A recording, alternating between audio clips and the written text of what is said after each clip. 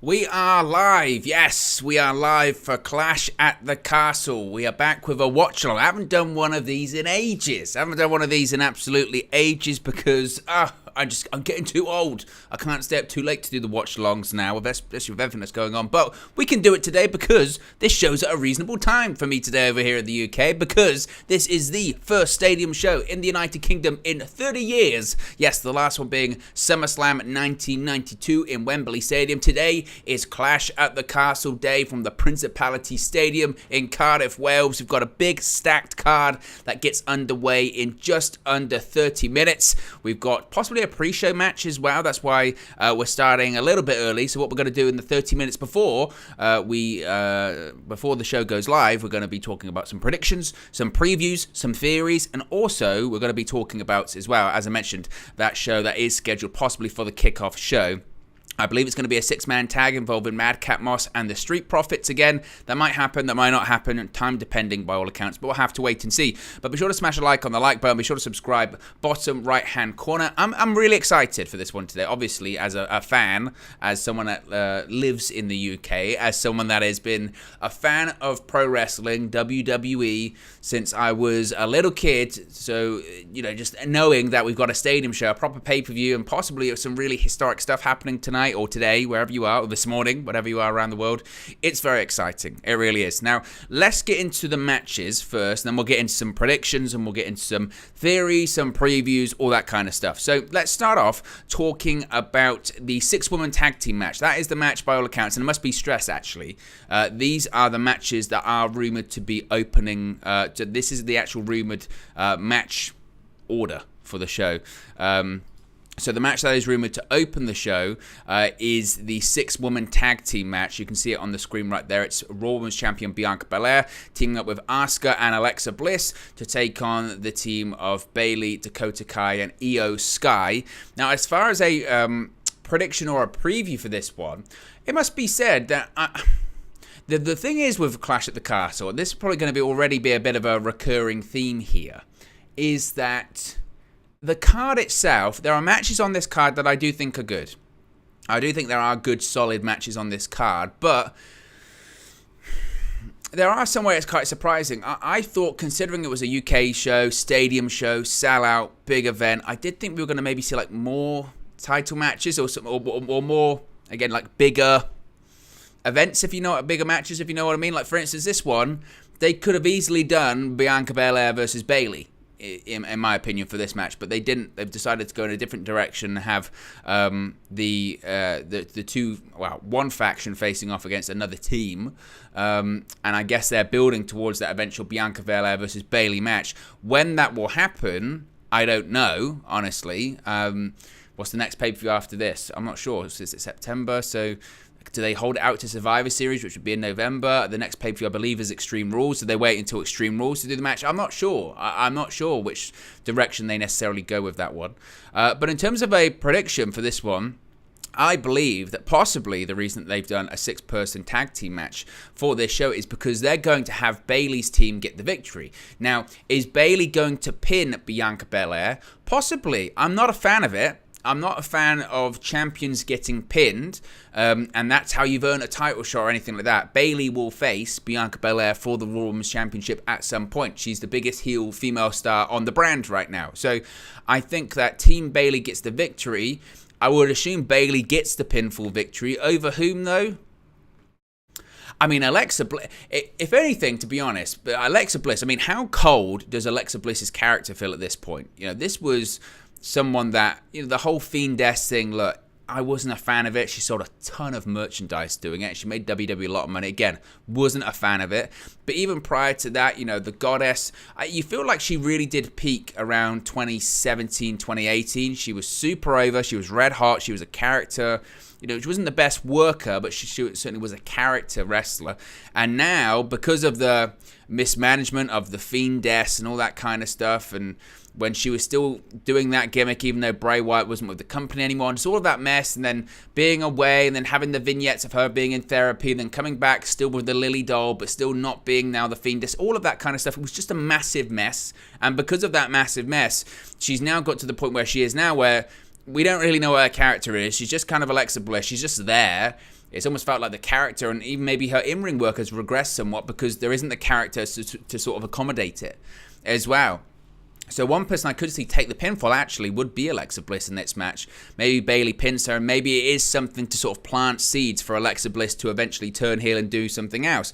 Unless they are still trying to build this women's tag team division, I guess. Alexa Bliss has been teaming up with Asuka, and maybe they want to have the new women's tag team champions, which is Raquel Rodriguez and Aaliyah, which I don't know why. I still don't understand that decision. I know that there's been some sort of angle that's been playing up where they're saying, about the legal person in, and Dakota Kai tagged Triple H on Twitter and all that kind of stuff. Maybe they're going to be doing that. I don't know. But you could say, well, you've got 3 female tag teams at this point. You've got Dakota Kai, you've got Io Sky, you've got Asuka and Alexa Bliss as a tag team for them, maybe. I don't know. I don't know. But I think that Bayley's team gets the victory. I think Bayley gets the pinfall, I'm going to say, on Alexa Bliss. And I think that's the way where they say, wow, Bayley owns a victory over Bianca Belair, technically, and that builds to the eventual Raw Women's Championship match they have, either Extreme Rules or Survivor Series. Next up is a match that I'm really looking forward to, and that is for the Intercontinental Championship. Gunther defends against Sheamus. And obviously, Sheamus is going to be the babyface here because he's from Ireland, even though the show's in Wales. The UK, even though, Sheamus is from the Republic of Ireland, but whatever. He's got that home field advantage-ish. But look, it's just going to be a great match because these two guys, no joke, it's going to be a classic British strong style match. And I don't mean in terms of, there's sort of 2 types of British wrestling. There's British wrestling in terms of chain wrestling, mat wrestling, submission wrestling, what these guys kind of can do, but this is British strong style wrestling. This is European strong style wrestling, which is 2 guys legitimately will beat the crap out of each other. And I'm trying not to swear too early on in the stream, but they will beat the hell out of each other. It will be physical. They will absolutely, again, it's going to be strong style. That's the best way to describe it. This will be a strong style match. They will beat the ever-loving crap out of each other, and it's going to be brilliant. Gunther, when he was Walter, Gunther, whatever you want to call him, I'm such a big fan of, and I'm so glad he's getting the opportunities he's getting on the main roster. I had a lot of concern about the way he was going to be booked by Vince McMahon when he was on the main roster. Vince liked him initially. There was a report that he had begun to sour on him because of an appearance that Gunther had on Raw on the July 4th edition of Monday Night Raw, and when Gunther had a thing with R-Truth, I believe it was, and Vince didn't like his performance or something like that, and he was going to bury him essentially and drop the IC Championship, whether you believe that report or not, I don't know. But since Triple H is now in charge of creative and he's in charge of talent relations as well, Triple H is no idiot. Gunther is money. He is money. Absolute money. And there are so many matches that this guy can have in the future, like against Brock Lesnar, like against Roman Reigns. I don't know how they would do that match, but they could do. There are so many things they could do. Drew McIntyre. The list is endless of these big money matches that Gunther could have. Now, obviously, it's a great story because Sheamus, one of the most prominent European wrestlers, and obviously a huge history over here in the UK for all of his work. And what's the one championship he's never won? The Intercontinental Championship. He's won every other championship in WWE. He's done everything else. He's won the Royal Rumble. He's been WWE Champion. He's been World Heavyweight Champion. He hasn't been Universal Champion, but he's been US Champion. He's been Tag Team Champion. He's been King of the Ring. He has done everything apart from win the Intercontinental Championship. So does he do it in Europe? Or does also another European wrestler in Gunther, does he retain his championship? I just think they beat the hell out of each other. I really do think that's what they do. We're already in Principality Stadium, actually. We're going to have that kickoff match that I spoke about in a second. So let's just quickly go through the other match. So I'm going to say Gunther retains his championship there. SmackDown Women's Championship, Liv Morgan versus Shayna Baszler. I think that Liv Morgan wins that one. The tag team match, Edge and Rey Mysterio facing off against the Judgment Day. I would think that Edge and Mysterio wins, but there's a Dominic Mysterio subplot that I think could see the Judgment Day win that one. We have Seth Rollins versus Matt Riddle. Now, I was going to say that I think that Matt Riddle would win that one, but I think Rollins might win, and actually he needs it. So I'm going to go with Seth Rollins. And the Universal Championship, the Undisputed Universal Championship, of course, in the main event, Roman Reigns versus the UK's own Drew McIntyre.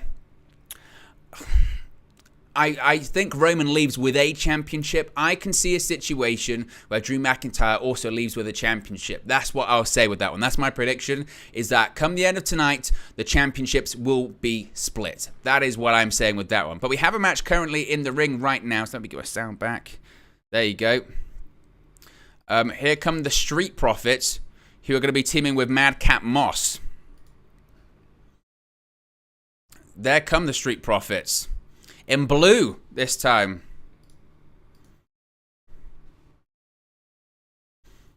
So the Street Profits are going to be teaming with Madcap Moss. As we see this, that setup. Obviously, Principality Stadium sold out. Going to be around, I believe, 70,000 people or something like that.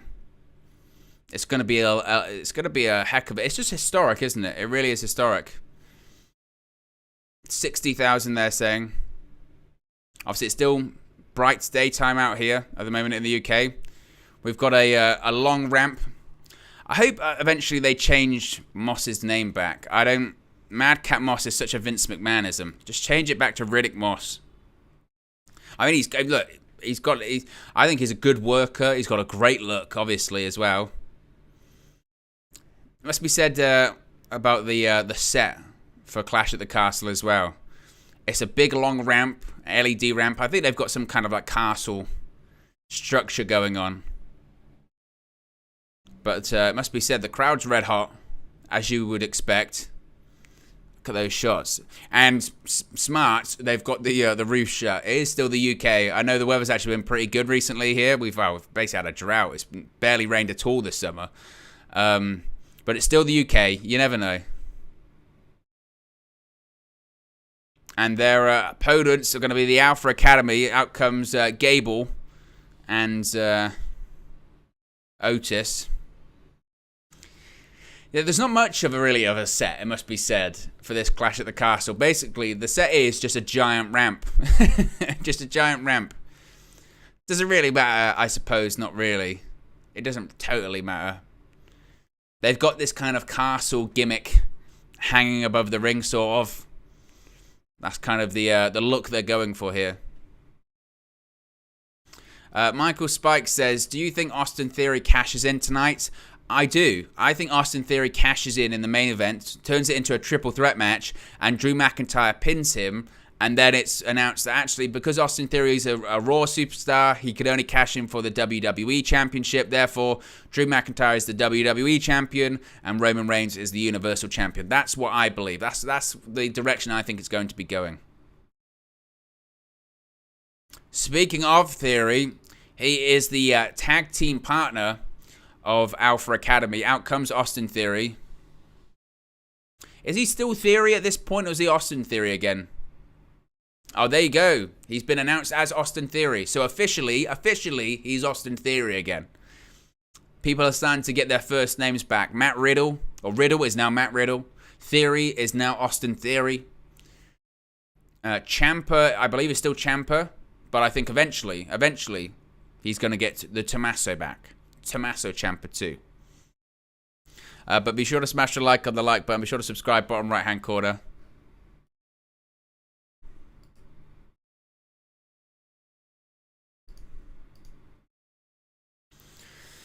As Austin Theory makes his way to the ring in the sold-out Principality Stadium there.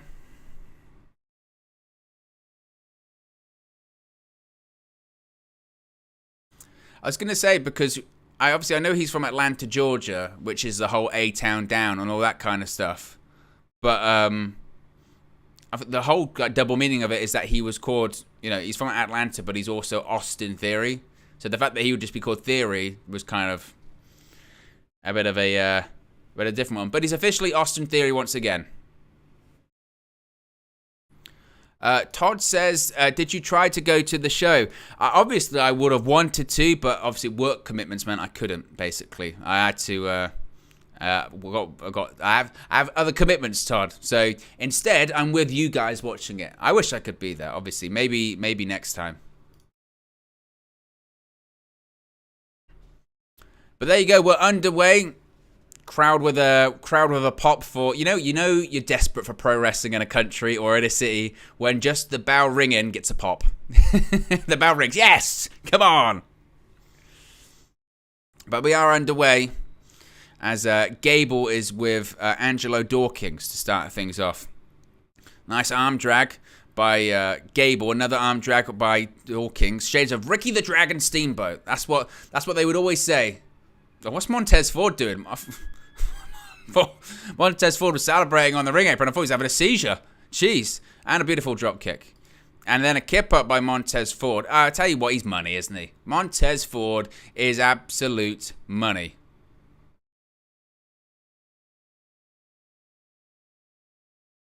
He's a future champion. Oh, we went for a leapfrog, and Gable was now going for the ankle lock. Obviously, Gable had a segment with Kurt Angle this past Monday on Raw. Who doesn't love Kurt Angle?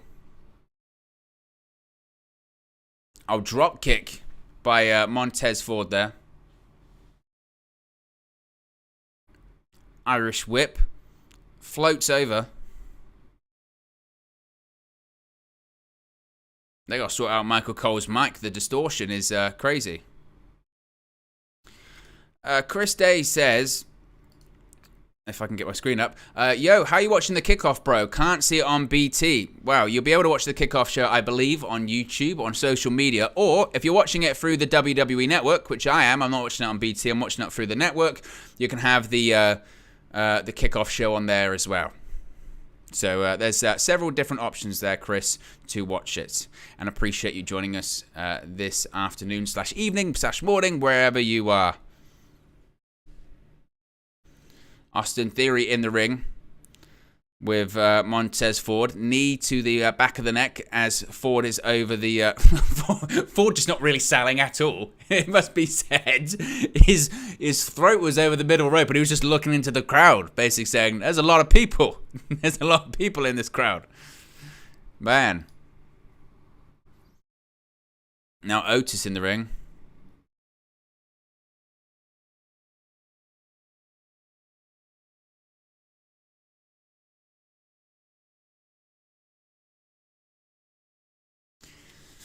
But in comes Gable once again.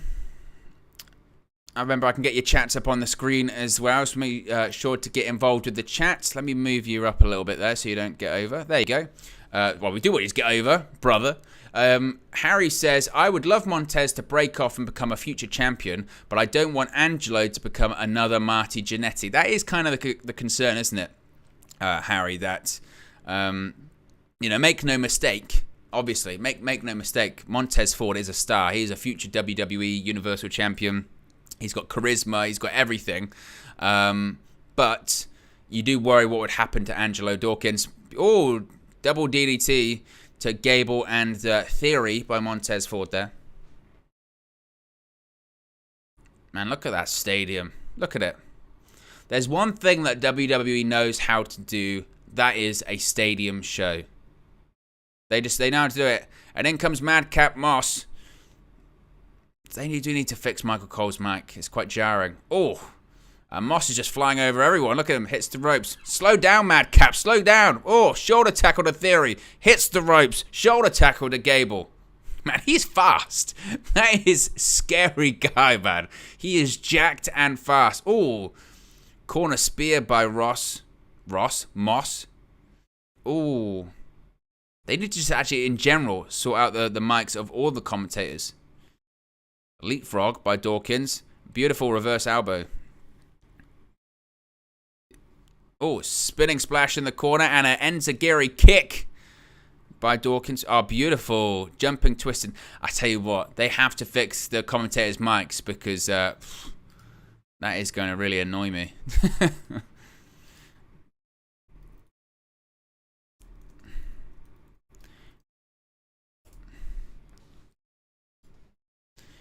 That is going to be, very frustrating. The commentary team, by the way, because every time the announcer goes, or anything like that, their mics just,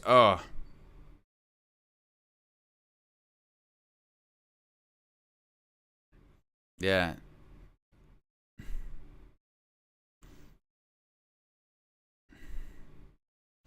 It's quite jarring, actually.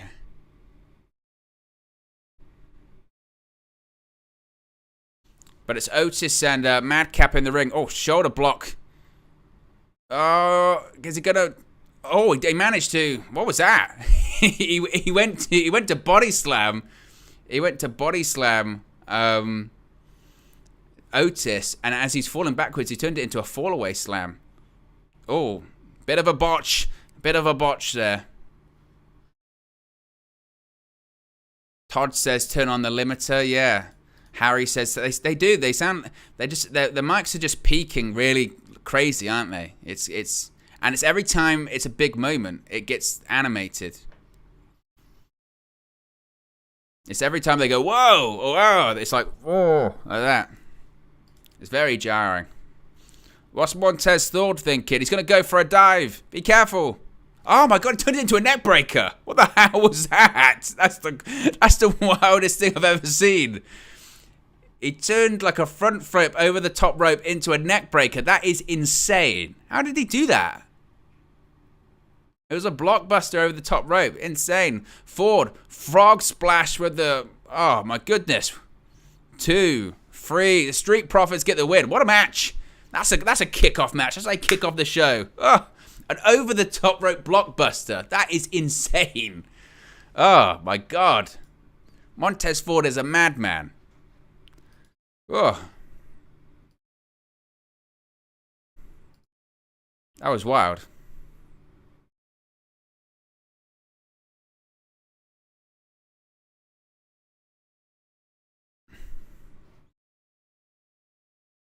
Look at that. Unbelievable. Wow, what a match to start. Street Profits and Madcap Moss get the victory to start off the kickoff show. Well, to actually finish off the kickoff show. We're going to be going to the main show very, very, very soon. We are about 18 minutes away from Clash at the Castle fully beginning. And maybe in the next 17 minutes they can fix the microphones of the commentators. Because, my oh my.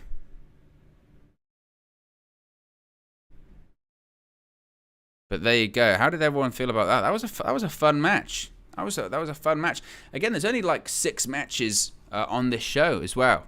So I think it was probably going to last about 3 hours or something like that. About 3 hours or so. As we're just seeing a vignette for Bobby Lashley at the moment. But I'm just looking on social media and everyone's saying the same thing. They really need to fix Michael Cole's microphone. They do. The mics are way too hot. They're peaking too much. It's pretty wild. I've got 2 screens going as well. I've got, obviously, Clash at the Castle, which I'll have here. But I've also, you never can get too far away from the football. So I've also got Villa versus Man City next to me as well.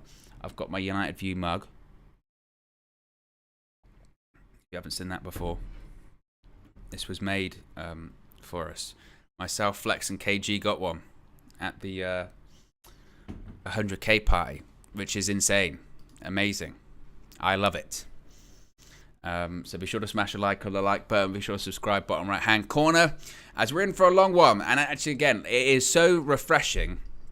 It's so refreshing to actually be able to do, because I used to do these, obviously, these watch-alongs. If you're familiar with the channel, this one, I used to do watch-alongs for all of the events, you know, all of the big pay-per-views and stuff like that. But it gets to the point when it's like, because especially with AEW and especially with Impact, there's like one every like 2 weeks. You just can't do it. You just can't do it, and then have to be up the next day for other stuff. Just impossible. So, especially during the transfer season, my goodness, those morning shows. So I decided to start reacting the day after instead. But obviously now with this, with today's one being at a normal time, I can do it, which is what we're doing. And maybe, just maybe, I will try my best, because it's all out. It's a big show. I'm going to try and do one tomorrow, dependent on what's happening Monday. It depends how hardcore I want to be. Because tomorrow's obviously a huge game. We've got Arsenal, which I'll be live on United View for the match view, as always, so join us. And then I'm assuming we'll probably have a morning show on the Monday. So I might just not sleep. I might sleep. Might not sleep. But hey, this is what we do. This is it's not a chore at all. Chris says, you won the match view tomorrow. Only thing I'll ask about United. Ask what you want. Ask what you want, Chris. This is what these match views. This is what these watch-alongs are here on the channel, because they're slightly different to football matches, because it's like, for me certainly, the way I watch a football match live and the way I watch a wrestling event live is completely different. You know, a lot of the time when a wrestling event's on, you kind of are watching it, but you're chatting to your friends, you're talking about, oh, that looked good, that didn't look good, or I like this person, I don't like that person, or look at the crowd, listen to this, listen to that. Whereas when it's a football match, you're kind of more focused on tactics, and you're kind of more focused on what's the manager going to do, substitutions, who's playing well, who isn't playing well. So this is far more loose. These are far looser. So ask what you want, do whatever you want, guys. It's all, we're all having fun here. Don't want to go with that one. Steffi Jenks says you're overworked, Owen. I am not overworked, Steffi. No chance at all. It's not even work. It's not even work. It's a dream. I'm so fortunate. I'm so lucky, honestly. And everyone's support and honestly, it is not a chore. I am truly consider myself one of the most fortunate people around. I get to I literally get to talk about what I like. As a kid, if you'd have said to me, what you're gonna do when you grow up, and it wasn't being a footballer or a wrestler, it was just talking about football and talking about wrestling, I'd be like, you kidding me?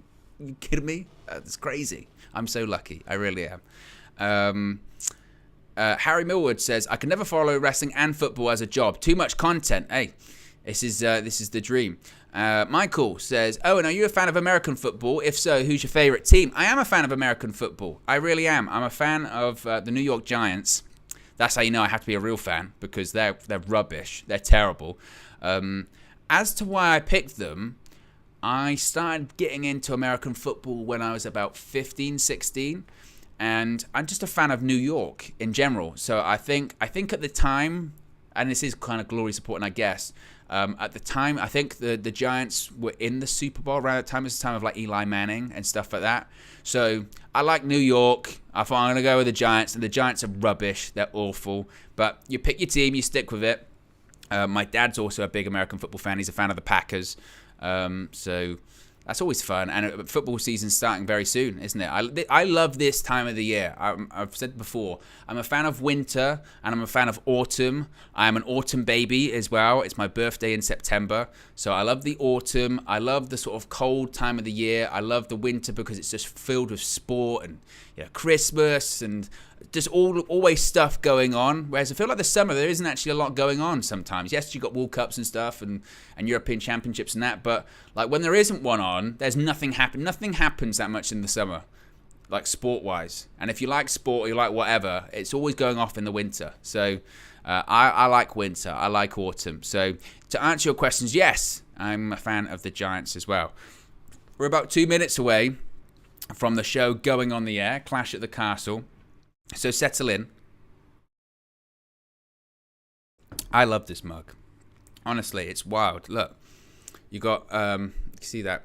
You got Flex and KG on there, and then you've got Emoji Me as well.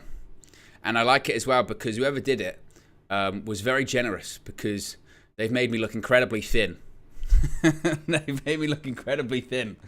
But it was amazing. It was a gift. I forget the guy's name. Apologies. That gave it to us at the 100K party. But shout out to you, because it's one of the most amazing things I've ever been given. Honestly, it was wild, absolutely wild. So I really appreciate it. It was awesome. So yeah, what was I talking about? I thought I'd get my mug. Yeah, and it's filled with Pepsi.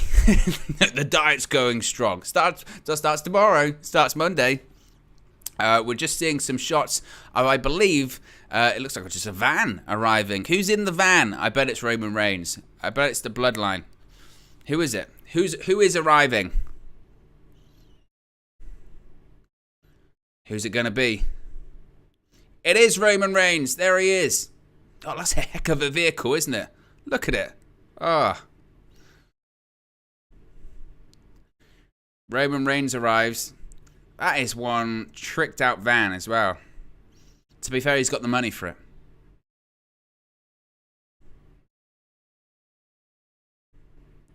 But we're just in the last few moments of the kickoff show.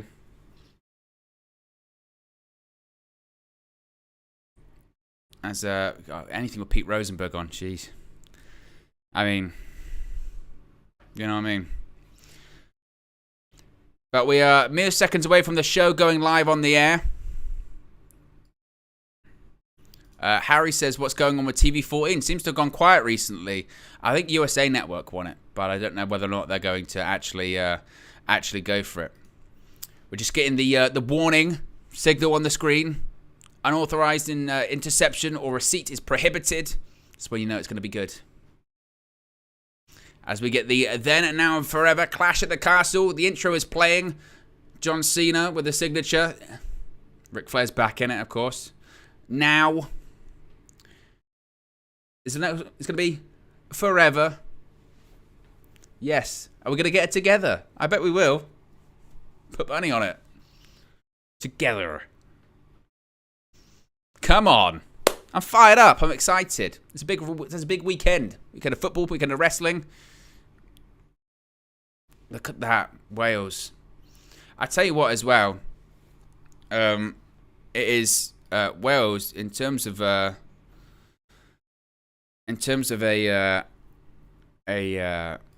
landscape. Wales is beautiful. It really is.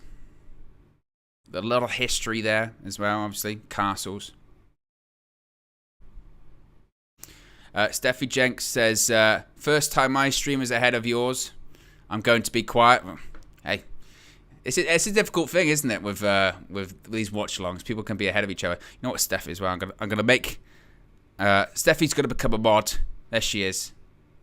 Because I trust Steffi Jenks. She is mod to the stars on United View. She's part of the family, part of the scenery here.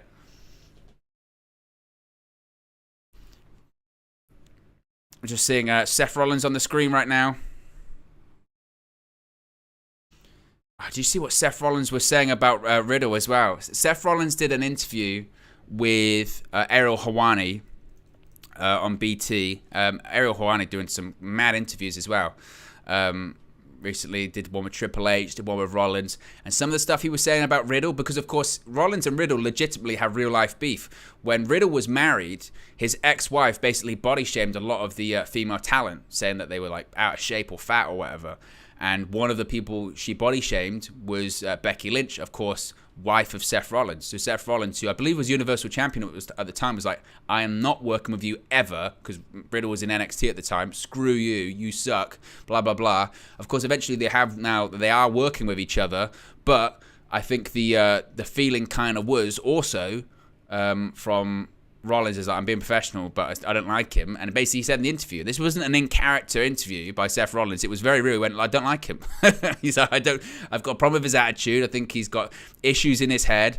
I don't think he's professional and this, that, and the other. And to be fair to what Rollins is saying, if you saw some of those text messages that came out about Riddle this week, is he massively wrong? And if you don't know what I'm talking about, like, search it on Twitter, Riddle messages, but be careful. But be careful. That is not safe for work.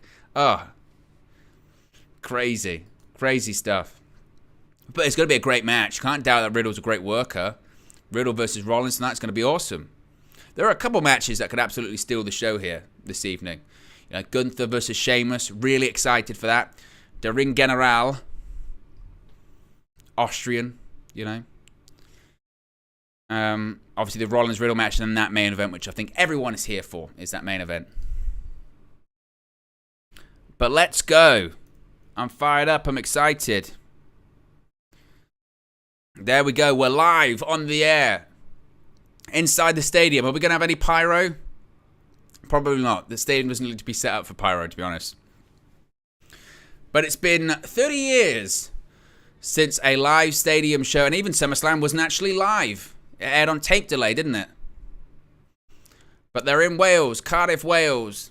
Over 60,000 members of the WWE Universe, WWE fans, are inside Principality Stadium for Clash at the Castle. There's loads of dragons everywhere. It's all very Game of Thrones, isn't it?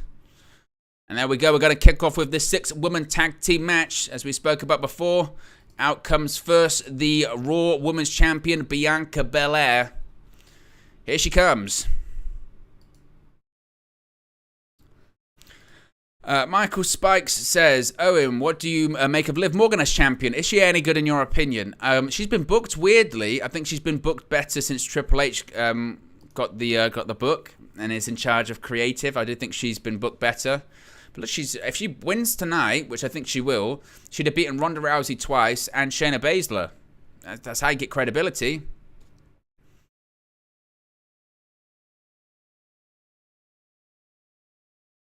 Michael Cole's listing off some British wrestling legends. British Bulldog, Giant Haystacks, Big Daddy, yes. Shirley Crabtree, Big Daddy, yes. Legendary. If you don't know who they are, Google them, okay? Watch some World of Sport. Watch some Big Daddy, yes. Shirley Crabtree. The Crabtrees are legendary in British pro wrestling. And here comes Alexa Bliss as well. Man, Big Daddy as well. You gotta watch him. You gotta go and Google it. British pro wrestling back in the day. People don't understand how big pro wrestling is in the UK, but back in the day, World of Sport used to be watched by millions of people. British pro wrestling is written into the fabric of the United Kingdom. It's proper. I tell you what, Alexa Bliss's ring music is absolutely awful. A lot of the WWE ring music at the moment is terrible. I hope Triple H fixes that, because it's bad. It's very bad. Some of the it sounds like though that they fixed Michael Cole's mic and a lot of their mic, which is good, because it was that kickoff show was a bit tough to watch because of the mic. But here comes Asuka. My prediction is for Team Bayley to win this one. I think Bayley is going to pin Alexa Bliss. That's my thought process. My prediction. Let your predictions in. We'll get a poll up in a second as well. But be sure to smash a like on the like button. Be sure to subscribe if you are new. I have no idea what even number we're on. It's been so long since I've done the live stream on here. I want to say 7,000 something. 7,309. What should we aim for this evening? 7,320. See if we can get to that. You got to do small steps on this channel. But here comes Asuka. And the Principality is an awesome stadium. Look at that. Look at the people. Look at the people. I'm so glad we're back to people being in person watching sporting events. You know what I mean? Safely, obviously. But it's just, you can't beat it, can you? You can't. And they've got their 3D graphics outside the Principality. Imagine that was real. There's some giant Asuka masks outside the stadium.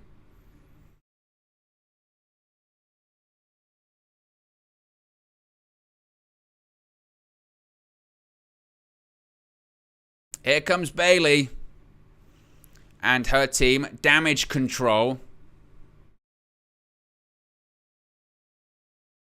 Looks like the name that they're going with. The Department of Damage Control, bit of a Marvel reference, you know what I mean?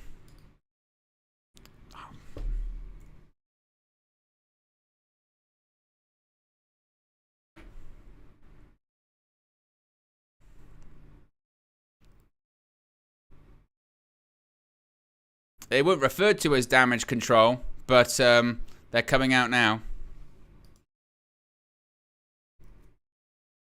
6-woman tag team match kicks things off.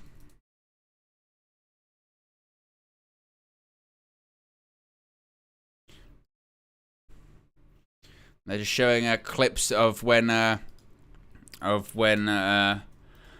Bayley and Io Sky and Dakota Kai returned, of course, at SummerSlam.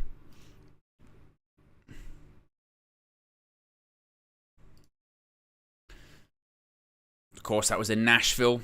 That was 5 weeks ago. My gosh. And stuff, things have happened so.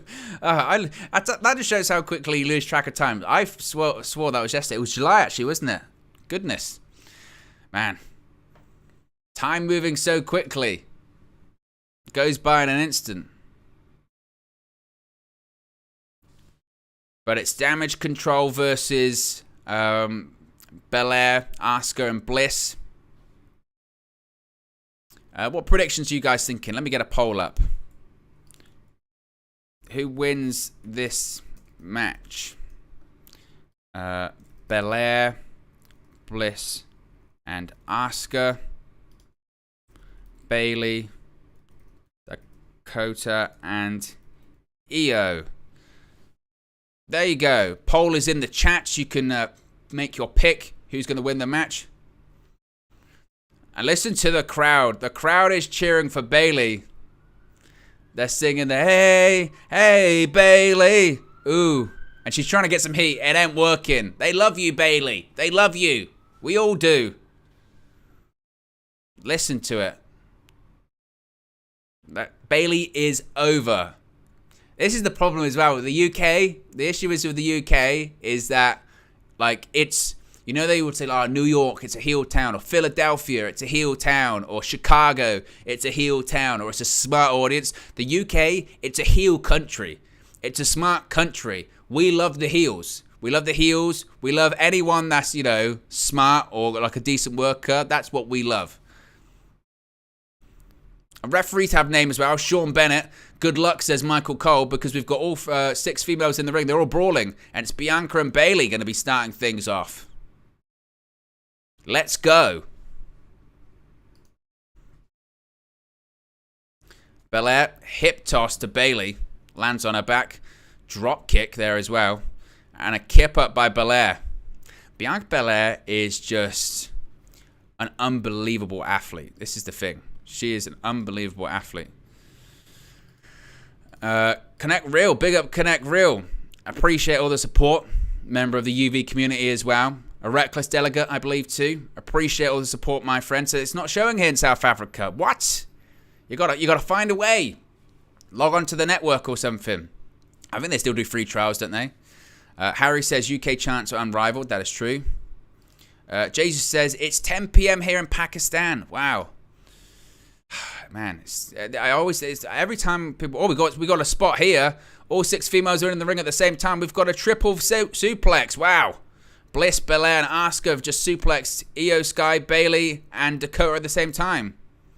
Dakota was trying to roll out to the outside, and Bayley's saying, get back in the ring. Clearly, they've got another spot planned. Here comes Belair. Handspring, going to go for a moonsault. Connects. He's going to try to pin everyone. 2. They all kick out. But, yeah, Dakota tried to roll out the ring, and very, very quickly you could see Bayley say, like, get back in the ring, Dakota. You got to get back in the ring. We've got a spot. For all of the football fans as well here, because I'm sure a couple of you are from the... Bayley screaming at Michael Cole. The Bayley-Michael Cole rivalry is unparalleled, okay? They love each other, clearly. But Bayley always has to go at Michael Cole. This crowd's red hot. But for those football fans that are joining us this evening, that may have come over from United View or whatever, what a joke VAR is, by the way. What a joke. I mean, some of the decisions today were awful. Absolutely awful.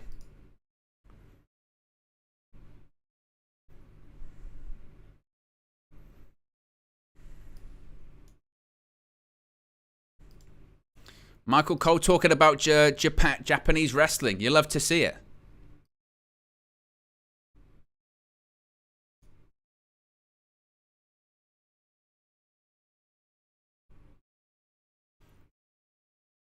Crowd are chanting, we want Bayley. I mean, this crowd is red hot. It must be said. Like, absolutely red hot.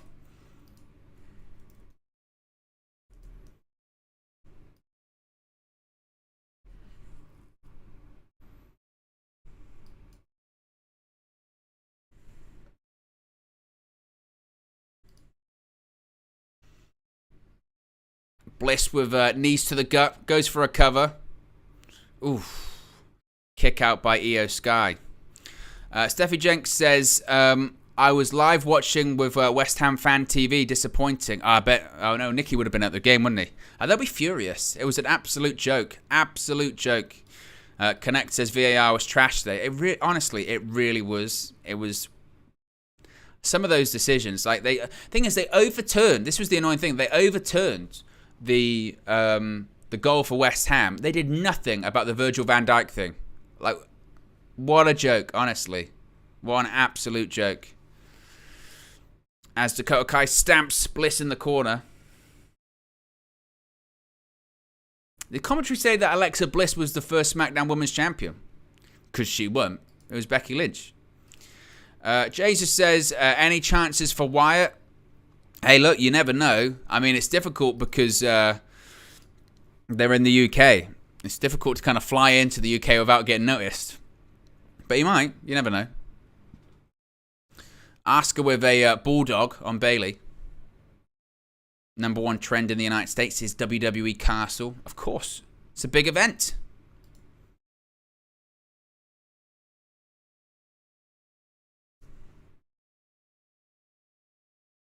Michael Cole saying, I hope you're enjoying your Saturday afternoon. If you're watching stateside. Or West Coast, I suppose, if you're in anywhere else. Cement says, big ups to Owen, love to the community. Big up, Cement. Appreciate you joining us. Asuka with a missile drop kick. Oh, springboard Io Sky. Mate, Io Sky is unbelievable. She really is. Io Sky and Asuka in the ring together at the same time. Oh, slap to the face by Asuka. Oh. What goes for a kick? Oh, look at that. Bit of a shades of Trish Stratus. Bit of a make Trish move. Io Sky. Oh. Kick to the chest of Asuka. Man.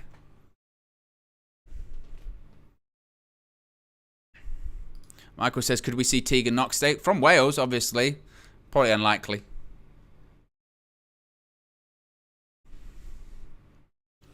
Oof. Dakota Kai froze Asuka down to the mat via her hair. 0-0 in the Aston Villa Man City game as well.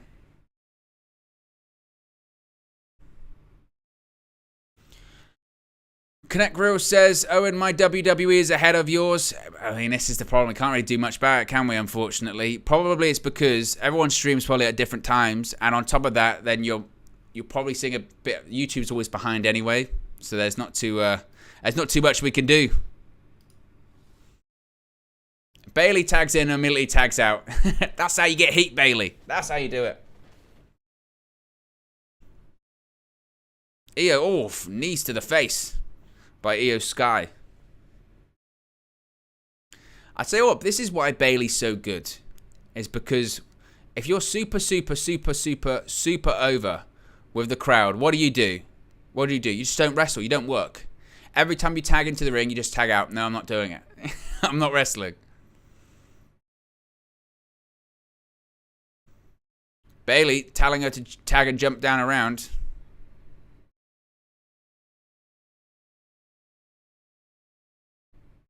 And what was the spot there? Did Bayley literally? Did Bayley just literally say the spot? She did. Bayley just literally said the spot. I thought it was like a planned spot that they were saying for television to whatever, but she literally just said tag and then go down around. Like, remember. Bayley's just calling spots unbelievably loudly in the middle of the ring. It's John Cena level stuff. Unbelievable. She tagged Dakota and went, tag, remember then to go down around, rolled out of the ring when Alexa Bliss. I mean, that was wild.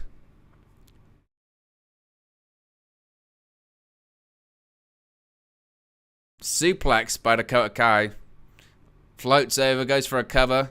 Bliss kicks out. Be sure to smash a like if you haven't already. See if we can get to 30 likes. And see if we can get to... What was the target I said? 7,320. Only 9 to go already. We're going to be locked in all evening. We're going to be doing this watch along. And then obviously afterwards, we're going to be doing a post show. as well. So we've got it all covered here this evening. We're watching this all together. It's going to be a lot of fun.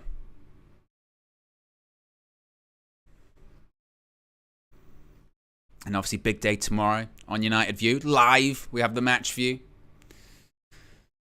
It's Bliss and Io Sky currently in the ring. Forearm by Sky, forearm by Bliss. Trading forearms. So I just wish they would be a bit like snugger. You know what I mean? Oof. Bliss goes into the second turnbuckle. That kind of sucked. Our prediction is still that Damage Control wins this one. Bliss whipped off the ropes. Flapjack by Io Sky. And then a kip up. Everyone's kipping up in this match. Cover. Oh, kicks out.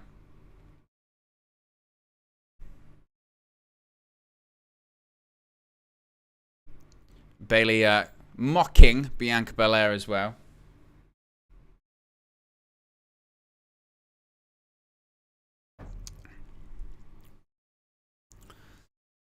And Bliss is in the wrong corner right now. Bayley holding the hair. Io Sky, the legal female, trips up Bliss. Now it's got a... Looks to be like a... It's got to grab hold of the head, or is it the arm? I'm not sure what that hold is. She's got a hold. It's almost like a bit of a key lock, but it's not. Oh, jawbreaker by Bliss. Dakota Kai's the legal person now. It's a bit odd. Like Dakota Kai on a couple of occasions looks a bit lost. Oh. Bliss went for a cover. She went for a code red. And oh, Dakota Kai just kicked Bliss right in the face. Now there's the legal person. Cover 2. Bliss kicks out at 2. Gets the shoulder up. Chris Day says, what do you think of the chances we see the same back for tomorrow with all of the Brazilians and Sancho and Ronaldo starting? I do think we see the same back four. Casemiro starting. I thought McTominay played really well against Leicester. As far as Ronaldo starting, I do think that's a possibility. There was this weird sort of conspiracy theory going around today that the fan page that Ronaldo talks to a lot has said that Ronaldo, or tomorrow the King plays, possibly suggesting that Ronaldo could start. Ronaldo's record against Arsenal is excellent. So, and I did think Ronaldo did well when he came on in the week as well. Beautiful Hurricane Runner by Bliss to Kai out of the corner. And Bliss needs to make the tag. Bliss got to crawl. Got to crawl to the corner. Oh, and there's Bayley. Pulls Belair off the apron. Oh, Bayley holding the knee. That's not good. Unless she's working, but I don't see why she would be working. Bayley looks like she's tweaked her knee. Was she feigning it? I don't know. Oh, big spike DDT. Asuka going up to the top. Is she going to make... That's the thing with sometimes with wrestling, is that Io Sky was clearly a bit late for the spot, so she just ran into the ring and Asuka just jumped off the rope at her. Shoulder tackle by Asuka. Hip attack in the corner to Io Sky. Going to go for that running bulldog. Shades of CM Punk. Bang. Knee to the face. Another Shades of Punk. Reverse back. Oh, spinning back fist. 2. Kick to the face. Another spinning back fist. My goodness. German suplex. Nice. Oh, sliding kick right to the face of Io. Cover. And broken up by both Bayley and Dakota Kai. 100%, I don't think Bayley is feigning that knee thing. I think she's tweaked it. Oh, Bayley to belly. There you go. Bayley to belly by Bayley. But she's walking a bit gingerly, it must be said, Bayley. Oof. Roll through. Oh, Io Sky's unbelievable. She really is. And then comes Bayley once again. We need Asuka versus Io Sky. Bayley goes for a roll through. What's this? Oh, Bayley with a clothesline. There have been in this one just a couple of spots where it feels like maybe someone forgot, or they need to be back in this ring, or they forgot the flow of the match. Bayley kind of gritting the teeth a little bit. You do get the impression that she's just Slowing things down a little bit. Oh, knees to the face. The camera people completely got that one wrong.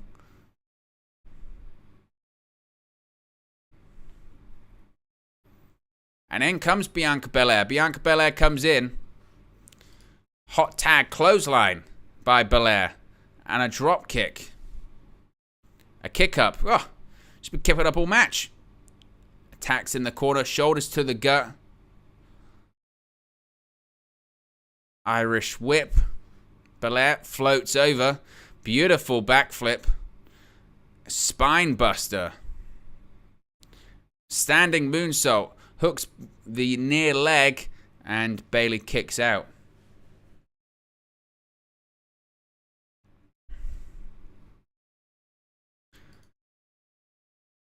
Harry says that was odd from Bayley.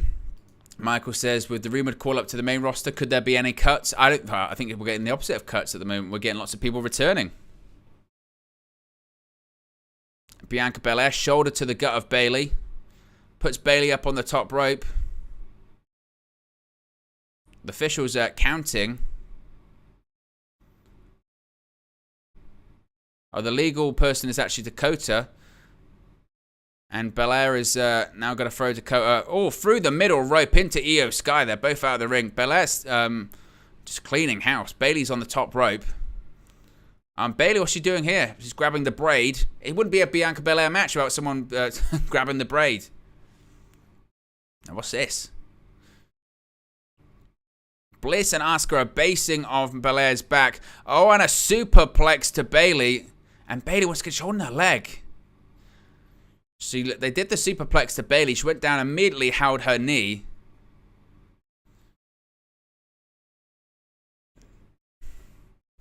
Over 60,000 fans.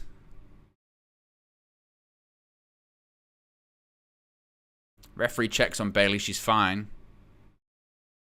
We've got Bliss and Asuka on the outside. We're going to see a spot. Oh, Io Sky's going to do something. Acai moonsault. Oh. Io Sky is unbelievable. She really is. She's absolutely said. Oh, roll up by Belair. Oh, and she just picks up Dakota Kai. Bianca Belair, her strength is crazy. Oh, went for a powerbomb, buckle bomb in the corner. Oh, Kai managed to fight out. Kai, second rope, sits on the top rope. Bianca now is going to go for a military press, it looks like. Look at this. The strength of the EST. And the crowd loves it. Just... another human being is above her head. Now she catches her. Oh, she just used her as a weapon on Io Sky. Beautiful fall-away slam. Shades of Bradshaw, Scott Hall. Scott Hall really the innovator of it. She's trying to pull Kai into the middle of the ring. Kai's not having any of it. What's Kai going for here? She went for the scorpion kick. Belair catches her. She's going to go for a power bomb maybe, or a buckle bomb. Oh, just a power bomb. Just plants her. Right on her neck, right on her head. My goodness. Now what's Belair thinking? Bianca top rope.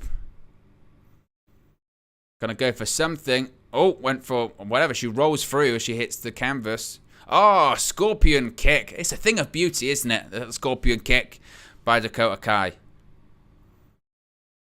Now what's she going for? Oh, went for that kick in the corner. Oh, she's getting her up on the shoulders. This might be it. Oh, Io Sky's got a hold of the foot. Manages to pull Kai off. Oh, Bayley, she's got the braid. She's got the braid of Bianca Belair. Bang. Kick to the face by Dakota Kai. Didn't get all of it. Do it again. Tags Io Sky. Io Sky goes to the top rope. She's thinking moonsault. Oh, Rose plant to Belair. And Io Sky moonsaults. Bayley's the legal female. This might be it. 3, and Bayley pins Bianca Belair. Bit of a flat finish that, it must be said. But Bayley pins Bianca Belair. I thought Bayley's team was going to win. Didn't think she was going to pin Bianca Belair. Man. Wow.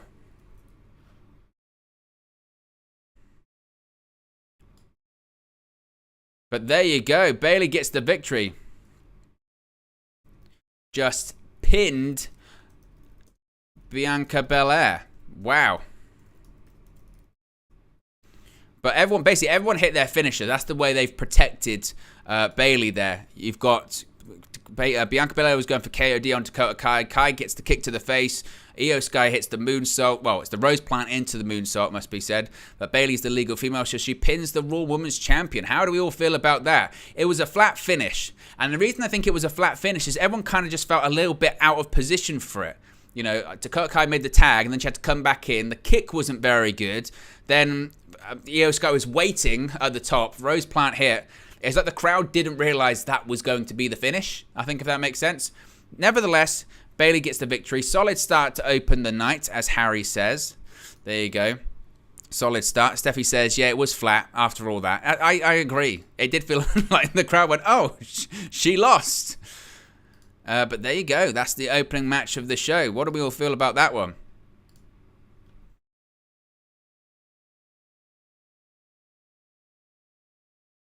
What are they showing here? They're showing a documentary of Hulk Hogan. That can't be a good thing. That's Mr. T. I think they're doing it's a WrestleMania 1 thing. Oh, it's the biography show. Don't get me wrong. I love a wrestling documentary. Who doesn't love a wrestling documentary? But so they can be so skewed. Also, Cody Rhodes vignette. Could this be a return vignette? Surely not. Surely not. To be fair, Cody Rhodes' return was something else. That was the last watch along I did before tonight. Was the WrestleMania watch along with Cody Rhodes returning. Be sure to smash a like on the like button. We can get to 30 likes. We're 2 away. If you haven't liked already, be sure to smash a like on the like button. And if you are new, be sure to subscribe, bottom right-hand corner. We are 7 subscribers away from the target of 7,320. So if you haven't already, be sure to subscribe, bottom right-hand corner. It must be said, I am a much bigger fan of Cody Rhodes in WWE than I was of Cody Rhodes in AEW. I always respected Cody Rhodes. I hated his booking in AEW. Absolutely hated his booking in AEW because it was so stupid. Like some of the stuff, the Codyverse stuff was not for me. The crowd wanted him to be one thing and he didn't in the face of it. And at the same time, he just was so convoluted. And sometimes some of the stuff he would say in his like media calls or his promos, it was just, he didn't fit anymore, you know. And even his rationale for leaving AEW is fine. He goes, I just really wanted to be world champion, and you know, and I couldn't be world champion because of the way I was booked in AEW. But that was your call. You were part of creative at that time. That was your creative decision to say, if I don't win, I can't compete for the championship. And then he left. I mean, and bear in mind, he could have undone it at any point by turning heel, but he wouldn't. It's just bizarre. But the booking of Cody Rhodes in WWE, it fits better, as we're just seeing the replay of Cody Rhodes, his match against Seth Rollins in Hell in a Cell with the torn pec, was unbelievable. He's out of action for up to 9 months, though. We're seeing footage of Cody in rehab. I don't know if this is a return vignette. I think this is just a vignette.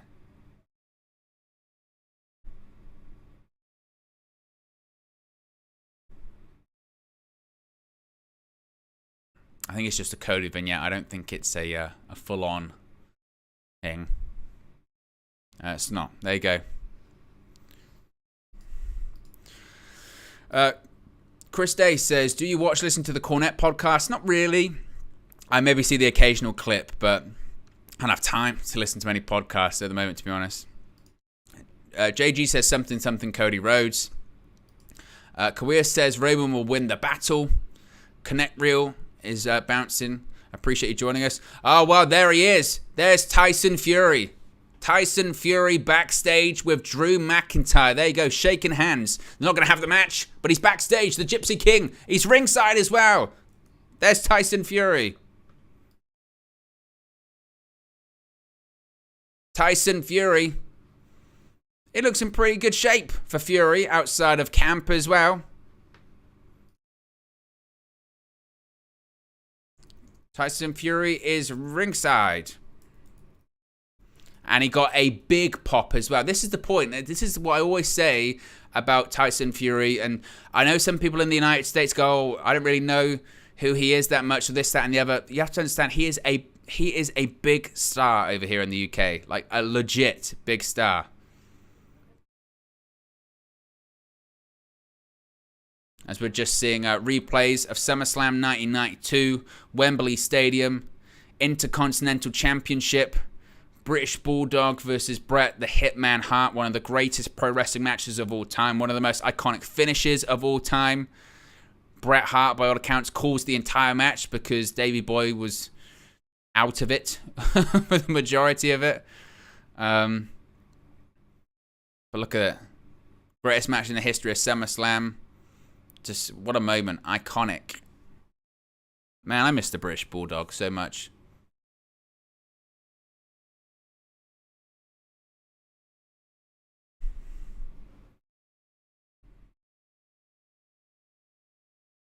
Oh, we're going to get the family of the British Bulldog. This is awesome. Yes. Are they going to play the British Bulldog's music as well? There's Bret Hart.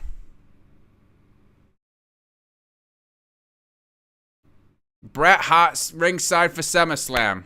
For Clash at the Castle. There you go. Bret Hart. The Hitman. Oh, I love Bret so much.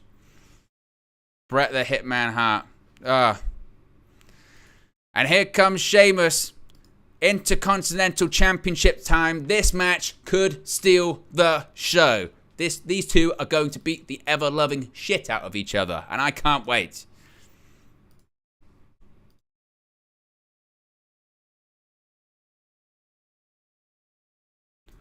Bret Hart is here at Clash at the Castle.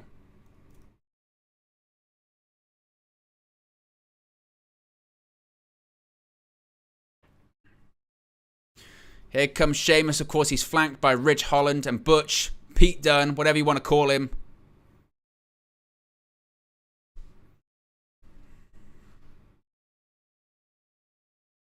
This is going to be a good one. This is going to be excellent. I cannot wait for it.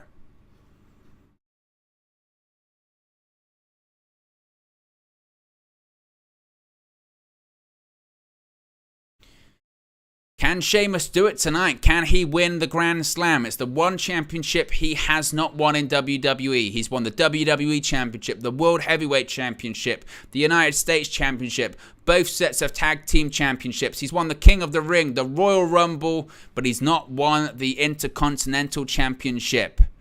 Can he do it? Or can Der Ring General, Gunther, retain the Intercontinental Championship? I am so looking forward to this one. These two are going to beat the hell out of each other. There he is, Ludwig Kaiser. This is going to be one heck of a match. Oh, City have scored.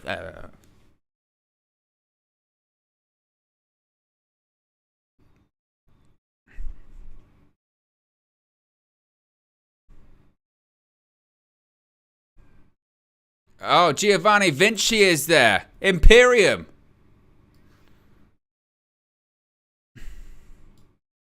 Imperium. The leader of Imperium. Imperium are back together. That's what we want to see. Yes.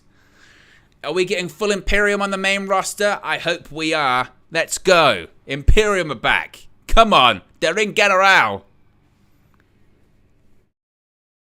Let's go. And I want Gunther's real music to play. Let's do it.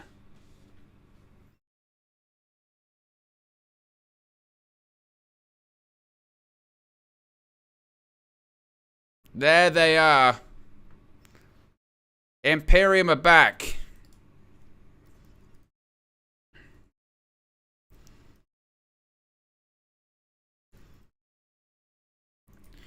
That's how you counteract the Brawling Brutes. You bring back Imperium. Let's go.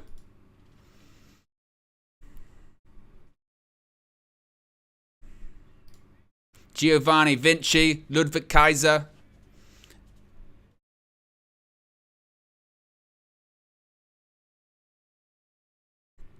Gunther. This is gonna be something. Woohoo!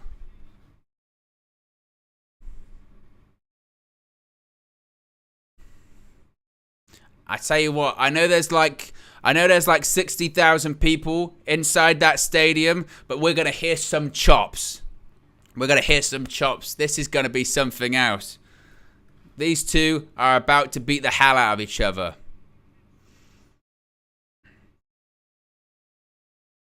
Let's go.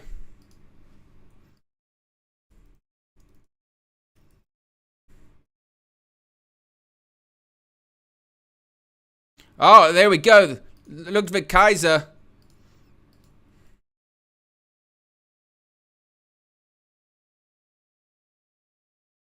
Oh, Butch over the top rope. The Brawling Brutes and Imperium. It looks like it's going to be mano a mano. It's just going to be, there's going to be no interference. This is going to be something else. If you're excited for this one, smash a like on the like button. What's Pete Dunne doing? Oh, moonsault takes out Imperium. And Sheamus and Gunther, they haven't moved. They're staring at each other. And here we go. The bell rings and these two are underway and these two are just going to fight. There's a hat in the ring. Oh, going crazy. Intercontinental Championship is on the line. Gunther, oh, forearms to the chest. Get ready, Sheamus. Oh, get ready, Gunther as well. These two are going to beat the hell out of each other. Let's go. Crowd are chanting, let's go, Sheamus. There'll be chants for Gunther as well. Of course, both European wrestlers. Gunther from Austria, legendary career in Europe. Sheamus, of course. Oh, a chop to the chest by Gunther. Not the big knife edge one, it's the open hand chop. But these two are going to beat the hell out of each other. Let's go. Gunther whipped off the ropes. Oof. Sheamus. Oh, Gunther just kicked him straight in the face. Let's go. And what great shape Gunther's in, by the way. The two factions, they've gone to the back. Look at Sheamus' chest already. Gunther's going to go for a vertical suplex. Can't get Sheamus up. There you go. Sheamus reverses suplex of his own. Sheamus is clearly the babyface in this scenario. Gunther is the heel. This is going to be something else. Oh, I told you, this is going to be classic European/British strong style wrestling. These are two guys that are going to beat the ever-loving shit out of each other. This is going to be something else. Reverse the Irish whip. Sheamus, he is Irish after all. Sheamus, kick to the gut. Or kick to the chest. And Gunther, sorry, he's going to take a powder. Goes to the apron. We got 10 beats at the Baron. We are. Gunther, is he going to try and be able to fight out of it? Oh, forearm to the back. Here we go. Sheamus going to be 10 beats at the Baron. Oh, and Gunther manages to escape.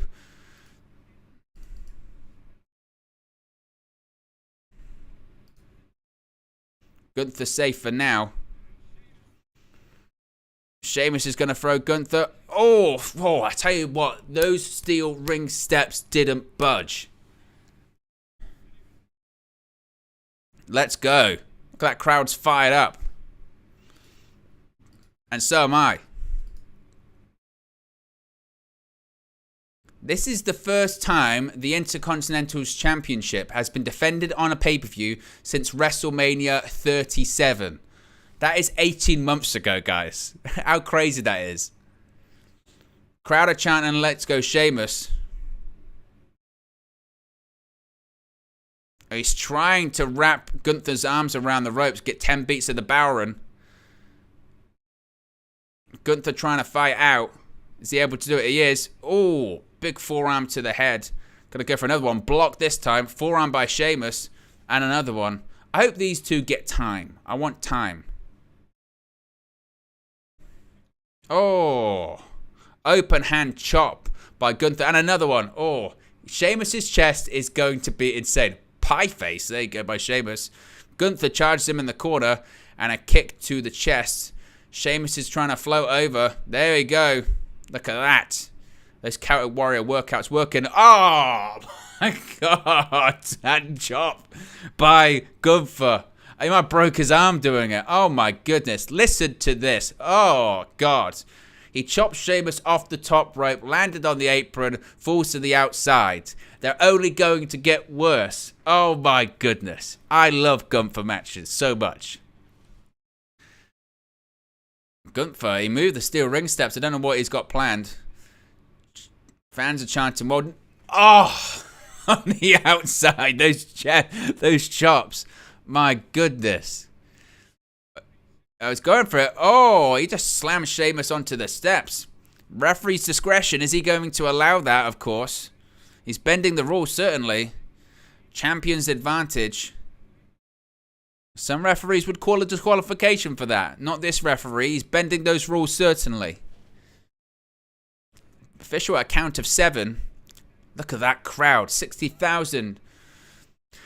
Referee's got to a count of 9. Oof. Sheamus gets back into the ring, just about. As Gunther certainly has advantage right now.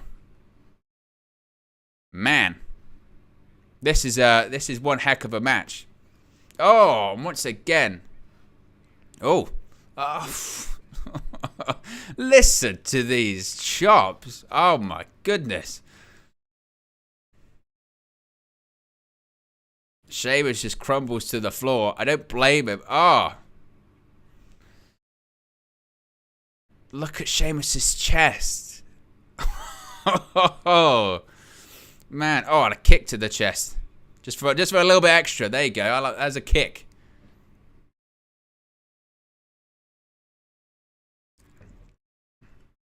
Crowd chanting for Sheamus. Oh. No, this is brutal. Oh, Sheamus, they gave a bit back. These are live rounds. Sheamus is getting pissed. Oh, slap to the face. Oh, my God. They just kicked him square in the face. Oh, my goodness.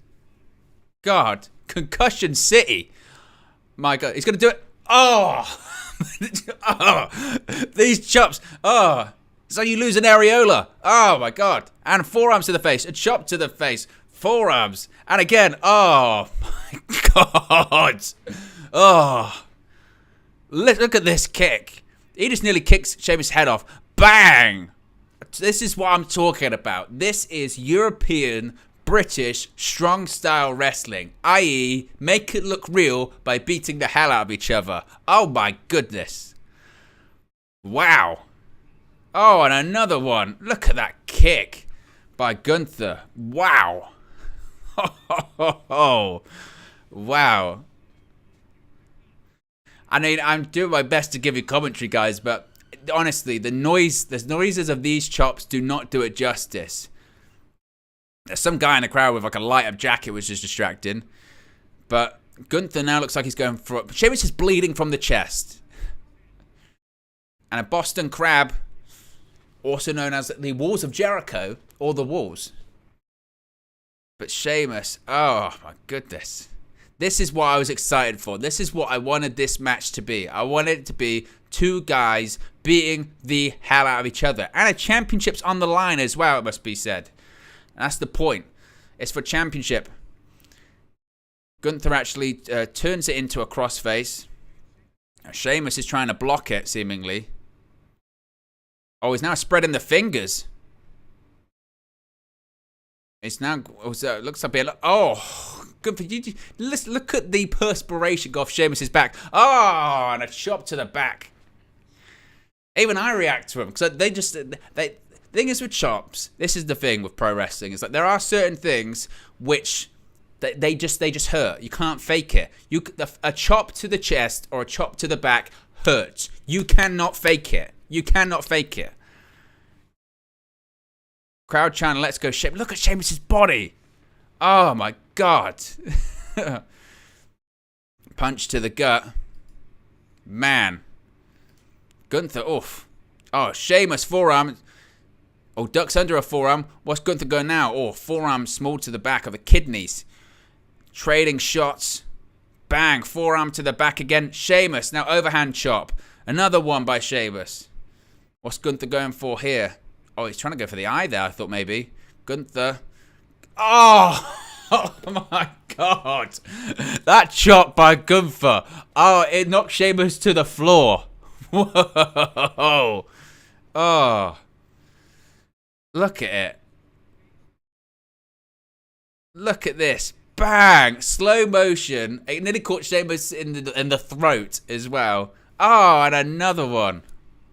That's not, this isn't, again, listen to me, those chops, this isn't like, oh, a Ric Flair chop. This is like, I will carve your chest open chop. Gunther is a madman. Ah, oh, man, that is no joke. Ow, and another one. Sheamus is giving Gunther a look as well, as if to say, like, holy shit, this hurts. Wow. The state of Sheamus. Oh, he blocked it. Oh, forearms to the face. And again, another one. Crowd cheering for it. The crowd must be said they are so into this, and so am I. Oh, forces Sheamus into the corner. Gunther throws Sheamus through the middle rope. Gunther stepping out onto the outside of the ring. What's he going for?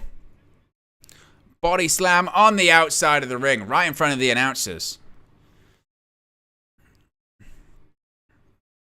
Man, this match is awesome. Oh, and sends Sheamus right over the announce table into the chair. And look at him.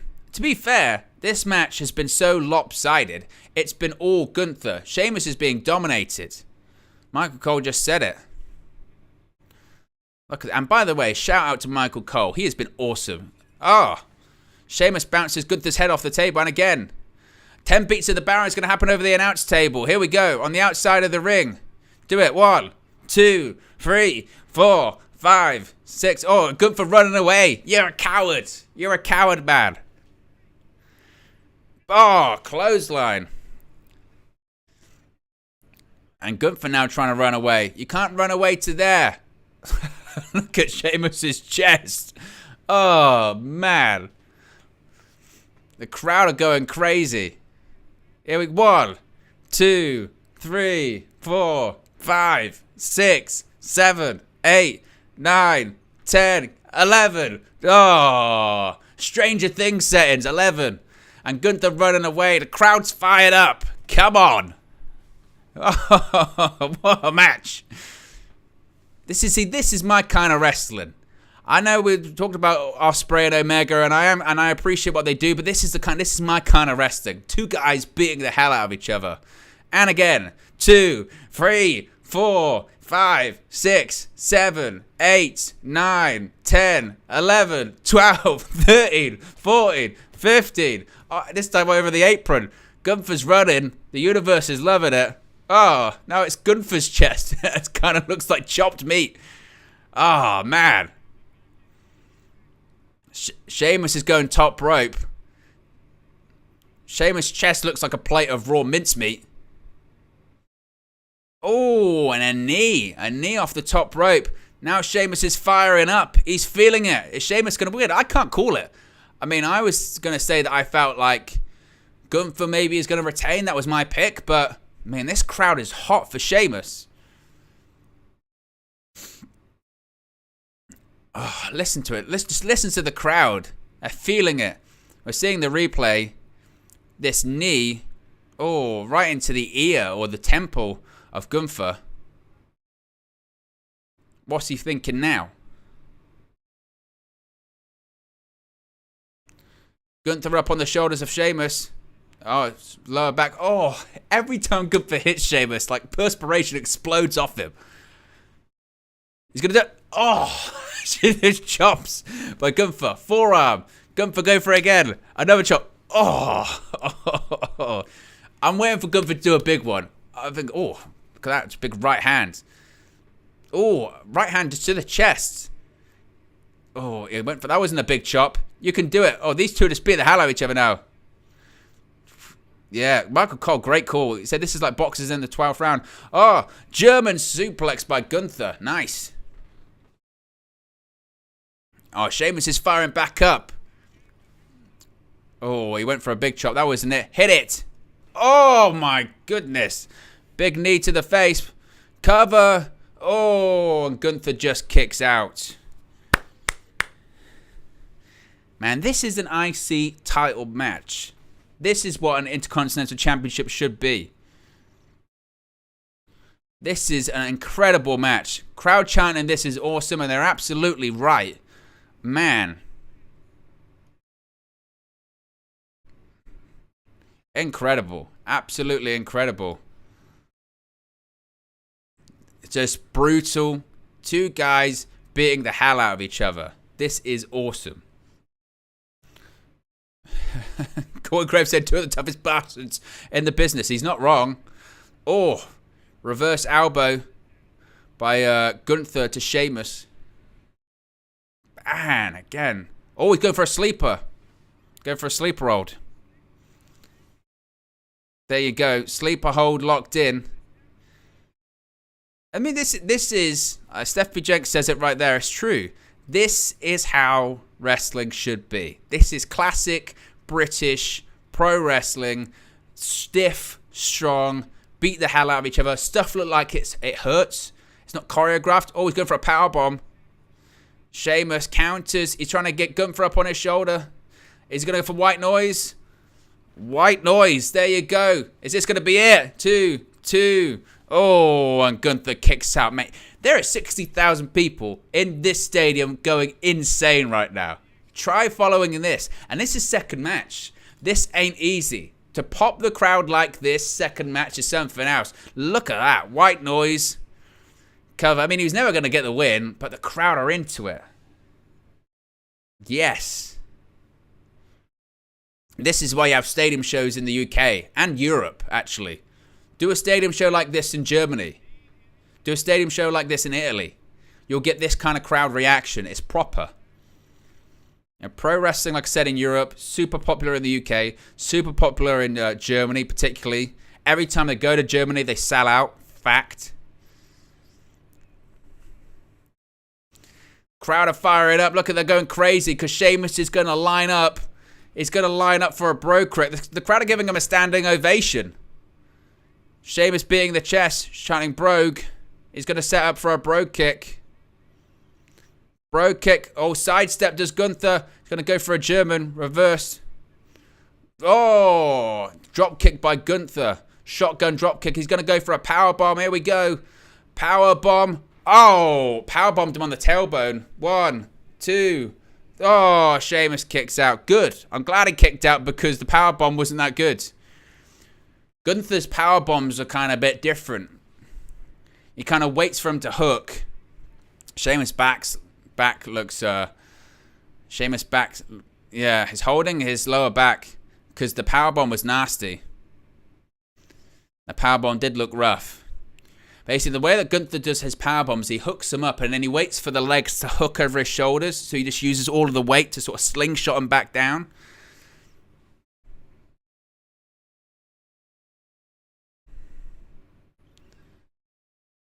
Oh, and now he's going straight for the lower back. Smart. Oh, he's going to go top rope. Steffi Jenks says, I didn't think we were like Gunther, though. Yeah, I wasn't going to go there. Wasn't going to go there. Gunther's going to the top rope. Sheamus is back up to his feet. Slap to the face. Cuts him off. Big chop. And again. And again. Chops of his own. Oh, open hand chop by Gunther. And another one by Sheamus. A third one. Oh, it's just slap to the face. And another. Oh my God. Slap to the chest. Oh. Gunther, man. Be sure to smash a like on the like button, by the way, guys. 5 likes away from 40. See if we can get to 40 likes. Be sure to subscribe as well if you are new. I think we're like 9 subscribers away from our goal this evening. So if you haven't already, be sure to subscribe. Oh, Sheamus actually did a bit of a bro kick to the rope. Cut Gunther off there. Oh, no. He's going for a razor's edge. I mean, can he do it this late in the match? Or a Celtic cross? Is he going to be able to do it? He's up. Celtic cross. Is this going to be it? Is he going to get the victory? Cover. It's going to be it. 1, 2. Ah, kicks out just. He was too slow. Listen to that crowd. Oh, look at Sheamus's body. Oh. Went for the Celtic cross. Look at that. Razor's edge. Bang. Nailed it as well. That's a dangerous move as well. They nailed it. Listen to this reaction for the two. Oh, man. This is pro wrestling.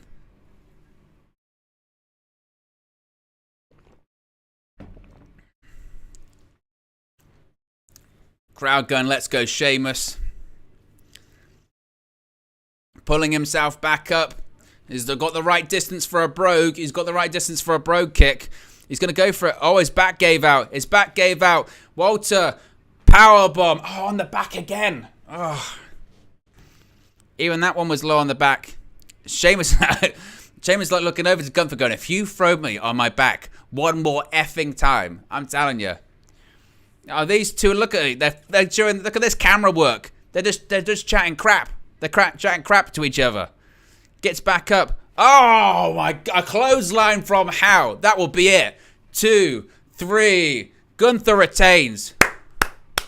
Standing ovation. What a effing match.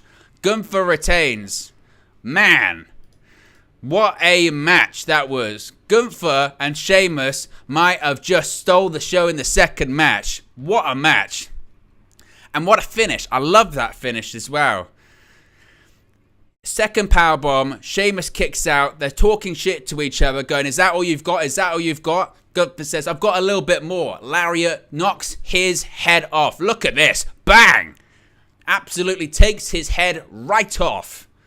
Whoa, what a match. You will struggle to find a better match than that tonight. That was brilliant. Incredible. That is everything I wanted that match to be and more. Gunther retains. Sheamus loses. Imperium's back. I want to see these guys face off again. That was incredible. Brilliant. What a match. Gunther retains. What a... And at the same time, Aston Villa have just scored. Come on. This is turning into a heck of a night. That was insane. And that lariat at the end was incredible. He literally took his head off.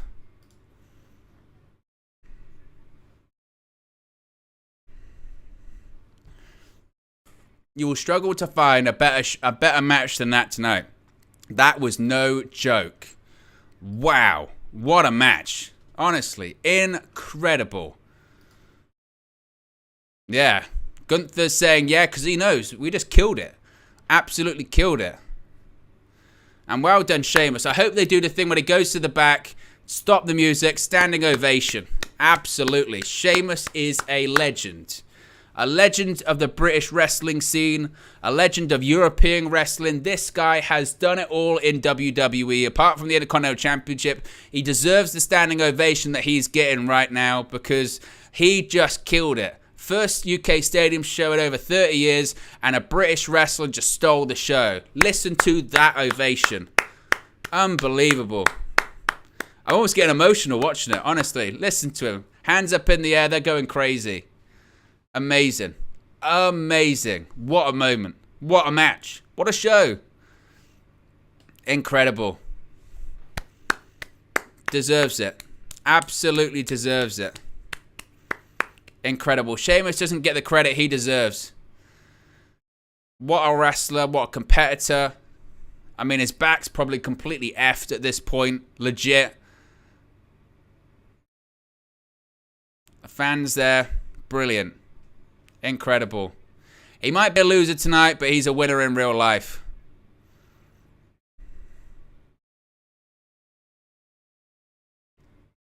Brilliant. What a match. What a match. We're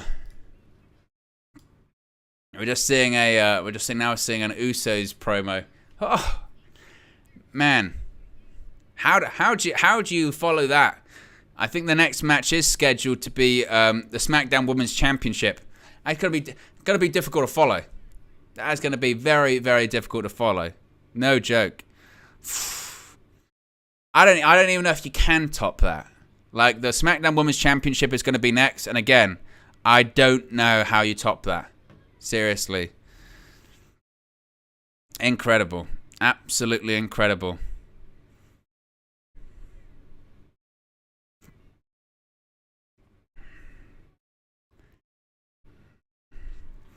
We've got 6 subscribers to go to our target of 7,320. So if you haven't already, be sure to subscribe, bottom right-hand corner.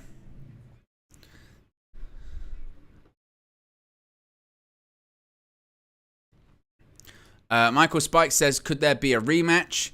The thing is, I'm sure that the rematch that they would have would be just as good if it was on SmackDown or Extreme Rules or something like that. It will not top that match they just had. It won't top that match because the crowd, the perfect match, there's a recipe in it, and one of the fundamental and most important ingredients in a great match is the crowd. The crowd makes it. They will never have a match in front of a better crowd, those two, than the one they just had. Incredible. Todd says, almost like, do I say a retirement match? I don't know if it was a retirement match. I just think it's one more thing that Sheamus has achieved, and he probably would feel like at this point, like, I've got nothing left to prove. I've done and achieved everything there is. You know what I mean? Incredible. Absolutely incredible. And we're just seeing this Usos vignette. Of course, I guess, will they be ringside or will they get involved later on this evening? Possibly. But, I mean, not only was that match great between them both, but also just, like, the standing ovation afterwards was great. You know? It was just, that felt like just a special match, didn't it? That's it. It just felt special. I think that's the best way to describe it.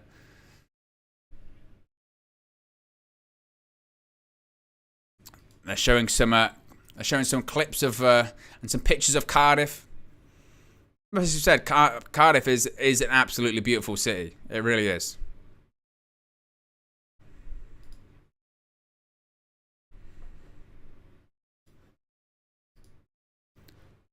As I mentioned, coming up next, it's the SmackDown Women's Championship.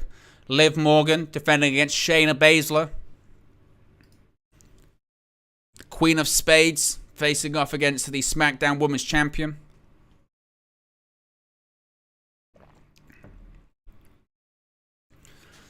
We know what was great as well about that Sheamus versus Gunther match is that's one of those matches that for so long, like on social media or streams like this, channels like this, you go, I tell you what, a Gunther versus Sheamus match would be brilliant. It would be brilliant because they'd beat the hell out of each other. And it absolutely 100% delivered.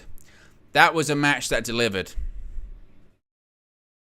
It was awesome is what it was. It was brilliant. And again, I feel bad for Liv Morgan and Shayna Baszler because they are not topping that match. They're just not. They are not topping that match at all. Because you can't,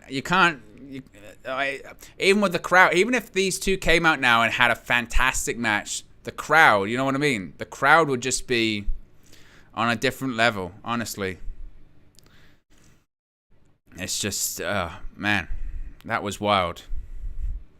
Even myself, I'm like, oof, bit of a come down, you know, as we just see more of this pre-match promo, pre-match package. This actually marks as well halfway through the matches. You know, the show's been on for just over an hour at this point.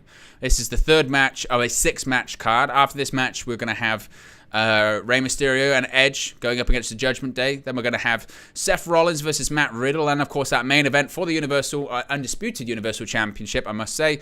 Roman Reigns defending against Drew McIntyre. Tough spot, though. Tough spot for Liv Morgan and Shayna Baszler here. Because the crowd are just not going to be... it's not going to be into it, but it's just tough spot. Really tough spot. Steffi Jake says, can't wait to go to Wales. It's a beautiful country. It really is. Dan Davidson says, Brother Owen, how many wrestlers are from the UK who wrestle for WWE as well as NXT? A lot. There are several UK or European-based wrestlers that wrestle for WWE right now.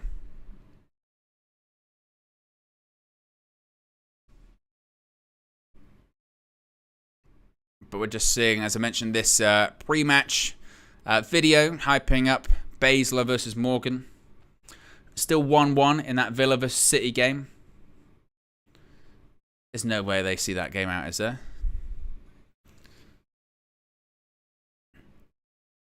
But here comes Shayna Baszler. Honestly, I wish they could bring back some of the CFO music. Because the CFO music was just so much better. Especially Shayna Baszler's old music. Shayna Baszler's old music was great. But here comes the Queen of Spades. Badass. Never properly booked by Vince McMahon.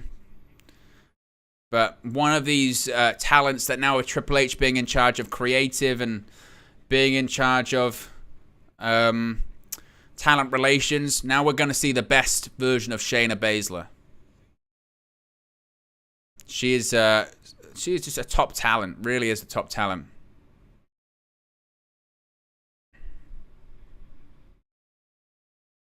But if you are just joining us, I would recommend after you watch this show and after you watch the post show, go and watch Sheamus versus Gunther, because I cannot recommend enough. That is a match of the year candidate.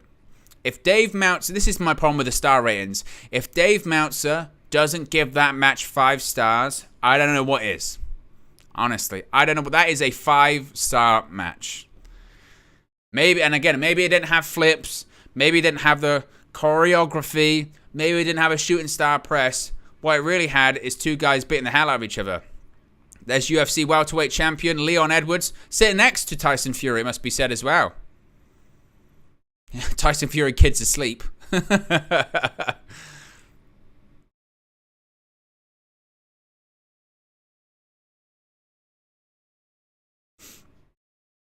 And here comes Liv Morgan.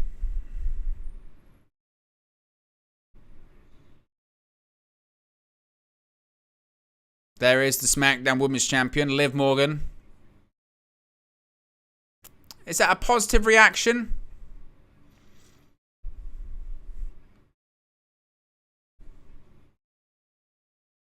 I would say a bit mixed, maybe.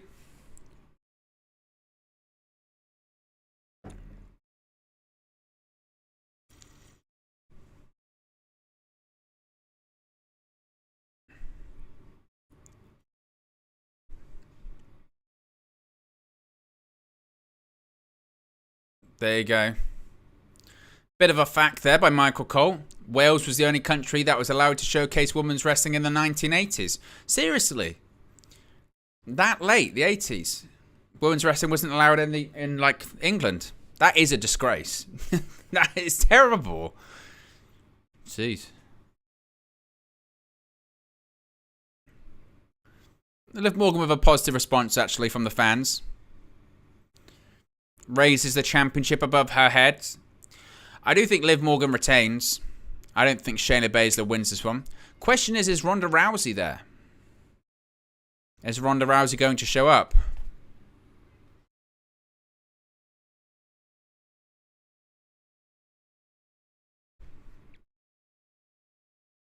As the ring introductions,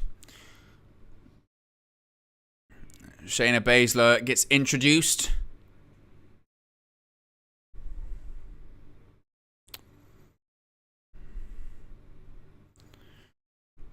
And Liv Morgan getting introduced now.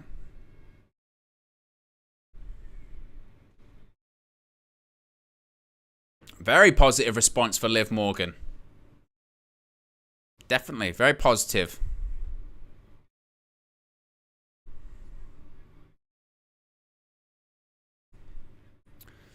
Be sure to smash a like on the like button, guys. 2 likes away from 40. If you haven't liked already, be sure to smash a like on the like button. Be sure to subscribe, bottom right-hand corner. Let me check out how close we are to this evening's target.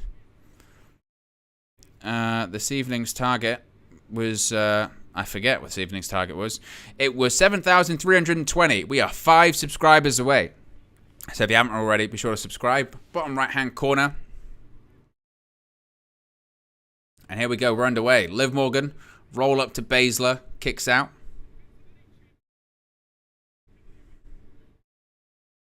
Kirifuda clutch out at the gate. Oh, rolls through, does Morgan. Baszler kicks out. And Liv Morgan now is going for a Kirifuda clutch. Baszler, she's not even scared. She's not even sweating. She's like, I know how to get out of this. You know, it's like Brock Lesnar said to CM Punk in 2013. What, you've done a couple of jiu-jitsu classes at your local gym. And you think you can roll with me? No chance. Crowd applause as Liv Morgan and Shayna Baszler face off.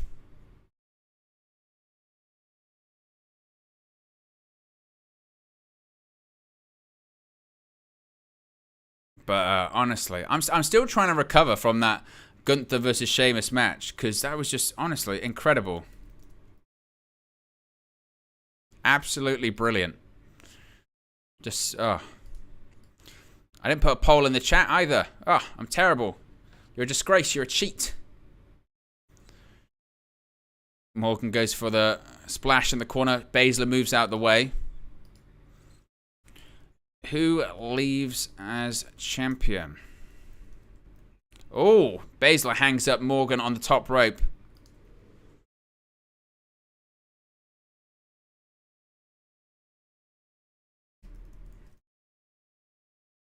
There you go. Baszler and Morgan on the outside of the ring. Baszler going to throw Morgan into, the barricade, shoulder first. Already working on that shoulder. Poll is in the chat as well. Oh yeah, NXT Worlds Colliders tomorrow. Don't think I'll be able to do a watch along for that one. I think I might be busy.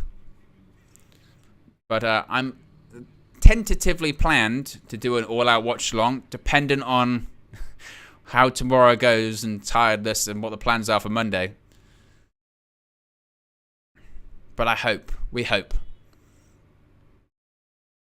Baszler's going to do that thing where she's like stamps on the elbow. It's disgusting. Oh. Just honestly, Baszler's really clever with the way that she does this, because she absolutely protects the arm of the opponent. And if anything, it's smart, because it doesn't actually do really any damage to her opponent or her. You know, it's just great storytelling is what it is.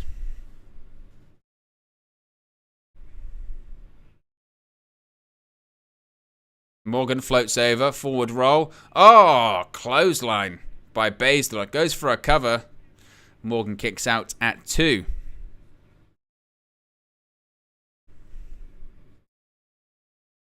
But Morgan's down in the middle of the ring. Baszler certainly in control right now.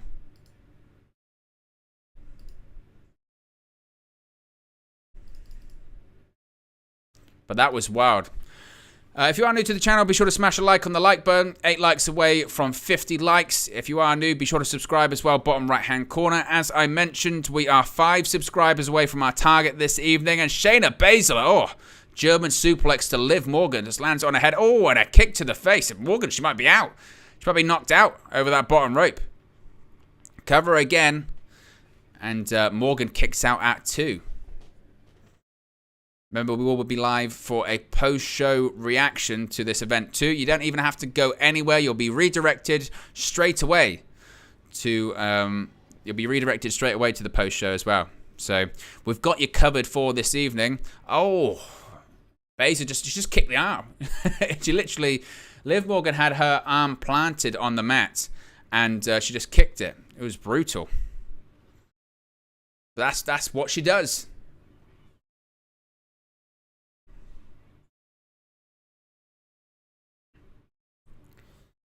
Baszler kick. I should get a bit dark. Wait a minute. I'm going to turn on the light.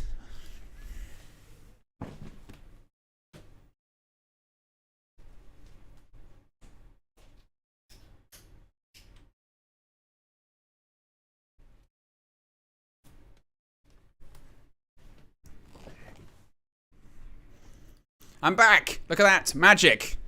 I'm back. It was getting dark in here. I was like, I can't. To be fair, I hadn't thought that bit through. That actually this would be going on quite a long time, so I need to turn the light on. You live and you learn. Baszler, which went for a kick. Liv Morgan rolls through. Morgan drop kick off the top rope. And both competitors are down in the middle of the ring. Maybe this is the moment the tide will turn for Liv Morgan, who has been dominated in this match so far.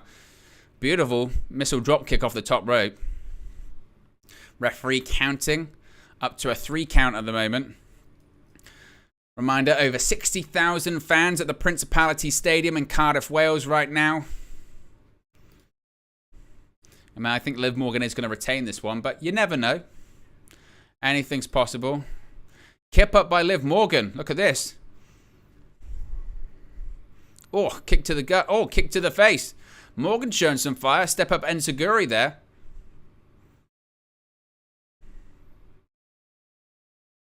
Oh, duck under the clothesline. Morgan, springboard. Oh, springboard recoil right to the face. Cover. And Baszler kicks out at 2.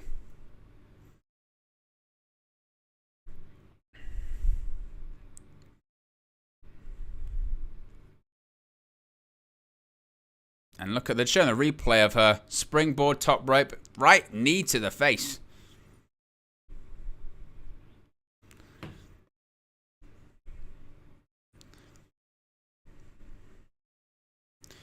Crowd are chanting, crowd are trying to build up Liv. The claps again. This is difficult to follow because heck of a match to follow in that last match. Oh, Baszler just knees to the face. 2. Oh, and Morgan kicks out. Morgan went for like a sort of a step up springboard kind of maneuver, and Shayna Baszler just kneed her straight in the face. Was brutal. Baszler's just trying to tell Morgan to quit. Say, quit like you always do.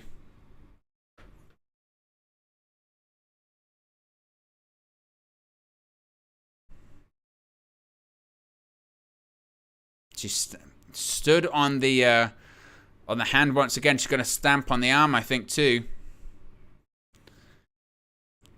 Crowd booing Shayna. Yeah, she's trying to manipulate that elbow. Shayna talking smack to Liv. Oh, Morgan rolls through. What's she going for here? A triangle. Goes for a triangle. Triangle kind of guillotine sort of move. Oh, and there you go. Cross arm breaker. A cross arm breaker on Shayna Baszler by Liv Morgan. There's no way that Baszler taps. No way. There's no way she'll tap. 2. Oh, rolls through and again going for a cross arm breaker. If she taps, I'd be stunned.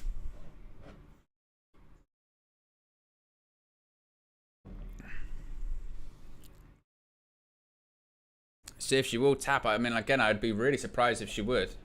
Baszler gets out and now is just stamping on the arm.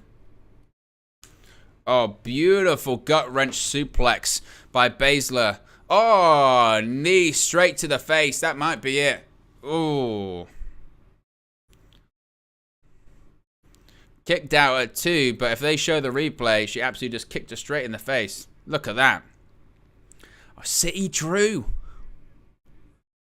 I tell you what. Liverpool drop points. City drop points. I don't want to say it. But tomorrow's important. Very, very important. You never know.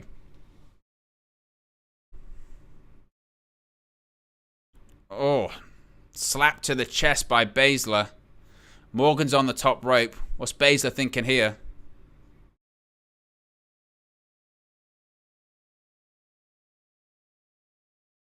Morgan's on the top rope. Baszler's trying to lock in a bit of a... It looks to be like a key lock or a Kimura. Oh, look at this. She's using the arm to smash Baszler's face into the top turnbuckle.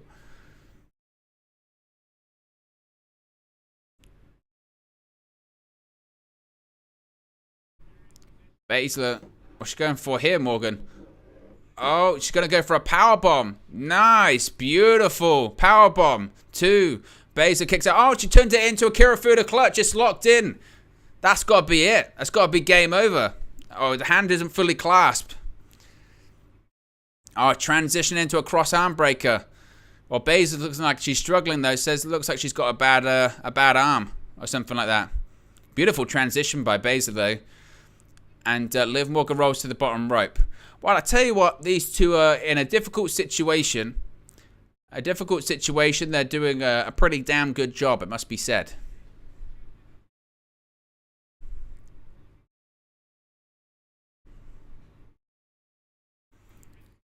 Liv Morgan getting back to her feet. Shayna going for the Kirifuda clutch once again. Oh, she rolls through, Morgan. 1, 2. Oh, didn't really work. Her shoulders weren't down.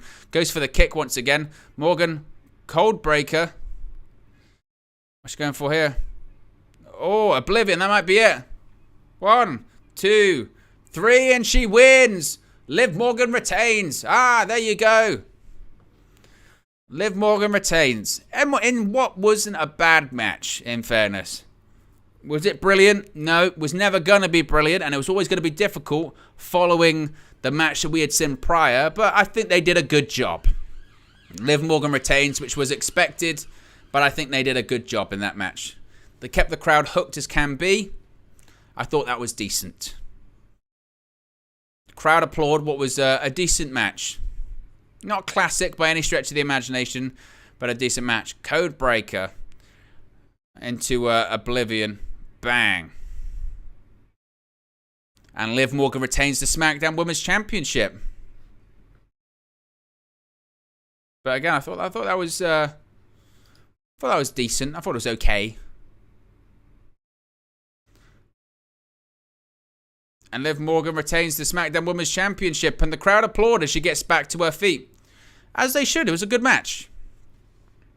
To be honest, I wasn't even really expecting that good of a match. So, fair enough.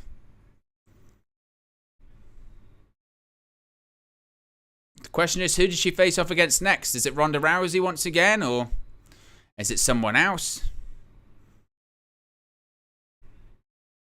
But two Stadium Show defenses for Liv Morgan. One at SummerSlam, one at Clash at the Castle. And we're getting a Paul Heyman promo. Yeah. It's a Paul Heyman. That's where you know it's good. We're getting a Paul Heyman vignette. Excellent. Oh, it's an Extreme Rules thing.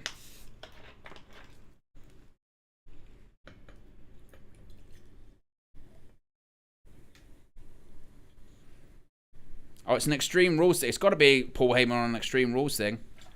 He's Mr. ECW, remember? And we're getting a WWE shop promo right now as well.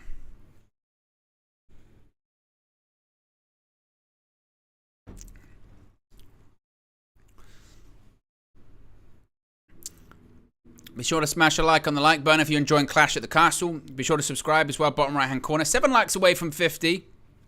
Also 5 subscribers away from our goal this evening as well. So if you haven't already, be sure to subscribe. As we're getting a video for... Oh, it's a championship thing. Is this about replica championships or is it Worlds Collide? It's Worlds Collide. It's a Worlds Collide promo.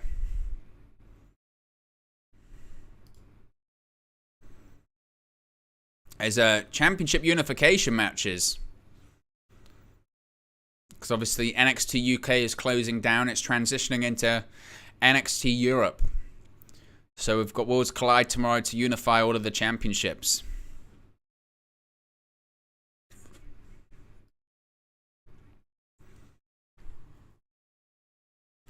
As we are back with the announcers.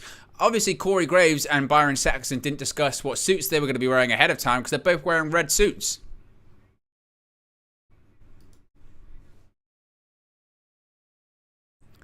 As they continue to plug Worlds Collide. What's coming up next? Special guest. UK wrestling legend. Adrian Street and Miss Linda. Excellent. Look at them. Wrestling legends. Adrian Street. Ah. Oh, how great. How great. And Miss Linda. They are wrestling legends. British wrestling legends. Adrian Street. Awesome. Johnny Saint. Well, coming up next, it's Edge and Rey Mysterio versus the Judgment Day. Former tag team champions, it must be said actually as well. Edge and Rey Mysterio. Former WWE tag team champions on SmackDown back in 2002. Part of the SmackDown 6. Facing off against the Judgment Day this evening.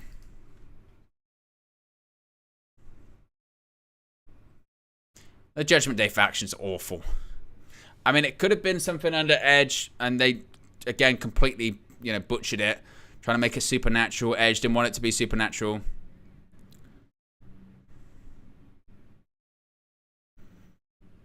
And most weeks, it's just Rhea Ripley beating up Dominic Mysterio. Even though I've got a feeling that Dominic, kind of might turn on his family in this one. Maybe.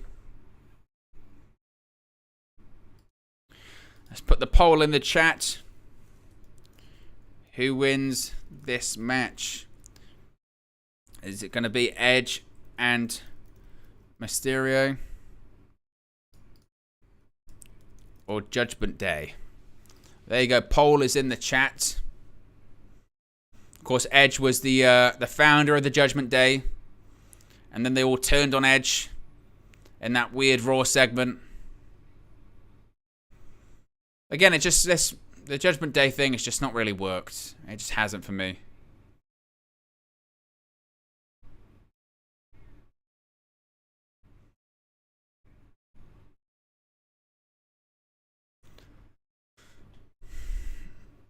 Hopefully this is where this sort of faction ends for me. But I don't think it will be. I actually think Judgment Day might win, to be honest. I think Judgment Day win because I think Dominic Mysterio joins the group, and then because he joins the group, maybe they pin Rey. I don't think Edge loses though.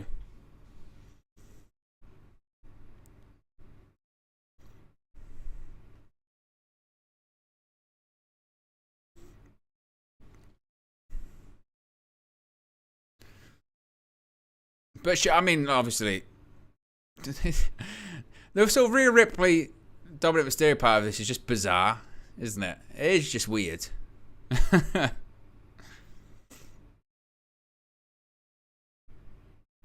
it must be said, Dominic Mysterio's mullet is, I mean, it's Eddie Guerrero-esque, but it's awful.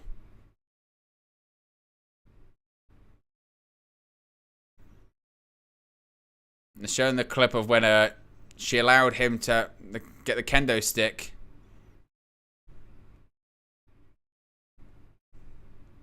They've definitely been teasing that Dominic's going to be somehow involved in all of this.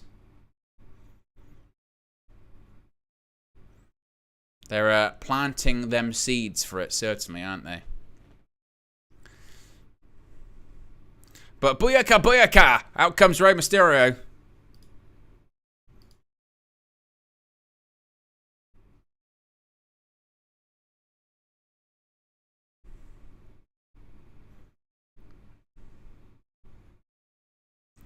Out comes Rey, of course. His son with him.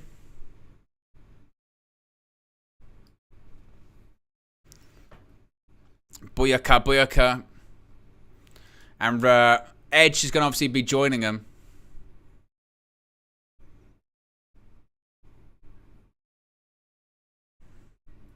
Obviously, Dominic's not going to be actually involved in this match. He's accompanying them to the ring.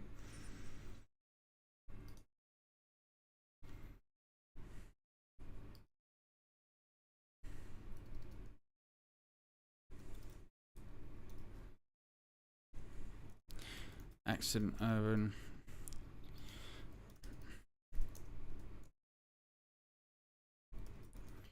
Well, they've been planting seeds because they've also said that, they're talking about it now, that Dominic was disappointed that he's not teaming with his son. He's teaming with Edge instead of him.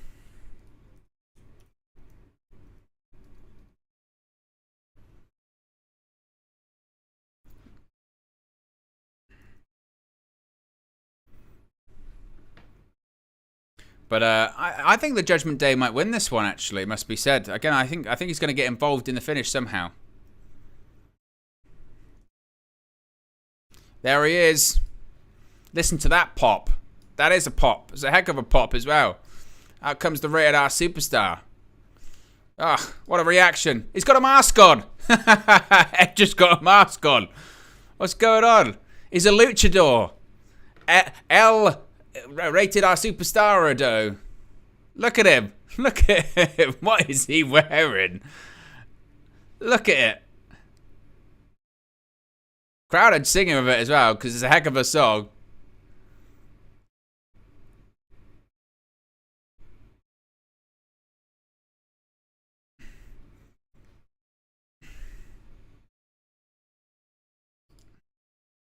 Brilliant. Excellent. It is good.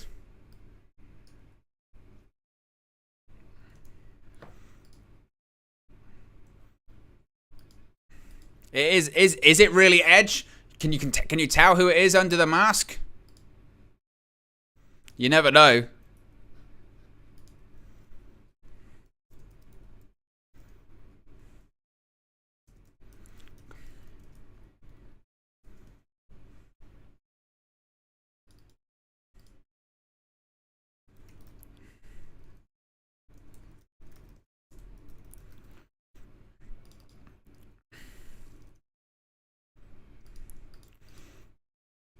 Is Edge under there? Is it? You never know. Do you remember when John Cena had a mask? John Cena, he was El Cenaro, or whatever his name was.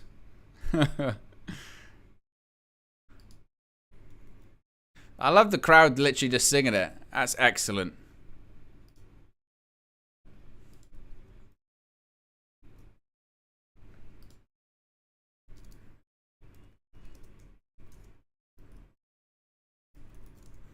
What an entrance, though. What an entrance. It was excellent. I enjoyed that. Crowd chanting for Edge, as they should. Legendary. Rated R Superstar. WWE Hall of Famer.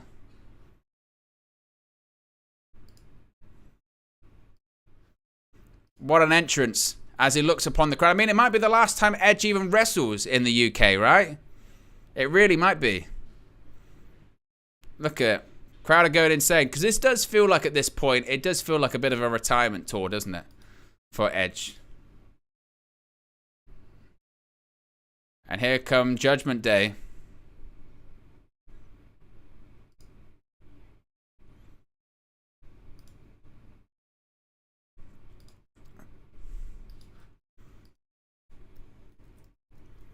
Edge the Luchador.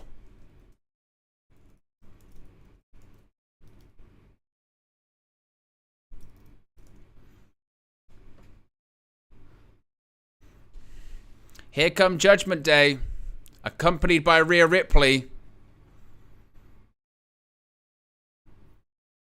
There's a lot of leather going on there, isn't there? There is a lot of leather going on.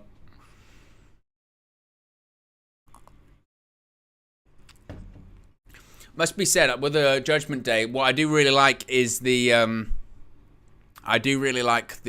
theme song they have. Alter Bridge, The Other Side. It's a great song. The Other Side. Ah, excellent. It is a banger. Alter Bridge is a great band. Miles Kennedy is a great singer. He's awesome. It does kind of feel like Rhea Ripley is almost the leader of the group, doesn't it? She's the star in it. She could beat up everyone in this match as well. She could beat up Damian Priest. She could beat up Finn Balor. She could beat up Rey Mysterio. She could beat up Edge. She's a badass.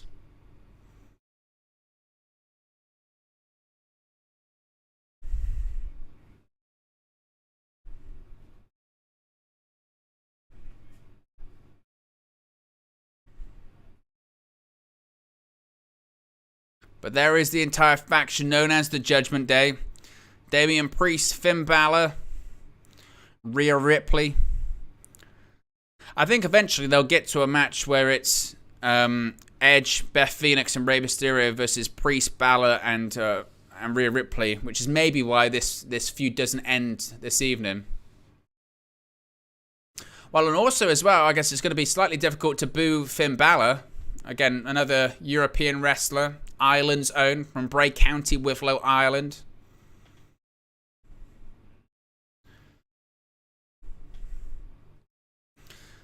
But let's go. It's 2022. Edge and Rey Mysterio are wrestling in a tag team match with each other. Dominic Mysterio rallying the WWE Universe behind the two legends. Bell rings and we are underway.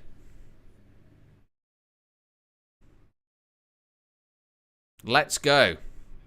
Again, these guys were tag team champions 20 years ago. Makes me feel old.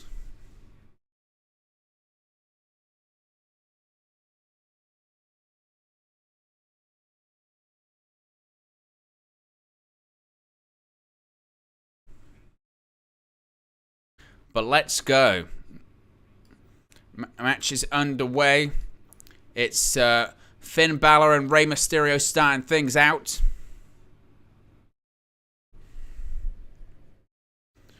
Mysterio thrown into a corner. Oh, knife edge chop by Finn Balor. Every so often I just get reminded as well. I get reminded that of that Gunther Sheamus match, of how good it was. Ducks under the clothesline. Kick to the hamstring by Rey Mysterio. Forearms to the face. Balor. Oh, goes for the sunset flip. Rolls through and a kick to the back of the head. As Michael Cole would say, vintage. Vintage Rey Mysterio. It's because it's vintage. It's vintage. Hurricane Rana. Beautiful. Oh, Finn Balor spinning around all over the place. Damian Priest tags himself into the match.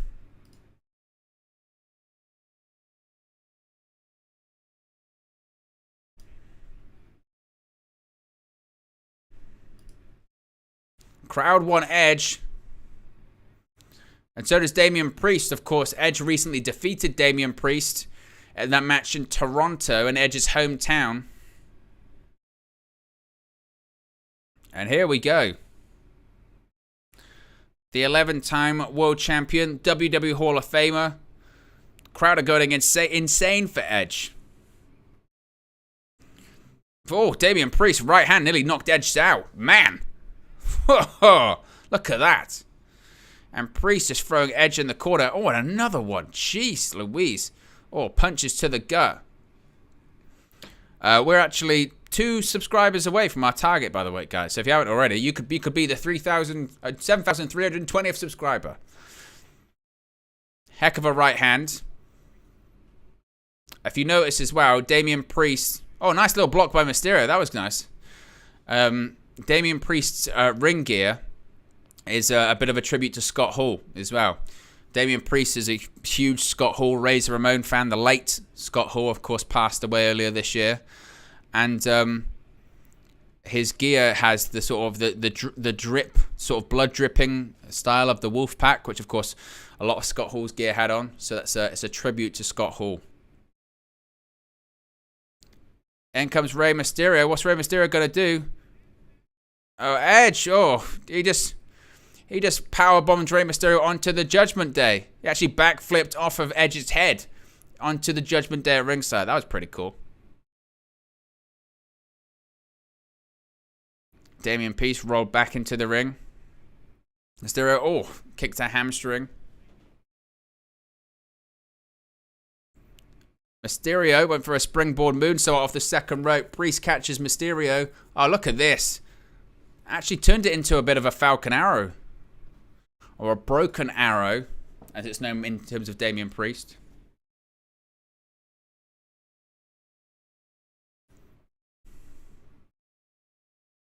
Crowd chanting 619. Oh, kick to the chest. Edge looking at Damian Priest, calling him an SOB. Says, yes, SOB. And comes Balor, stamp on the chest. So, of course, we've got this match. And then we have Rollins versus Riddle coming up next. And then we have, of course, that big main event, which is that Undisputed Universal Championship main event, which, of course, is Roman Reigns defending against Drew McIntyre. A real possibility of a title change this evening. So keep your eyes peeled. We could be about to witness history. Priest, leg drop on Mysterio. Mysterio certainly being singled out by the Judgment Day here. Look at Priest. Big leg drop. Oh, across the chest, across the neck. Rey Mysterio, of course, future Hall of Famer, certainly. The fact that Rey Mysterio is able to fly around and do the things that he is able to do at this age is just incredible. Honestly. I remember watching Rey Mysterio as a kid, and he's just as good today. And there was a period of time in the mid-2000s, I want to say like 2005, 2006, 2007, where Rey Mysterio was in bad shape. He was in really bad shape. The fact that he's been able to do this, it's incredible. It really, really is. So kudos to him. Oh, Baszler. Across the back of the neck.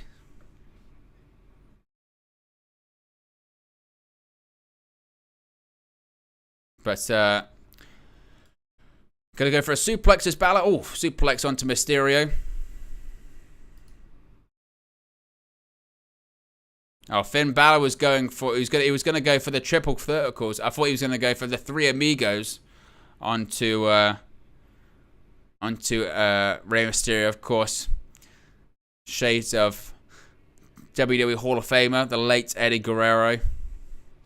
One of my favorites, certainly, Eddie Guerrero. One of the best. He is still missed to this day, certainly. Balor side headlock on Rey Mysterio. Crowd tries to get behind the luchador. Rhea Ripley telling people to shut up at ringside.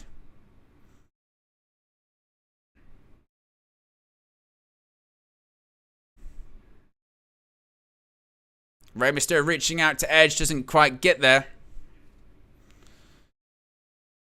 Oof. Balor goes head first into the middle turnbuckle after Rey Mysterio did a drop kick to the knee.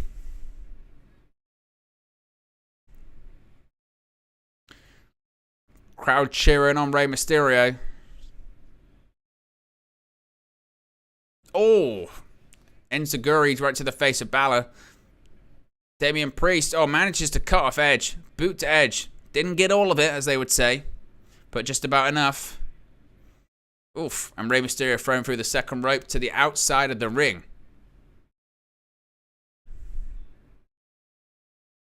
Be sure to smash a like on the like button. Be sure to subscribe, bottom right-hand corner, as... Oh, Finn Balor floats over. He's out into the WWE Universe. He's over the barricade. Oh, what's Mysterio doing? He's up on the barricade. Oh, so is Damian Priest. Wow, look at that. What's he gonna do? Is he not? He's gonna go for a razor's edge off the barricade. He pulls the legs apart. Damian Priest lands where it hurts. Lands where it hurts on the barricade. Look how he's selling it as well. Ouch.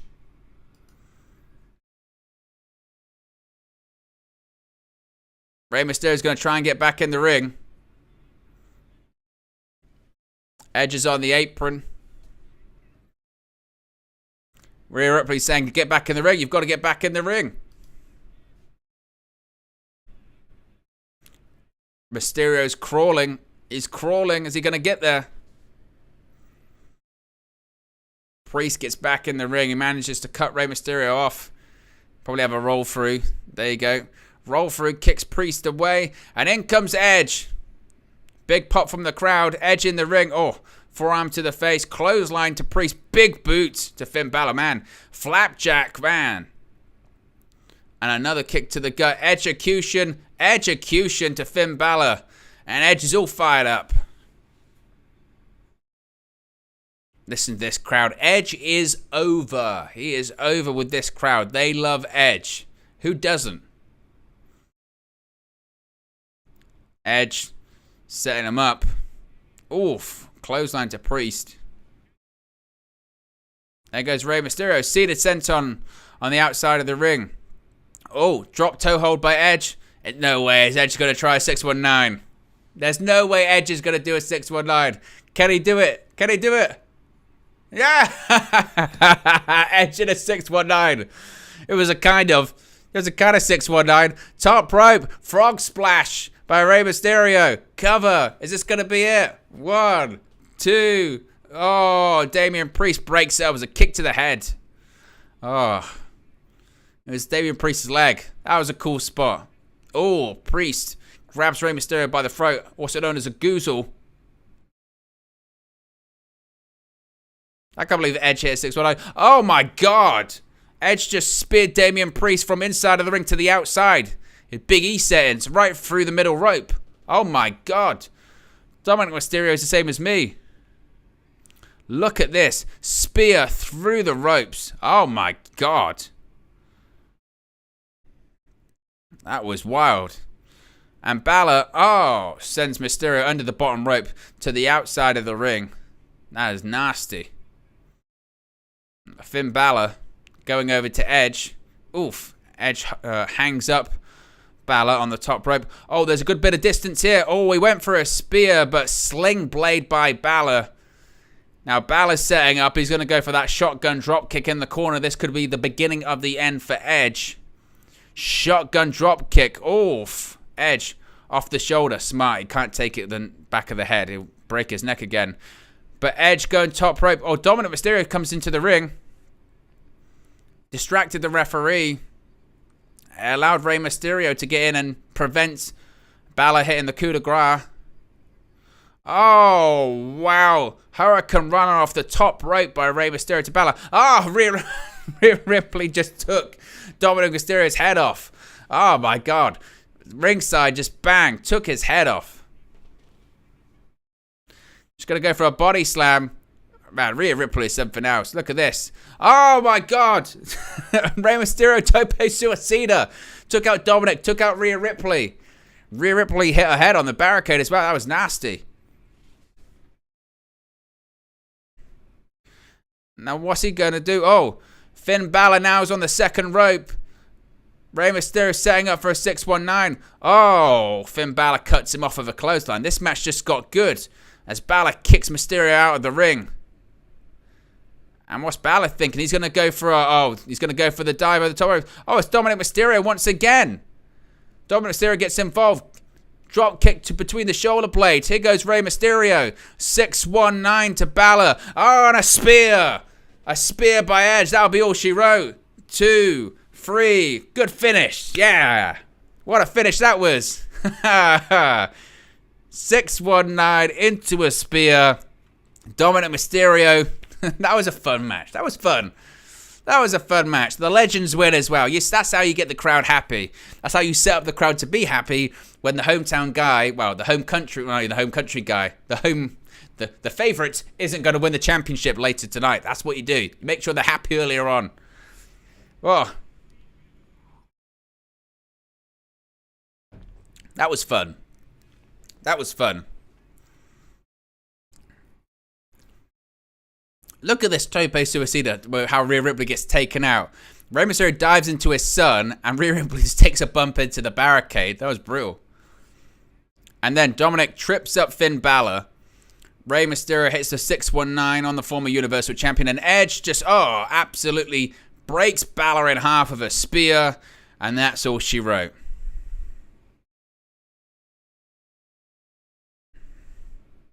Excellent match. Not a classic. Doesn't need to be a classic. What matters is that it's fun, and it was a fun match.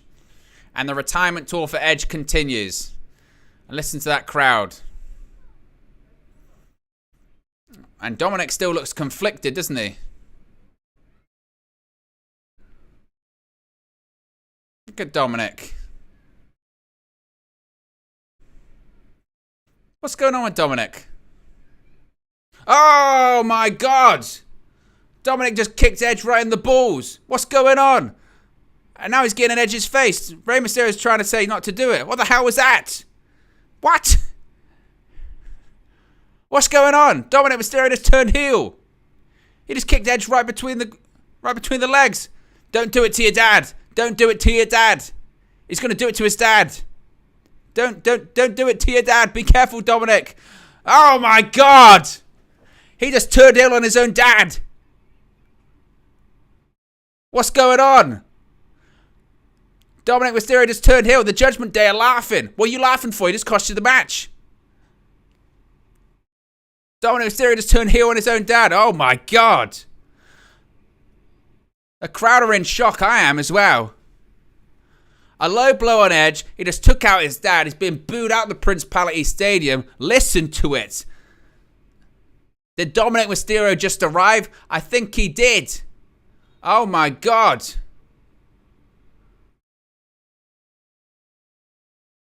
Eddie Guerrero was his real dad.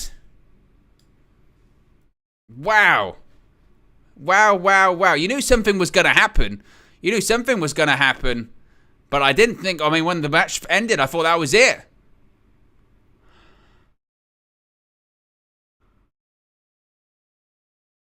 I can't believe it. Look at it.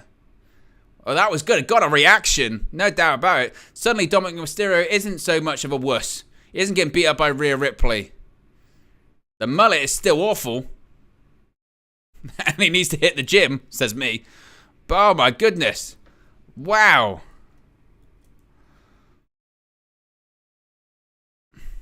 He kicks Edge right in the balls. And then he attacks his own dad. I can't believe it.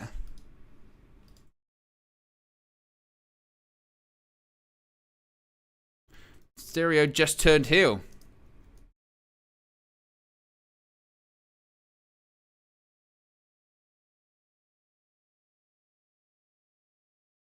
Well, the crowd's still cheering for Edge and Mysterio. Everyone can't really believe what they've just seen. That's wild. Really is. Incredible. Absolutely incredible. Wow. This is when Edge kicks him in the balls and says, "What the hell's your kid doing? What the hell's your kid doing? Kicking me in the bollocks." Oh. Wow. Well, that was fun. We've got 2 matches left as well now. We've got Rollins versus Riddle, which could absolutely steal the show. And we've also got that main event, that Universal Championship. Whew. Wow. That was pretty incredible, wasn't it? Be sure to smash a like on the like button. We're 5 likes away from 50. I think we're 5 subscribers away. No, we're 2 subscribers away. We are 2 subscribers away from 7,320. So if you haven't already, be sure to subscribe, because you could help us hit our target for this evening. But wow, that was amazing. King in the Indies says, was the shoe falling off part of the plan? It just made it better, King in the Indies. It just made it better. That was wild. But yeah, 3 likes away from 50 likes and 2 subscribers away from our target for this evening. So if you haven't already, it would be very much appreciated, as we're just seeing a Drew McIntyre vignette. Of course, he's in the main event this evening. Do we think that he is going to win the championship tonight? I honestly, my big prediction is that McIntyre leaves WWE champion, but Roman Reigns leaves Universal champion, and we get there by Austin Theory cashing in the Money in the Bank briefcase. That's what I think. I think that's how we get there, but it's slightly convoluted, and I don't know if it will necessarily completely work. We'll have to wait and see whether or not we can get there.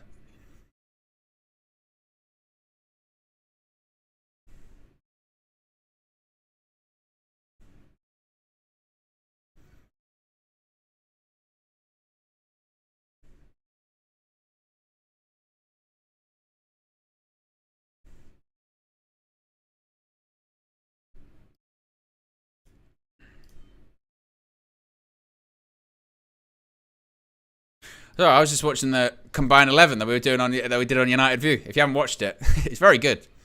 We're seeing this Drew McIntyre vignette continue here. Building up, of course, the main event this evening.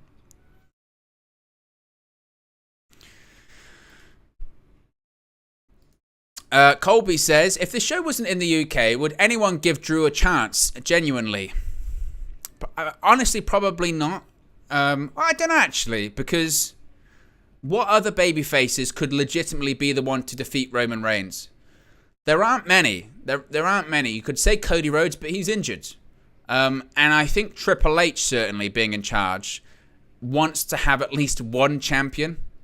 Wants at least to have one champion. You know what I mean? I don't know.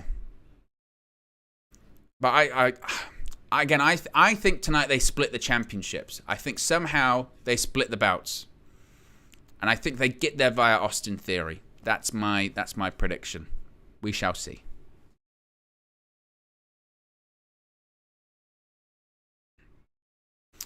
They're just showing the theme, which is run by Our Lady Peace, Canadian band.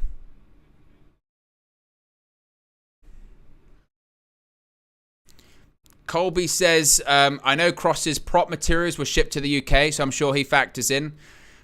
Somehow, I mean, wasn't the rumor... The rumor was that it's going to be Reigns versus Cross at Extreme Rules, possibly.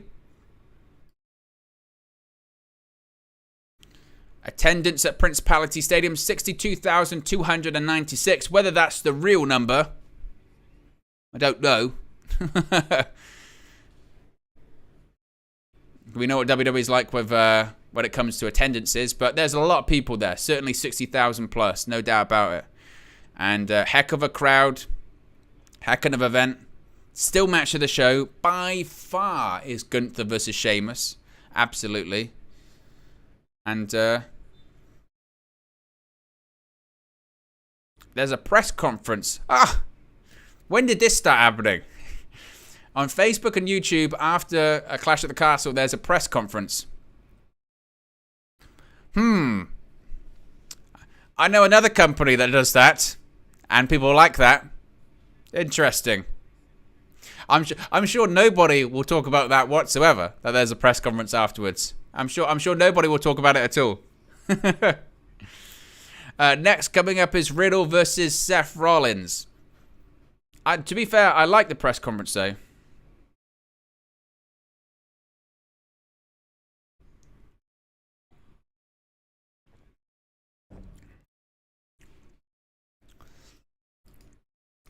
Colby says, looks like they're not lying for once. I don't think they are with that attendance, must be said. Yes, Todd, the UFC does do press conferences. AEW also does the press conferences. They've done it basically ever since they started, after pay-per-views. Again, if that's what... Look, if WWE takes that idea from AEW and does it, I'm happy, because I think those press conferences are fascinating. I love watching those press conferences after AEW shows. And I'm happy that WWE would do it more.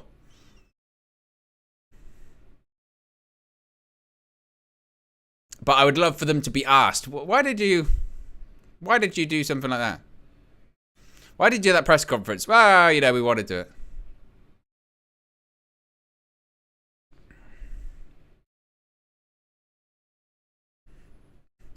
As we're just seeing this vignette, let's get a poll up in the chat, actually. Who wins this? Who wins this match? Seth Rollins. And Matt Riddle, of course. It's no longer just Riddle. People have first names, damn it. Colby says they used to do it after WrestleMania. So I do remember that. Well, they did it. They did it after WrestleMania 30, definitely.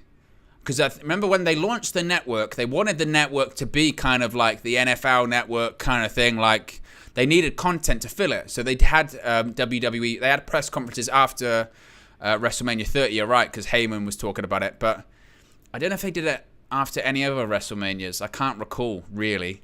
They did have it, I remember after WrestleMania 14, because they had the thing where Shawn Michaels was in it very briefly, and he was injured, blah, blah, blah. I remember that. Because I remember, do you remember like every Raw? Remember when the network first started? Every Raw had a pre-show and a post-show, didn't it? I know you've got Raw Talk now afterwards, but every Raw had a pre-show, which was wild too. 31 and 32 did, right. But it was like a post-fight scrum instead of a whole after the show. Yeah, I think, it does ring a bell. It was just like after, it was after just like matches. They'd go backstage and do the thing. Because they used to, way back in the day, I remember actually, you're right, when even in the 90s, they used to do a thing, didn't they, where you would do, where they would have the match and then go back and get on, like, do the internet thing, and they talk to people, or they do an interview that was across the internet, or they would do like a telephone thing after matches as well. I remember them used to doing that. Because if you go back and watch the network, you can see when they go, oh, and they'll be talking live now on this. And there's like a giant computer there.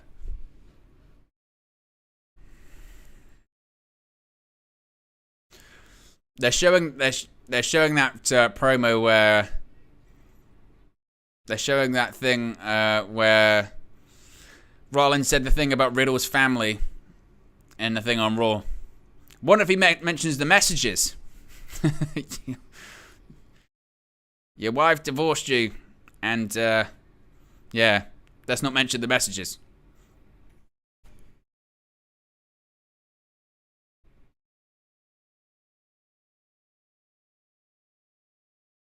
Here comes Riddle. There he is. Crowd chanting bro for Riddle. Comes out on his scooter.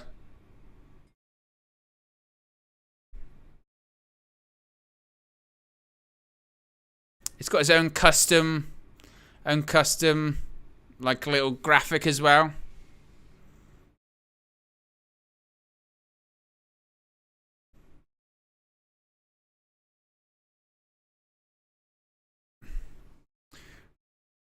Decent pop for Riddle, though, as he comes out. Over the top rope. He's going to flip the flip-flops. And it's the fish. Instead of it being pigeons, it's now fish.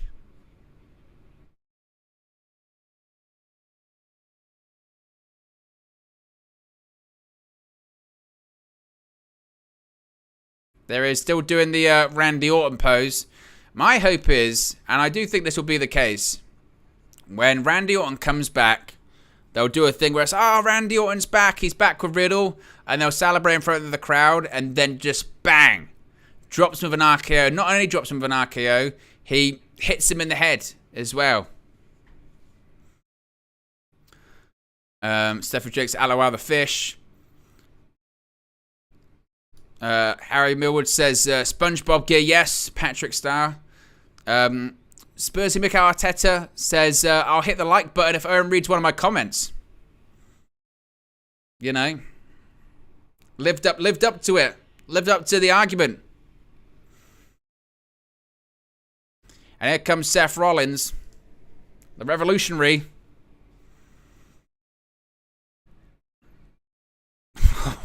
What is Rollins wearing? Look at it. Look at the gear that Seth Rollins is wearing. Look at this. Look at what he's wearing. Seth Rollins. My goodness. This match was actually scheduled for SummerSlam actually as well. Yeah, it got postponed. Seth Rollins is dressed like. Look at it. Look at the outfit.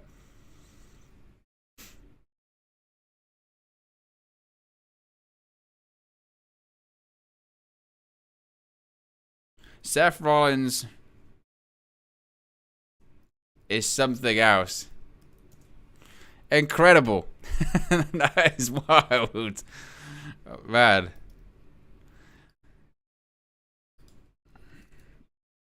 It's all mind games. It's all mind games by Seth Rollins, right? It does look. Harry says Elton John, but it looks proper Elton John, doesn't it? With the glasses.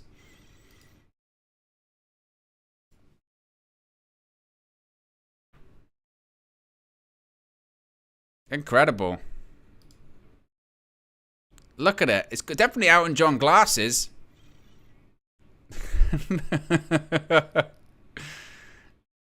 You got to give credit, though, haven't you? He just looks like Curry Man, doesn't he? Remember that? Christopher Daniels had the character Curry Man. He's got wings on.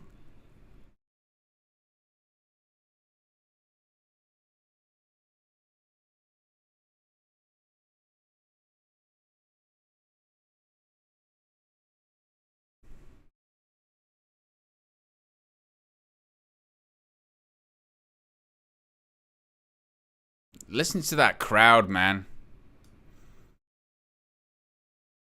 Man. Unbelievable. Colby says he looks like Will Ferrell from that ice skating movie. Yes, Blades of Glory. What a film. Fire and ice. Oh, skate into I Don't Want to Miss a Thing by Aerosmith. Fire and ice. What was the name he played? The guy who played in that movie. Was it Chad something? I forget his name. But, what a movie. Riddle with a kicks to Rollins to start this one off. Be careful you don't get disqualified. So we've got Riddle, who is dressed like Patrick Starr. Riddle got into the face of referee Rod Zapata.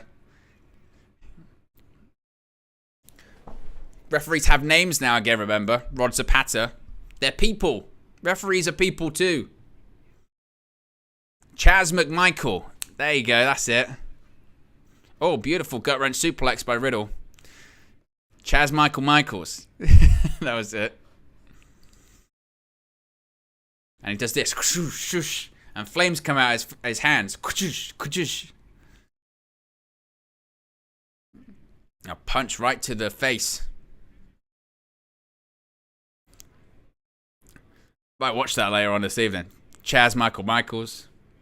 We're one subscriber away from our target this evening, which was 7,320. So if you haven't already,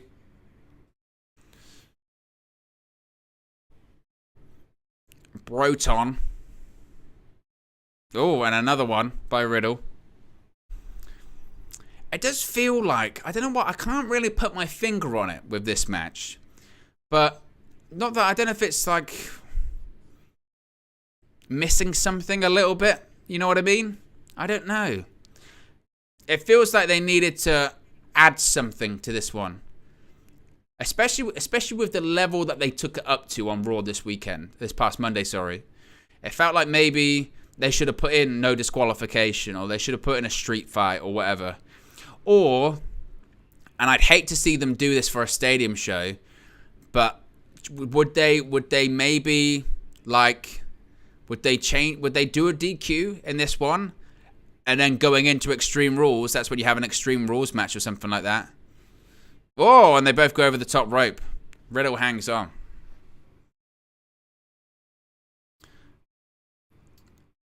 You're not... Spursy Mikel Arteta says, I've been subbed for months. I appreciate that, my friend. Appreciate all of the support.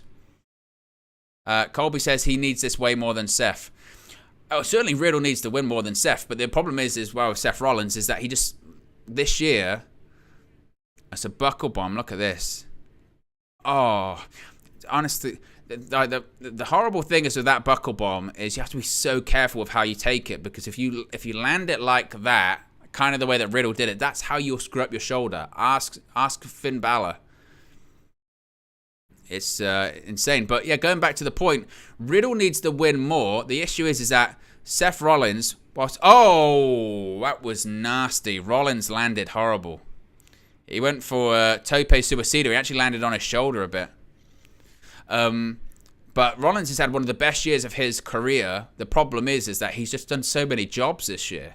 He's somehow gotten over more by losing. And you remember, going back to the beginning of this year, the plan was for Seth Rollins to possibly win the WWE Championship, or at the very least challenge for it at WrestleMania. I think, wasn't that original plan going to be Big E versus Seth Rollins for the WWE Championship at WrestleMania? Or for Rollins to possibly win the championship at day one and then face Big E? I recall something like that. And of course, those plans changed dramatically and it went somewhere else. But, yeah, it's been a crazy year. But I feel with what they did on Monday, we might see like a DQ finish and they go to Extreme Rules. Riddle kicks out at 2 from that cover. Oof. Seth Rollins is putting those fists right in to Riddle's face. If this was AEW, Jim Ross would be saying, "Got to be careful about that closed fist, damn it. Why is the referee not admonishing the closed fist? We should do disqualifications about the closed fist."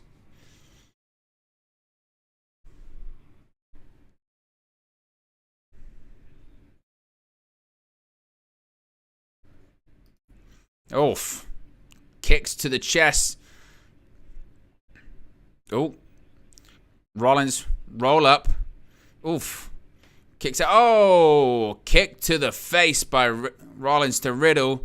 And Riddle kicks out.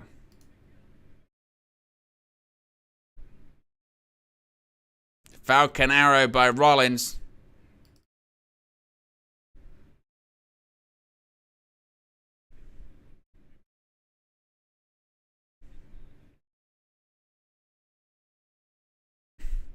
Of course, social media going crazy about over Rollins' outfit.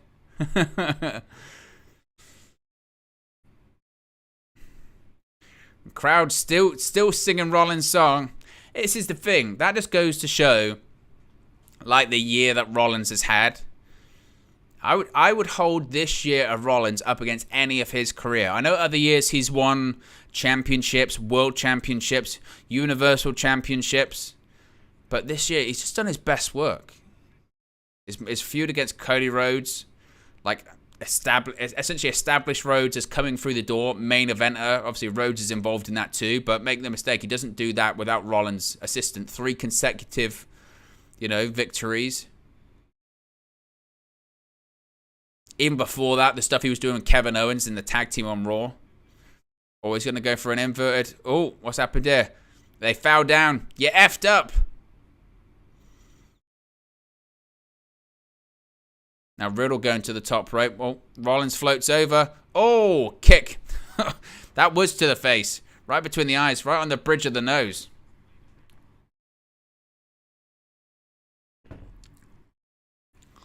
Rollins actually just standing on his... Oh. Double foot stomp to the chest. One of my least favorite moves, to be fair. The double foot stomp to the chest actually makes no sense logically when they hang up like that. Why would you? Because you see, like, Riddle's holding himself up. It's like, so why would you do it?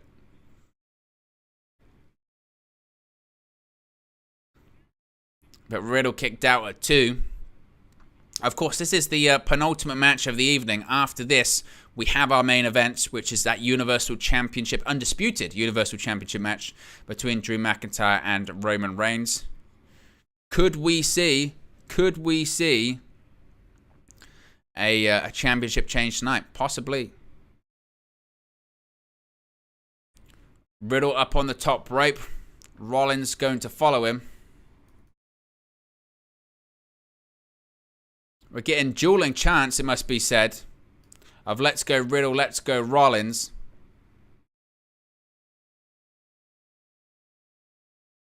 Top rope. Superplex. He's going to float through and go to that Falcon Arrow. Oh, no. Riddle. Oh, wow. Fisherman Buster by Riddle.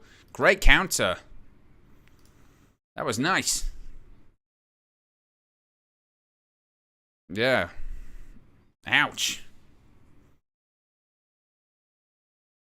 A bit of studying by Riddle there. Look at this. Superplex. Rolls through. Bang.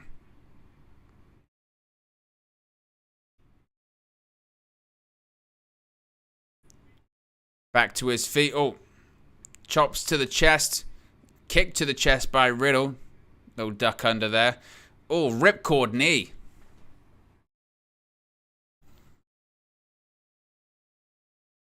Forearm. Riddle. Bang. Jumping forearm again. We're going for a version of an exploder. Blocks. Oh, what a throw. Beautiful. AEW is still on ITV. It's not live. The best way to watch live, or the only way to watch live in the UK, is through Fight. And Michael says, you're going to be at WrestleMania 39 next year. I know where I'm going to be a couple weeks' time, let alone next year.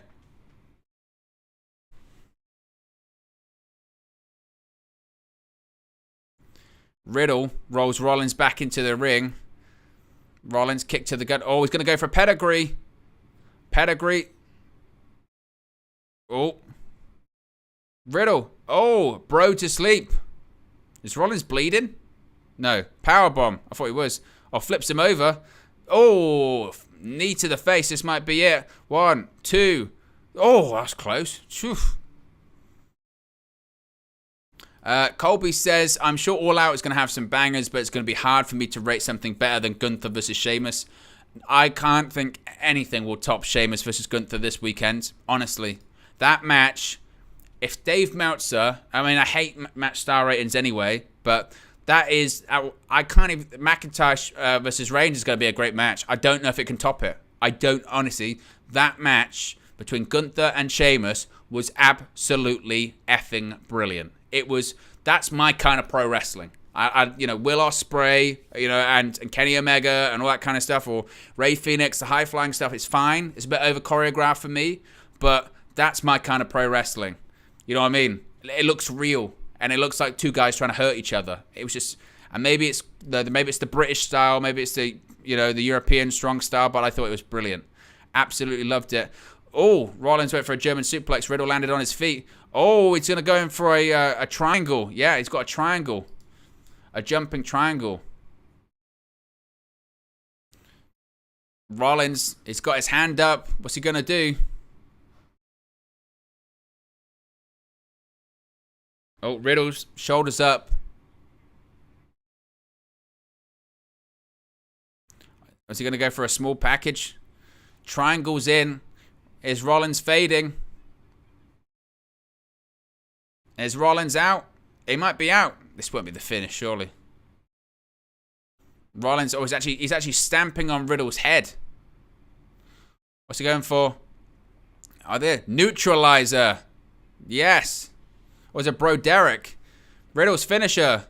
Oh, Riddle rolled the shoulder. Rolled the shoulder. Man, how good is Michael Cole? Literally.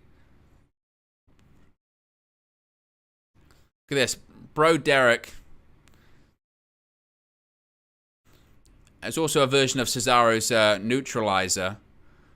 Michael Cole, I mean, Pat McAfee has rubbed off so well on Michael Cole because Michael Cole's just losing his shit at the desk. He's standing up, going, ah. Michael Cole under Triple H is great. This is the thing. People didn't want to give Michael Cole credit for such a long period of time. He's a good commentator. He's always been a good commentator. The things that people didn't like about Michael Cole weren't Michael Cole. They were Vince McMahon. Go back and watch SmackDown in 2002 when it's been produced by Paul Heyman and Michael Cole's being produced by Paul Heyman. He calls a good match. He's always been good. People just didn't want to give him credit. He's always been a good commentator. Go and watch him in the UK tournament. He was excellent in that. Whenever he doesn't have Vince McMahon calling in his ear, screaming stuff, he's always been good. Goes to the top rope. I went for a Phoenix splash. Oh, forearm to the face. A super kick. Oh, Riddle. Kicked behind the ear. Oh, Riddle rolls through. Final flash kick. Riddle nips up. Oh, nice. Right hand by Rollins. Oh, forearm to the back of the neck. Got to go for a stomp. Oh, Riddle. Knee. God, I caught Rollins. Right in the face. Oh, a step up Enziguri by Rollins there as well. Match has picked up pace. Oh, beautiful. Deadlift German suplex. That was great. What's he going for now? He's going to go for Bro Derek. Oh, no, went for a powerbomb. Oh, Rollins went through. Oh, into a pedigree. Bang. What a transition that was. This has got to be it. Is he going to kick out? He doesn't really hook the leg. He's going to kick out, isn't he? Oh, he does it again. Riddle rolls the shoulder like that. Oh. I tell you what, that transition into the pedigree is a thing of beauty by Seth Rollins. Look at this. We're going to see this bang, forearm. The way he transitioned, this is great. Oh, they didn't show how he transitioned into the pedigree. It was actually out of something else. Michael Cole's going crazy at ringside. I love it. Ah. Good match. Very good match. They might not like each other, specifically Seth Rollins. Seth Rollins might not like Riddle, but they've got great chemistry. No doubt about that.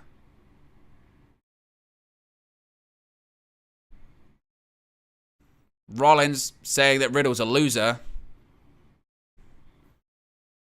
Saying you're a loser. Oh, he's saying your wife blew it, that's why she left you. You're a loser. Oh, and Riddle slapping to the face. Cole said he just pissed him off. Oh, we might get a DQ. Oh, Riddle's thrown to the outside. Oh, maybe it was a trap. Maybe it was a trap by Rollins.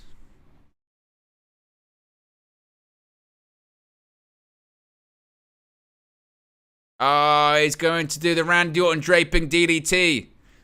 Across the middle rope. Is he going to do it? Here we go. Draping DDT. Ah, go for an RKO. Go for an RKO. Pound the mat. Like that. The Viper. The Visionary. The Revolutionary. Seth Rollins. Look at him. He's got to go to that place. He's going to it. Go on. Is he going to go to that place? I know he's just playing the orchestra. He's like Bray Wyatt at WrestleMania 30. The whole world in his hands. He is. He's going to that place. He's going to go to that place. Do the RKO. Oh, transitioned into a sleeper. Rear naked choke. It's a choke. It's not legal. Oh, now just beating him on the back of the head. Pounding him to the back of the head. Oh. Oh, and a kick to the gut. Another one. Now Rollins is going to the outside. Oh, smashing Rollins' face off the thing like Rick Mail. They're chanting this is awesome. Oh, he's going to get a chair. We are getting DQ settings, I think. DQs. Oh, he went for a steel chair. Rollins got out of the way. Run, Seth, run. Oh, stomp. Stomp to Riddle. It's all in the brain. Mind games, mind games. Rollins used emotion against him. That's why he's the revolutionary. Hits a stomp. Is he going to hit another one? Hit another one, Seth. Game over. I said that Rollins needed to win because he's been doing too many jobs. Oh, he's going to do it from the second rope. Or is he going to do it from the top rope? He's going to do a jumping stomp. From the top rope. Bang. See you later. Game over. Hooks both legs. 2, 3. Seth Rollins gets the victory. And he needed it.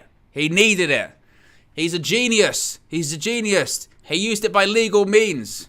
He used words to get into Riddle's head. Riddle gets so fired up. He goes for the chair. He's chasing Rollins around. Riddle gets into the ring. Stomp. 1. Goes to the second rope. Stomp 2. 1, 2, 3. Game over. What a finish. Whoever produced that match, whoever was the agent for that match, good finish.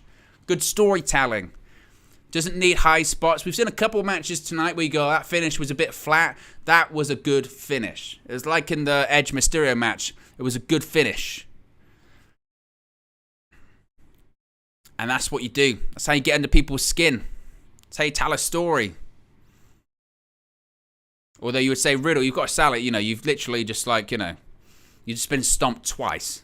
One off the second rope. Be sure to smash a like on the like button. Remember, we're only 1 subscriber away from tonight's goal, which is 7,320.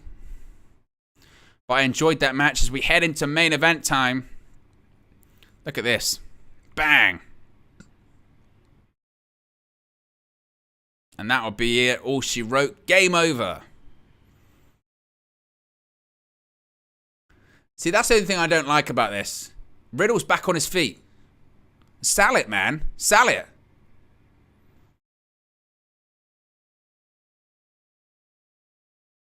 You got stomped twice. You know what I mean? You got stomped twice. The second one was from the top rope, and he's fine. Looks like he might have had one to the eye, but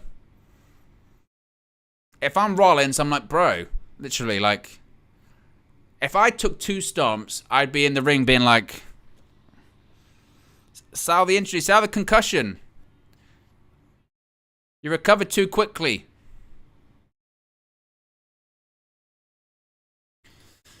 But there you go. There's only one match left, and that is the big main event. Of course, that is Roman Reigns versus Drew McIntyre. Undisputed Universal Championship. It's go time.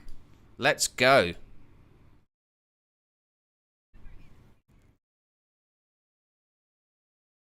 As we're just seeing a couple of video packages. We did it. We did it, by the way, guys. 7,320. We hit tonight's goal. So I appreciate everyone that has subscribed for the first time. I appreciate everyone that's tuning in for the first time. We do daily news videos covering WWE, AEW, Impact Wrestling, breaking news stories. We occasionally do watch-alongs for shows.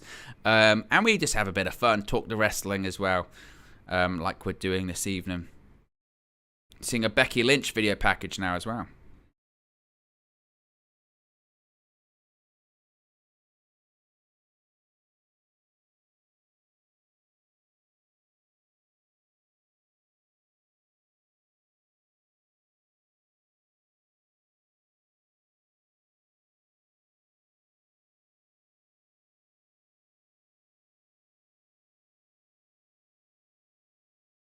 I just remembered that I did a thing about VAR earlier. It was shocking.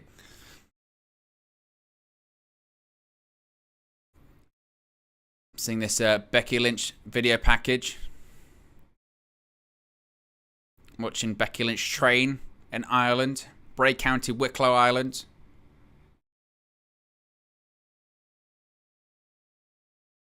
Becky Lynch's days in NXT.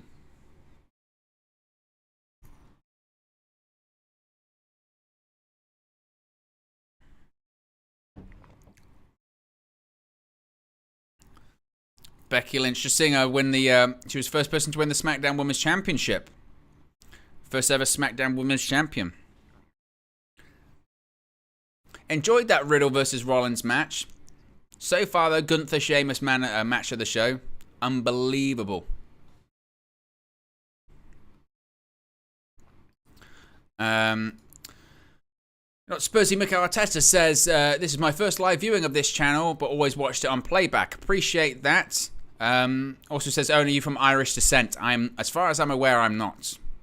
I don't even, honestly, I don't even have, as far as I'm aware, like any, like, sort of fun part. I wish I had, like, some kind of other country in my background, but I don't.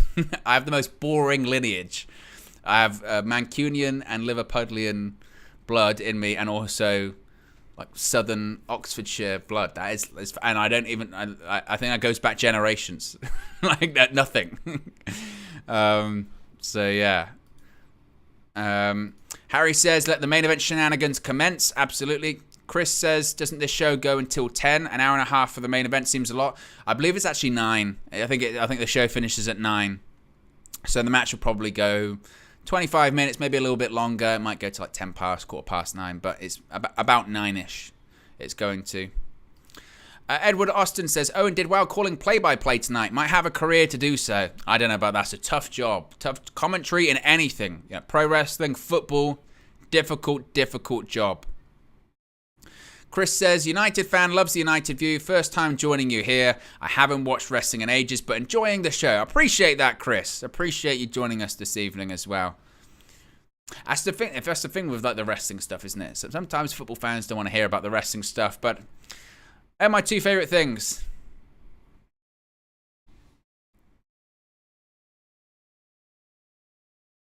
Next event is October 8th, Philadelphia. Extreme Rules, Wells Fargo Center. Anything goes.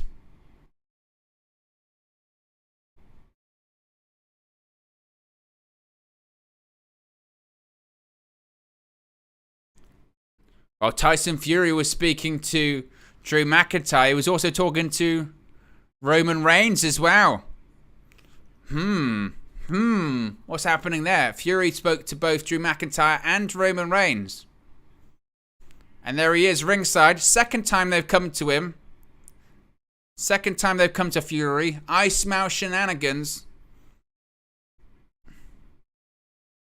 Oh, and so is Karrion Kross. Karrion Kross and Scarlett are ringside too. They had tickets. It's still weird to seeing Karrion Kross with hair.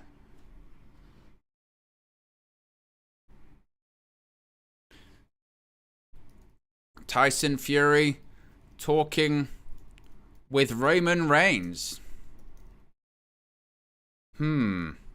Interesting.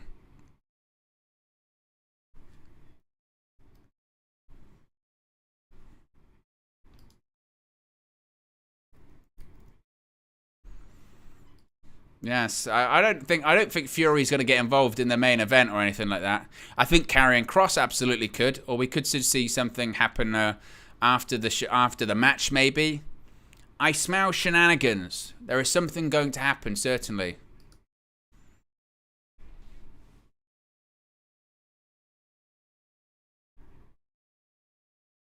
But let's go. Main event time. Let's go.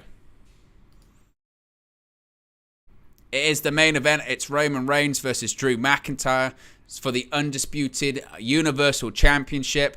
There is a real possibility we could see a title change tonight. Possibly both of them switch hands. It is for all the gold. But if the rumors are to be believed, something could happen. I sound like Gerard Romero, but some things are happening. Things are happening in Cardiff. Let's go.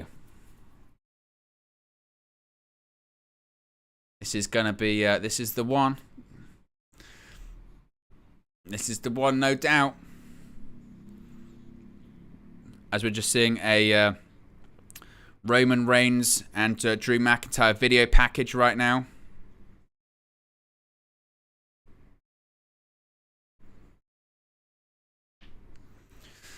I mean, this would be wild. This actually would be wild if Reigns lost literally all of the championships tonight. Could you imagine? That would be crazy. I just can't see it. I just can't. There's no way. Surely not. Surely he wouldn't lose both of the championships tonight. Maybe.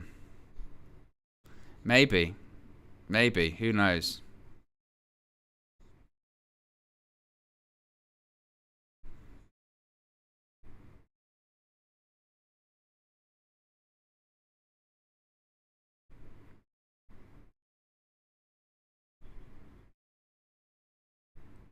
McIntyre got to bring the sword with him as well.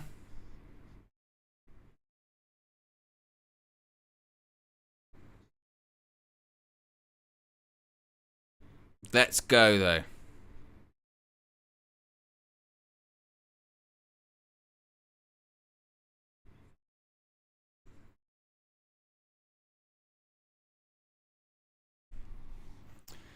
Come on. I mean, I think honestly though, if McIntyre ends Roman Reigns' over 2-year World Championship reign in the UK, that would be unbelievable. That would be mental. I just can't see it. I can't see them putting 2 years into it and ending it tonight. I know tonight is a really monumentous and big occasion. I just can't see it. But they need to split the championships as well. They have to split them. So I don't know. This is such a really difficult one. What is great is that it's a difficult one to call. So the near falls will be real. They will be real. Steffi Jenks says, put up the poll. I will absolutely do so. Who leaves as champion?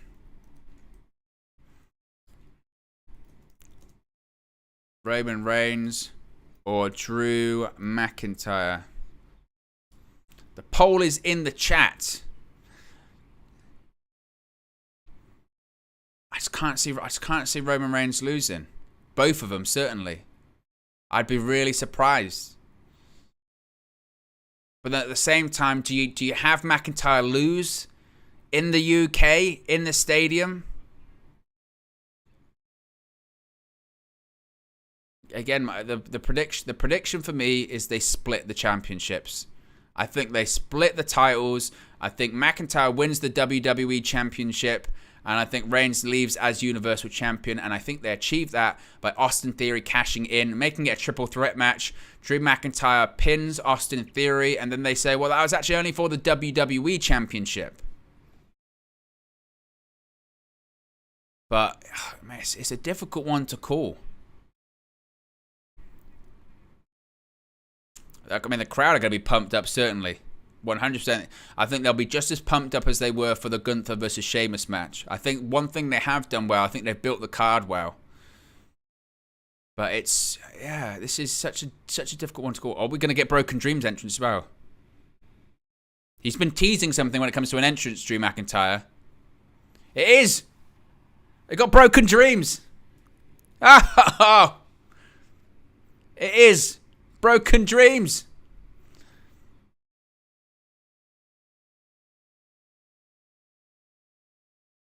It is Broken Dreams.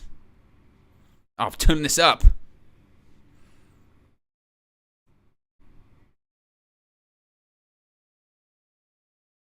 What an entrance. Broken Dreams is back. It's going to be the full entrance? Or is it just like the intro of it?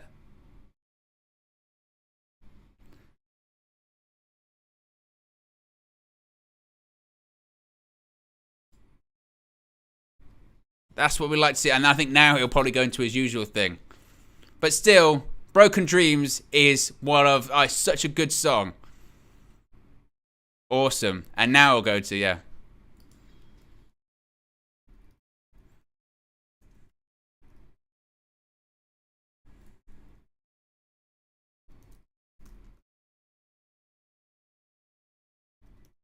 There's been quite a few returns tonight, hasn't it? There's been Imperium, there's been Broken Dreams. And here comes Drew McIntyre. Main event time. Let's go. And there he is, Drew McIntyre with the sword. You always try and read. You always try and read the sort of the walkout. Is this a guy that looks like he's about to win the championship? Has he been told he's going up or he's going down?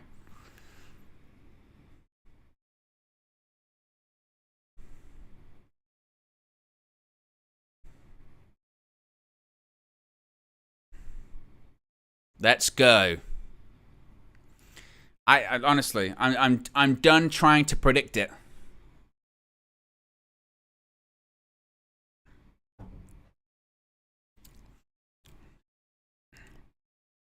Out comes McIntyre with the sword. There you go. Raises the sword up in the air. Raises Angela. Woof. This feels big. First ever Scottish-born WWE champion in history, of course. And imagine that WWE once fired this guy.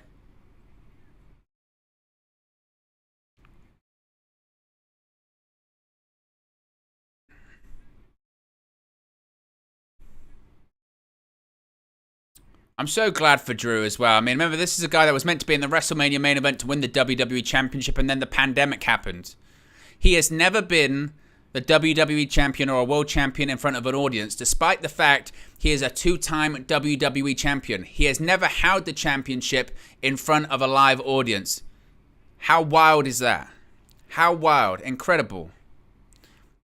Maybe tonight is the night. What are you saying in the chat? 60% of you say Roman Reigns is going to win. 40 say Drew McIntyre. Maybe you can vote in there. You can also smash a like on the like button. You can also subscribe, bottom right-hand corner. Let's go.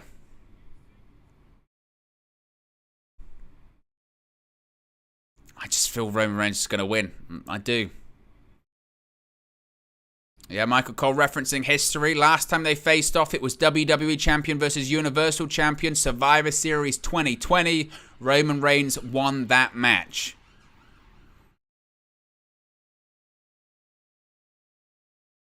Look at that crowd. 60,000, 62,000.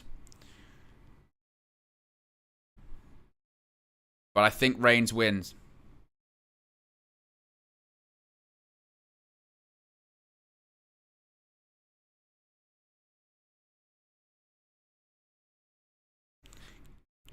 Over 62,000 people chanting, "Oh, Drew McIntyre."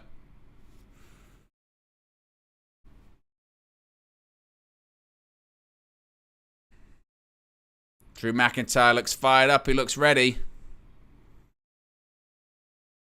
I mean, this is what made the Gunther Sheamus match so great earlier on. It was the crowd, and I think the crowd are going to make this as well here. This one feels special.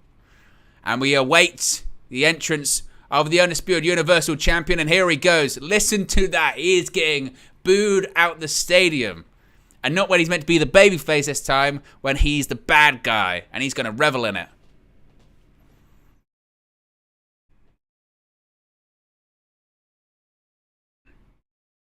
Here he comes.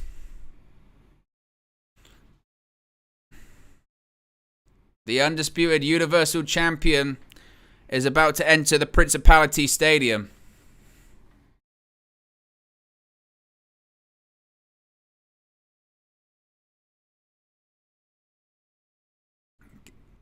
And there he is. Roman Reigns is here. Not flanked by anyone, it would appear. He is walking solo. There doesn't appear to be any Usos. Doesn't appear to be any Paul Heyman. There is going to be no bloodline this evening, it would appear. It's going to be one-on-one. It's going to be Roman Reigns. It's going to be Drew McIntyre. It's going to be a showdown for the ages for the Undisputed Universal Championship. Things are about to get very, very real. I can't predict it. This maybe could be the biggest single threat to the 2-year Universal Championship reign of the Tribal Chief. He says he is the one he's going to have to beat tonight. Could Drew McIntyre be the one to defeat Roman Reigns and end his historical Universal Championship reign? Big fight feel. Big fight feel.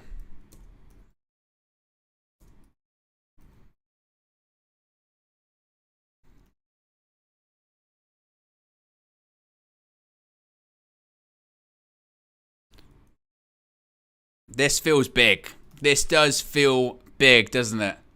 This feels proper. Let's go.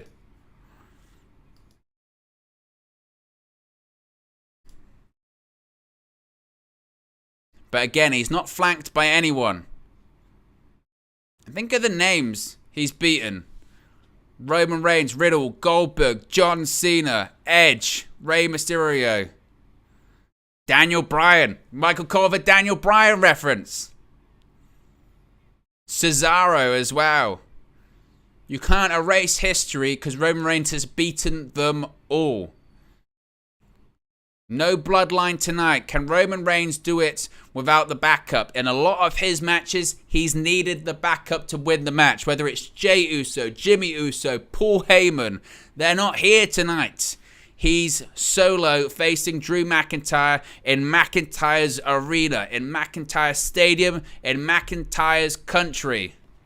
Usos not medically cleared to be here tonight. Sami Zayn not medically cleared to be here tonight. Paul Heyman hasn't been seen since Brock Lesnar put him through the announce table at SummerSlam. So Reigns is solo. Again, this is the single biggest threat to Roman Reigns' 2-year Universal Championship reign. Look at the look that Drew McIntyre is giving him. The Scottish Warrior versus the Tribal Chief. This is history in the making. If Drew McIntyre can't do it, who can? Roman Reigns might realize that if Drew McIntyre doesn't beat me tonight, nobody can. Nobody can do it. Roman Reigns is the constant. He's the one. Can he continue his dominance tonight?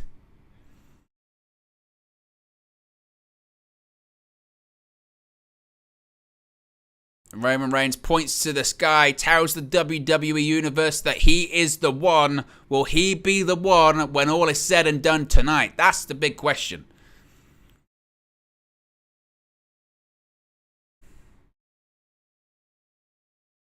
McIntyre, Reigns facing off. McIntyre is lasered in, focused on the head of the table, on the undisputed Universal Champion. He's not taking his eyes off the prize, and that are the two belts that Roman Reigns is holding right now. One holding up above his head, another round his waist.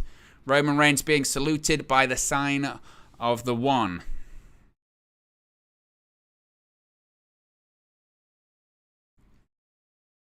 Is tonight?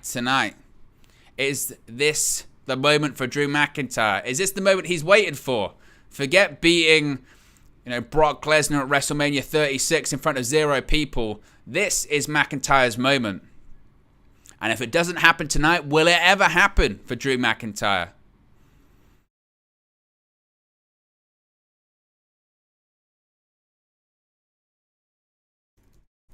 Roman Reigns versus Drew McIntyre.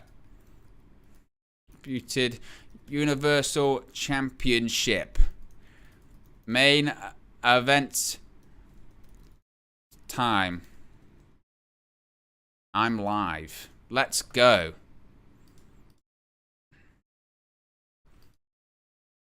This is the one. This does feel like a proper match. As Roman Reigns is getting introduced.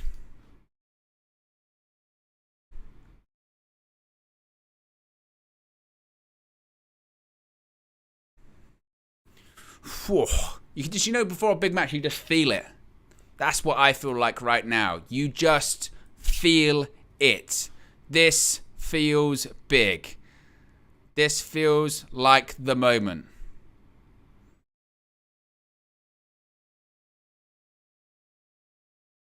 Crowd are singing for Drew McIntyre, chanting, "Oh, Drew McIntyre." Charles Robinson, senior WWE official, holds up the two most prestigious prizes in all of WWE today. The Undisputed Universal Championship. Big fight feel. Michael Cole just said it. I've been saying it the last 5-10 minutes because it's true. Let's go.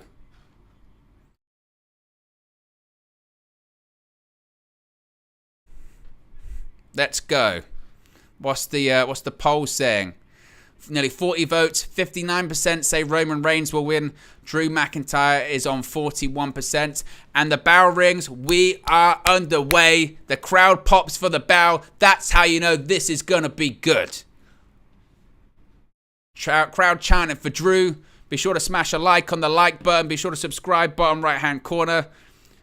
Let's see if we can get to, during this match, we already hit our target for this evening. But let's see if we can get to 7,330, only 10 subscribers away. Let's go. Listen to the atmosphere. Feel it. Drink it in. This is special. McIntyre pointing to himself, saying, "They're behind me. It's my crowd. I'm the guy." And Reigns looks pissed off.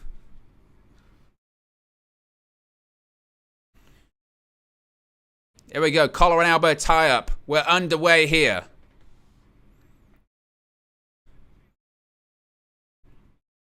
Collar and elbow tie-up. Both men jockeying for position. Almost a version of a test of strength. Both guys trying to get leverage early on.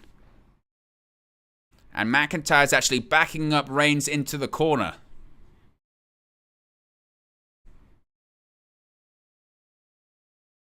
Ugh.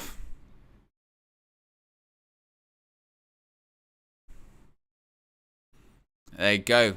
Early advantage for Drew McIntyre. Actually used the leverage to get Roman Reigns into the corner. Stephen Jake says, "Where's my feeling emoji?" Or can't. That's because they're exclusive for members on United View. That's why we don't have membership on this channel yet. Maybe one day if we get to like 10K or something like that. But I believe. I'm one of those people that if you have a members thing, I feel like you have to give something more than just what you have, if that makes sense. But Roman Reigns, side headlock. McIntyre down to one knee.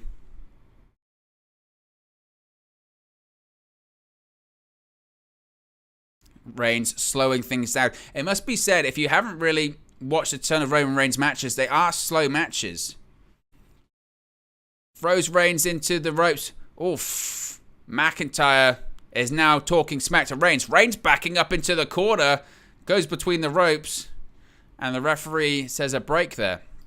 Stephanie Jake says, 10K, you get a plaque. Yes. shout out KG. Shout out KG just in general because, first of all, it was 10th anniversary the other day. Shout out Mrs. KG for letting him come to the match view as well. And shout out KG for 20K on his channel too. Excellent stuff.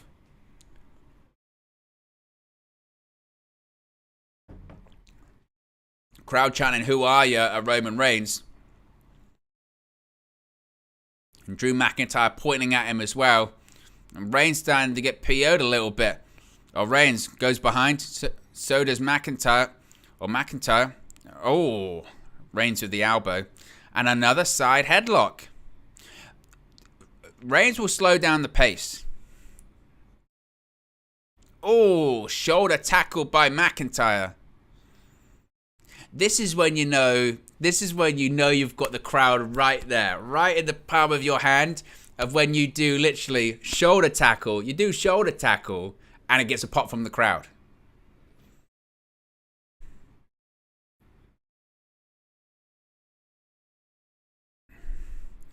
Well, Reigns on the outside, taking a bit of a powder. Crowd still chanting for Drew McIntyre. Singing, oh, Drew McIntyre. Singing for the Scottish Warrior. I still think Roman Reigns is going to win, though. Polls in the chat, you can get your predictions in. 50 votes, 60% of you say Roman Reigns will win. 40 say Drew McIntyre. So Reigns the slight favourite, but it is pretty close.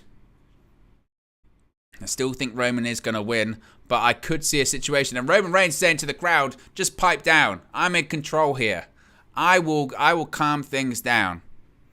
Roman Reigns taking this sweet time. And this is what he does. In all of his big matches, this is why Roman Reigns is so great, is because he can just control the crowd.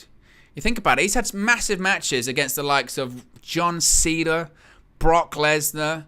And what does he do every single time? He slows it down to the point of the crowd get frustrated. He will build to a crescendo. This will build to a crescendo.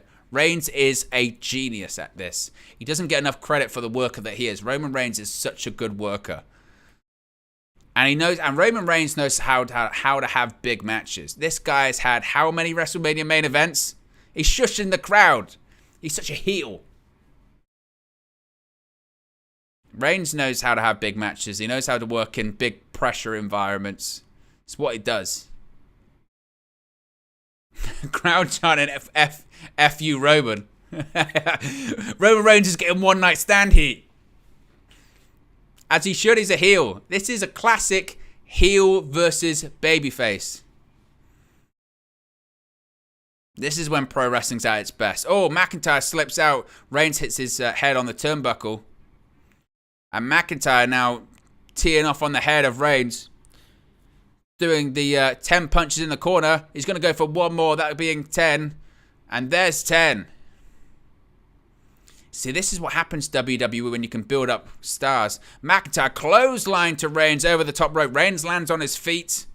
He looks a bit staggered.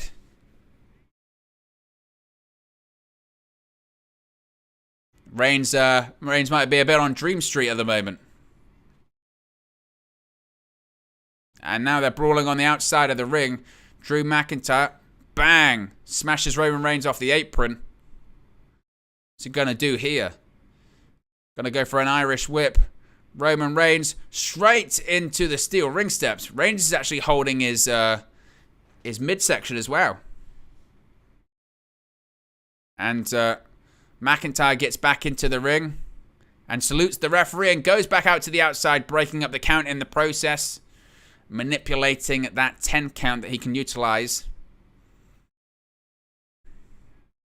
Making a mistake as well.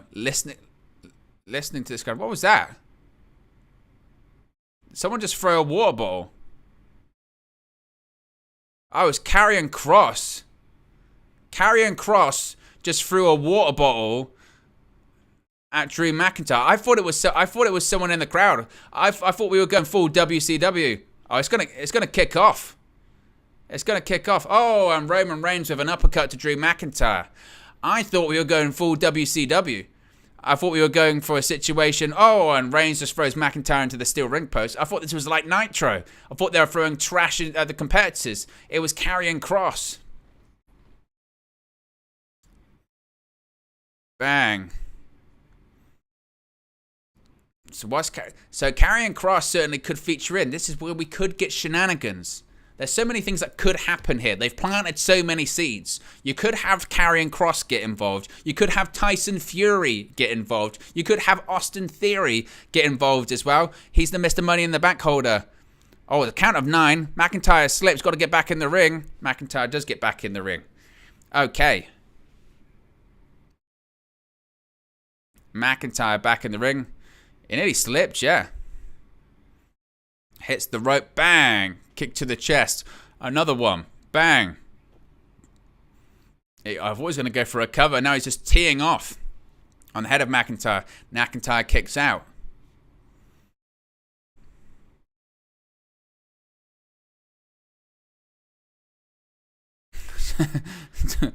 Todd says the Queen could get involved. Anything's possible. Anything's possible. This is WWE after all.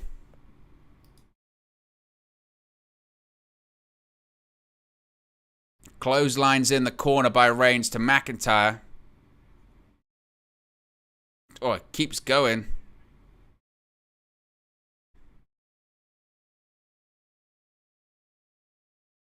Isn't the Queen in Scotland, actually? Because she's going to greet the new PM in Scotland. It doesn't matter. She's not wrestling in this match. Oh. Be careful. Reigns was thrown into... Reigns threw McIntyre into the steel ring post, and the sword was there. He chopped his arm off.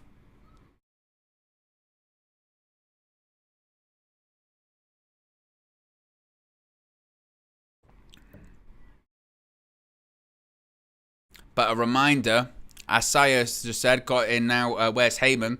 There is no Paul Heyman. Of course, no one's seen him since he was F5 through the announce table at SummerSlam. There is no Usos. There is no Sami Zayn. They're both not medically cleared to even be at Clash at the Castle this evening. So Roman Reigns is going at it alone against Drew McIntyre, defending his undisputed Universal Championship. Of course, Reigns has been the Universal Champion for over 2 years. McIntyre hangs up Roman Reigns over the top rope. Off the rope, bang! Big jump and clotheslined. McIntyre kicks out at 1.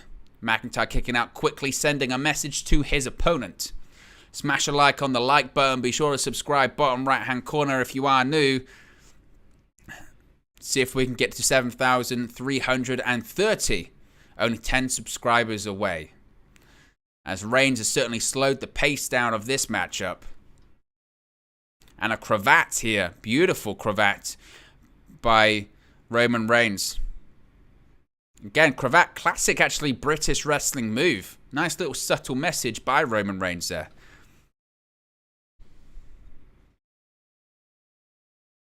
Reigns, oof. He got a big chop to the chest of Reigns by Drew McIntyre. Irish whip. Reigns, oh, wow. It's nearly booted McIntyre's head off. 1. Oh, and kicks out at 1 again. McIntyre kicking out at 1.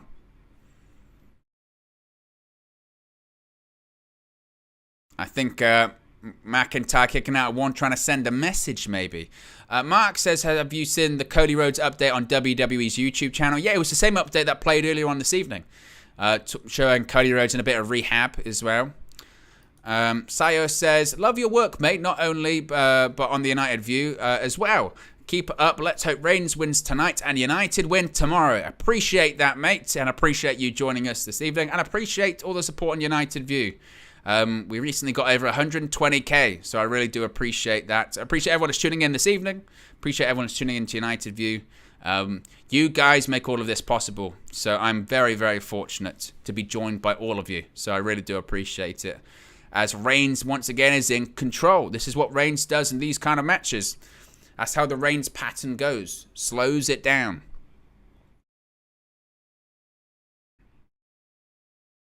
And Reigns looks frustrated, looks annoyed. He said, how dare you chop me? How dare you chop me? Reigns now talking smack, saying, who do you think you are? It's Drew McIntyre. Reigns looking at the crowd going, is this meant to be your guy? Is this the guy that's meant to beat me? I've been champion for over 2 years, man.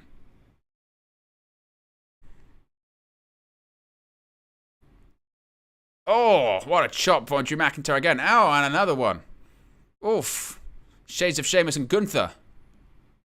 A man just teeing off on the head.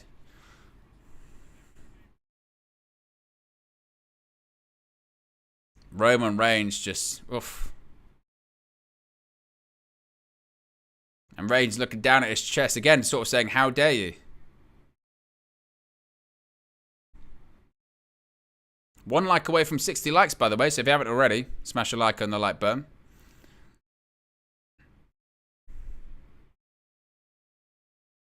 Reigns certainly in complete control right now. Goes for a suplex. Reigns countered by McIntyre. Blocked. Reigns blocked McIntyre's attempt. McIntyre tries to get him up. Can't do it. And Reigns, they're both jockeying for position on this suplex. They both can't do it. McIntyre trying to do it. Reigns, it's back and forth. It's like a seesaw. Oh, shots to the head, just teeing off on the head of Drew McIntyre's Roman Reigns. And a stomp right to the jaw.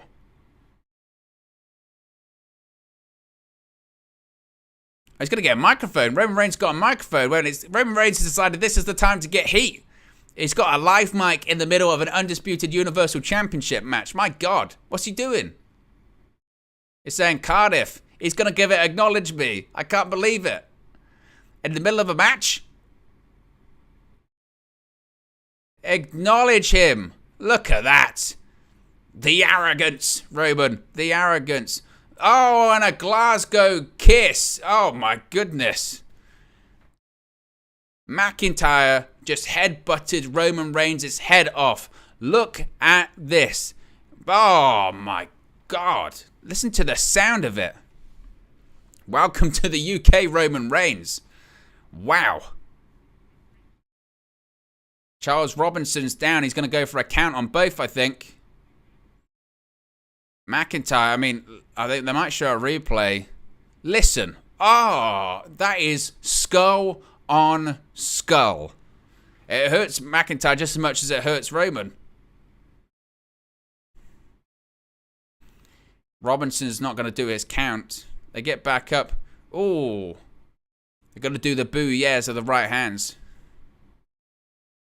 And again, what's McIntyre going to do to respond? A right hand of his own. That's what he's going to do. And again, another one. Oof, another one. Back and forth, back and forth. These two just going at it. Blow for blow. Oh, kick to the gut by Roman Reigns this time. Irish whip. McIntyre in the corner. McIntyre, big clothesline. Goes for another one. Hits it. Whips Reigns off the rope. Belly to belly. Big throw. Get Reigns in the corner. He's going to go for another one. Another belly-to-belly throw to the Universal Champion by McIntyre. Ducks the clothesline, neck breaker. They're both down in the middle of the ring. The Principality Stadium is rumbling. McIntyre, shades of Shawn Michaels with the kip up. Shades of HBK.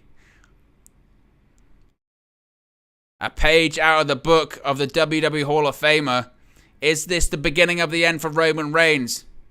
McIntyre, clothesline into the corner. Gets Roman Reigns up on the top rope. What's he planning here? Superplex maybe? Chop to the chest.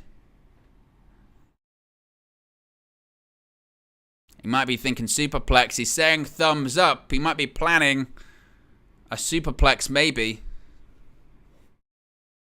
McIntyre, both feet are placed on the top rope. Is he thinking superplex? He might be. Oh, Reigns is punched to the gut.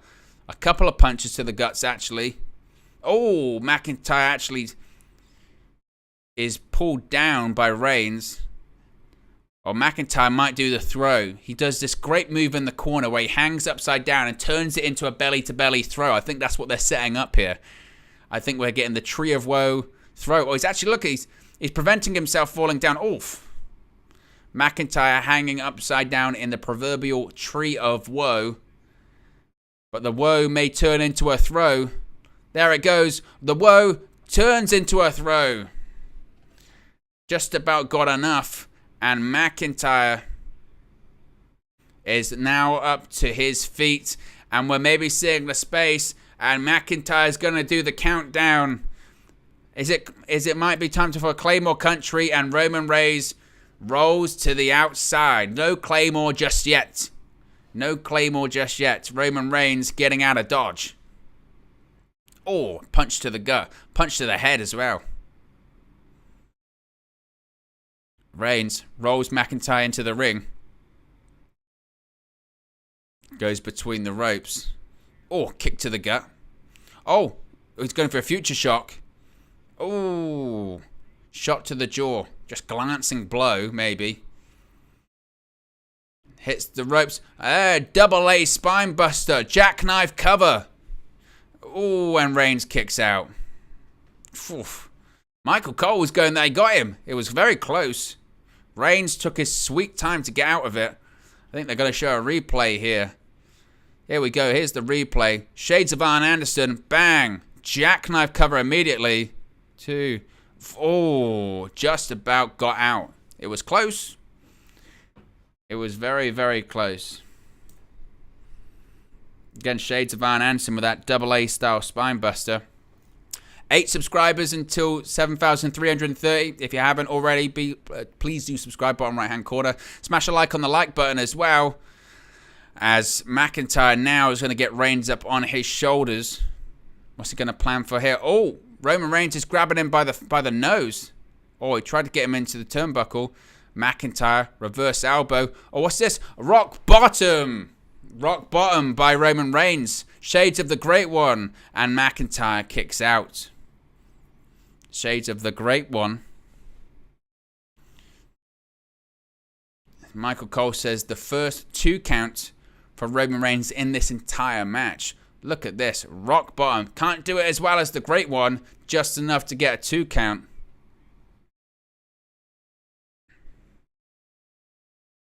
The crowd at the Principality claps for McIntyre. Kind of a weird sort of hushed atmosphere. You know, sort of saying, oof, is this it? Now Roman Reigns points to the sky as he might be setting up for a spear of his own. Or instead it's going to be a Superman punch, seemingly. Reigns sets up in the corner. McIntyre's taking his time getting to his feet. Superman punch. Oh, rolls through. Future shock DDT. Now McIntyre, he feels it. He's setting up in the corner. This might be the moment. He's going to do the countdown. Is this going to be it? Future shock. 3, 2, 1. Claymore. Bang. Superman punch. Goes for a cover. 2. Oh, kicks out. McIntyre kicks out at 2. Oof. It was nearly Claymore country, but he hits the Superman punch instead. Look at this. 3, 2, 1. Went for it. Bang. Right across the nose. Not enough. Maybe he didn't get enough body weight across McIntyre to get the victory. Oof.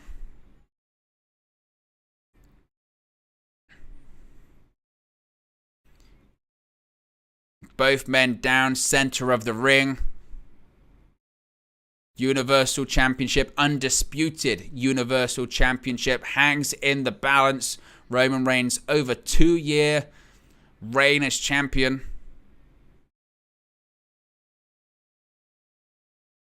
Crowd still chanting for Drew McIntyre. Over 62,000 at the Principality Stadium in Wales, Cardiff.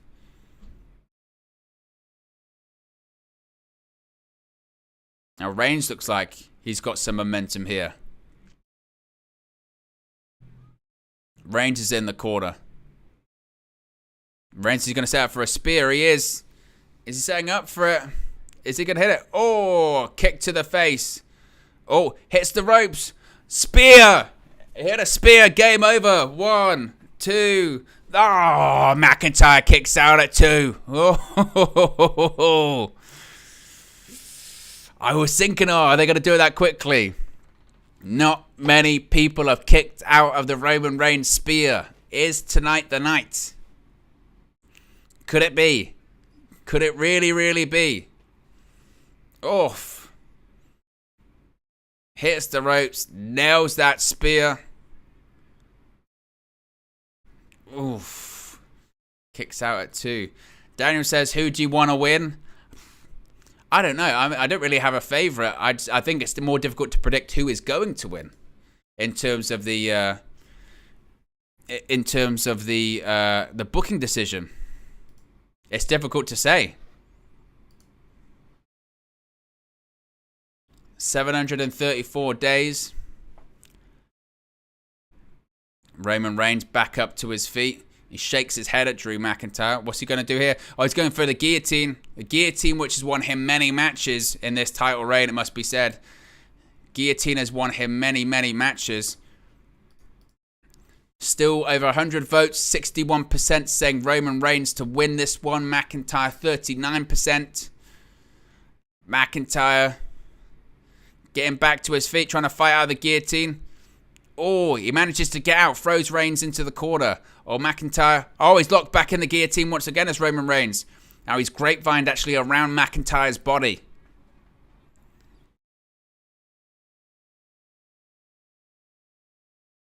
Again, for a lot of opponents, this has been it. Reigns, look in his face. He's got an element of disbelief. McIntyre, he's not done just yet. Breaks up it once again. Throws Reigns into the corner. Oh. Reigns goes into the post and out to the outside of the ring. Remember, Karrion Kross and Tyson Fury are ringside. Austin Theory is backstage as well. So there's certainly been a lot going on and certainly a lot of potential outcomes.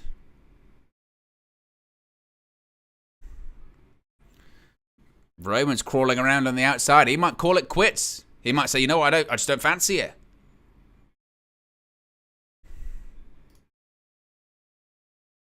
Oh, he speared him through. He speared him through the barricade. But most importantly, Drew speared Roman through the barricade, but Roman Reigns' head actually hit the barricade. That looked nasty.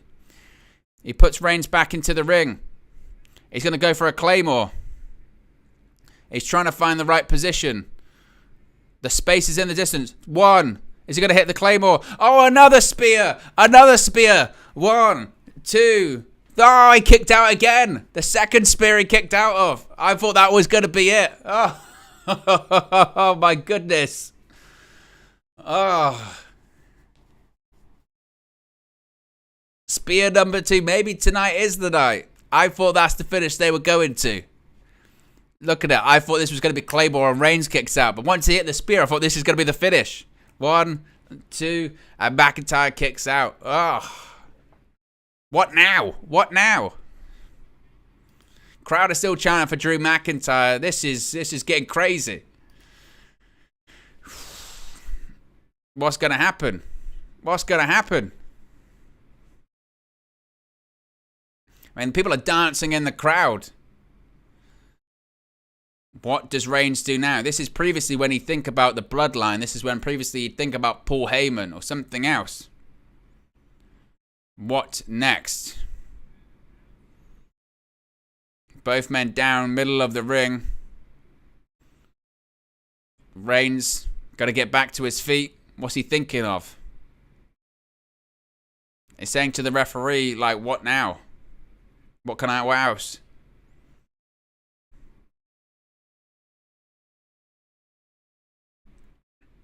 Reigns is screaming at the referee saying that was free. That was free. Be careful, I'm thinking shenanigans. Shenanigans could be afoot. Reigns is arguing with the referee. He's arguing with the referee. Oh, Drew McIntyre to the back of Reigns' head. Charles Robinson's down. He's taking a bump to the outside of the ring. The referee is down. Shenanigans could happen now. This could be shenanigans. He is coming out. He's coming out. Here comes Austin Theory.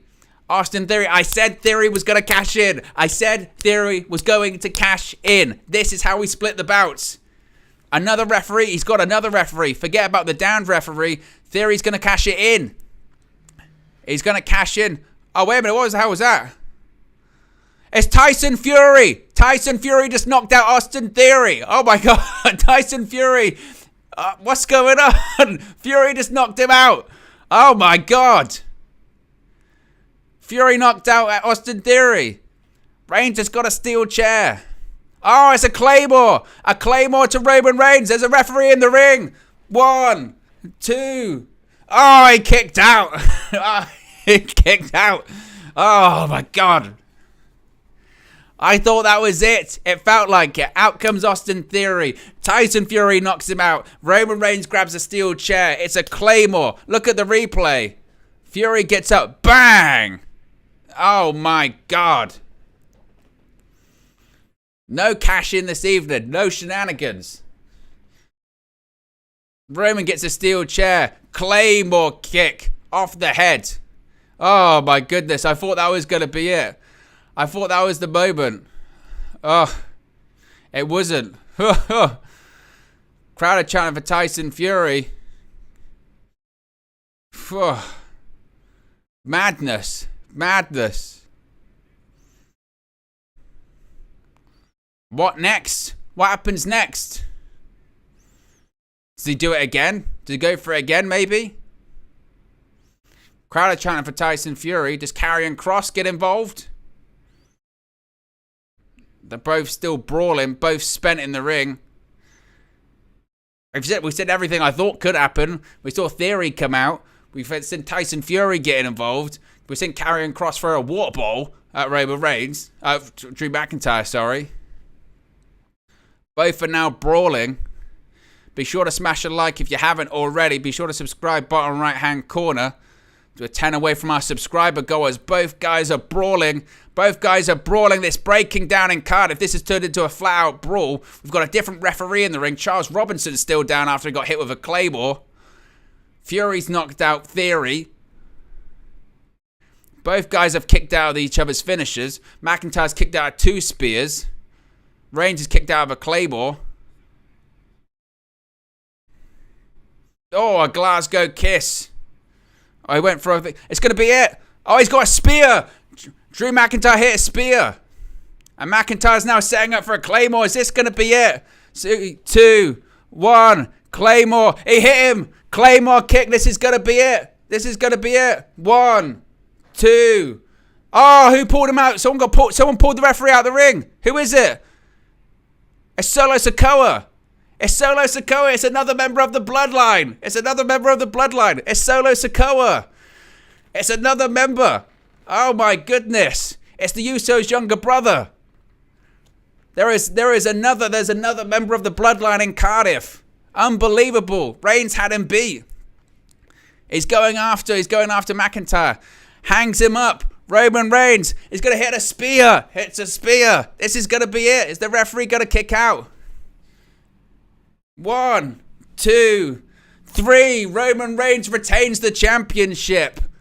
Oh my God. Roman Reigns wins thanks to Solo Sikoa, and still the undisputed Universal Champion is Roman Reigns. The crowd can't believe it. Just when you think Roman Reigns is out for the count, he brings up the Joker card, and that is Solo Sikoa. Wow, he's always got something up his sleeve. You had everything. You had Karrion Kross. You had Tyson Fury. You had a steel chair. You had Claymores. You had spears. And you had Solo Sikoa. He was the key for Roman Reigns. And Roman Reigns retains the championship in Cardiff. Oh my goodness. I thought that was it. I literally thought that was it. I really, really did. Wow. Look, it hangs up McIntyre, a 3rd spear of the match, and that's all it took. Wow. Unbelievable.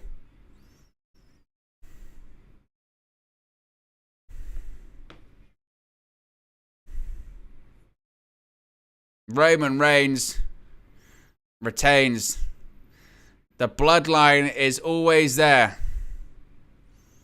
Reigns wins and retains the Universal Championship once again.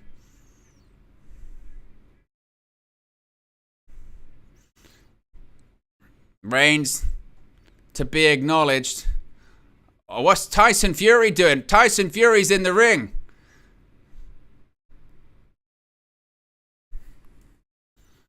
Tyson Fury's in the ring with Roman Reigns. What is going on?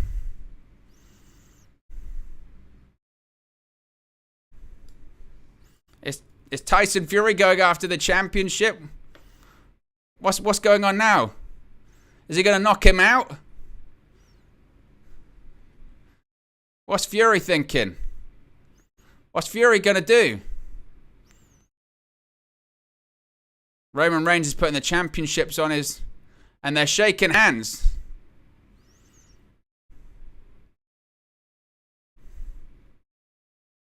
Reigns shook the hand. Reigns shakes the hand.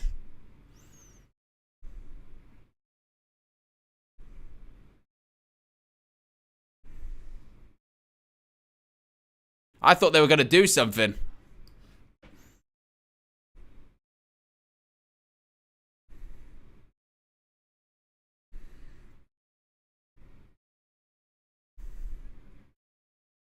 Somehow, someway, he always finds a way.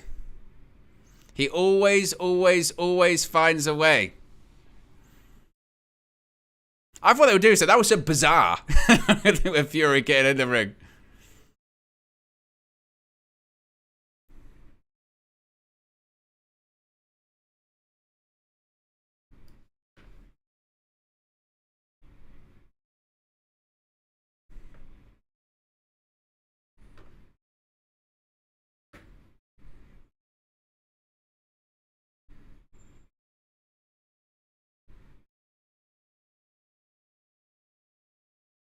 Man.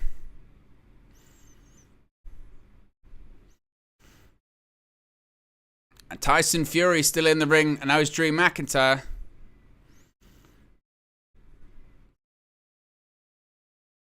He's saying to Drew McIntyre to get up. He's bringing him to his feet. What's Fury gonna do?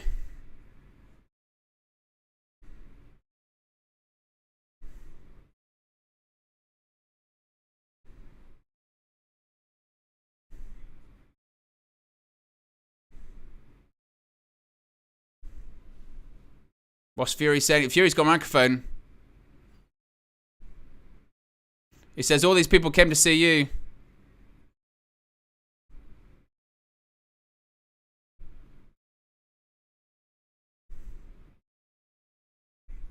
Fury says you should be proud of yourself.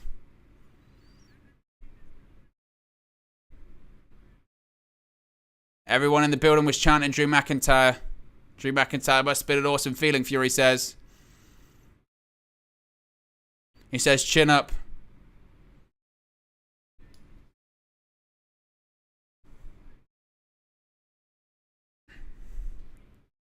He's going to sing a song.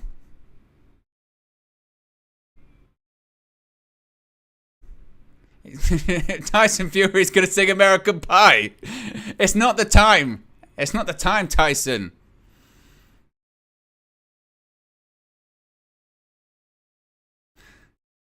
Hit a Claymore, Drew. Hit a Claymore.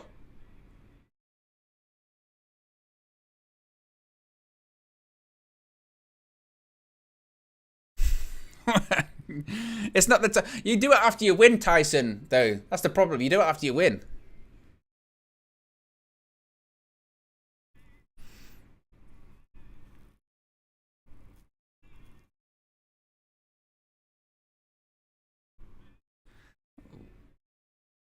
What?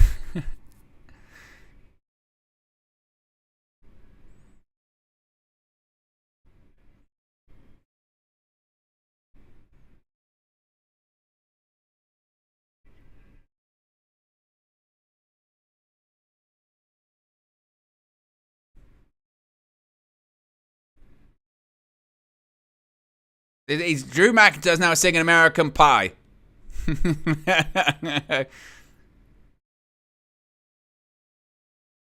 This will be the day that I die.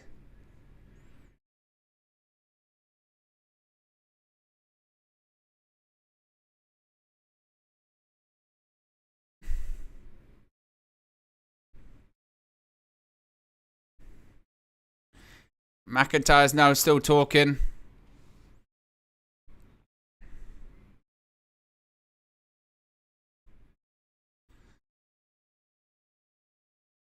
McIntyre says you didn't let him down. Says thank you. Fury's left the ring. So. Oh, he's still in the ring. Oh, he's still in the ring. I thought he'd left.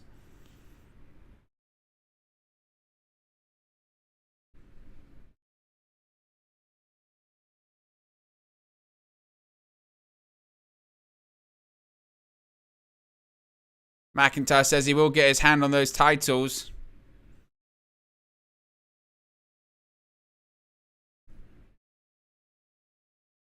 He says without the outcome, he's going to party. Well done. He's going to start singing Sweet Caroline.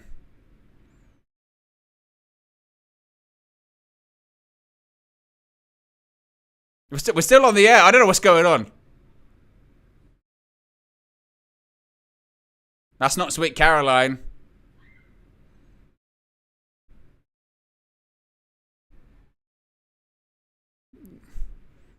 What is going on?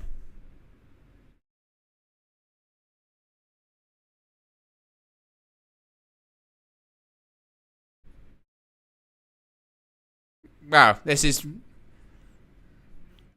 just bizarre. This is just bizarre.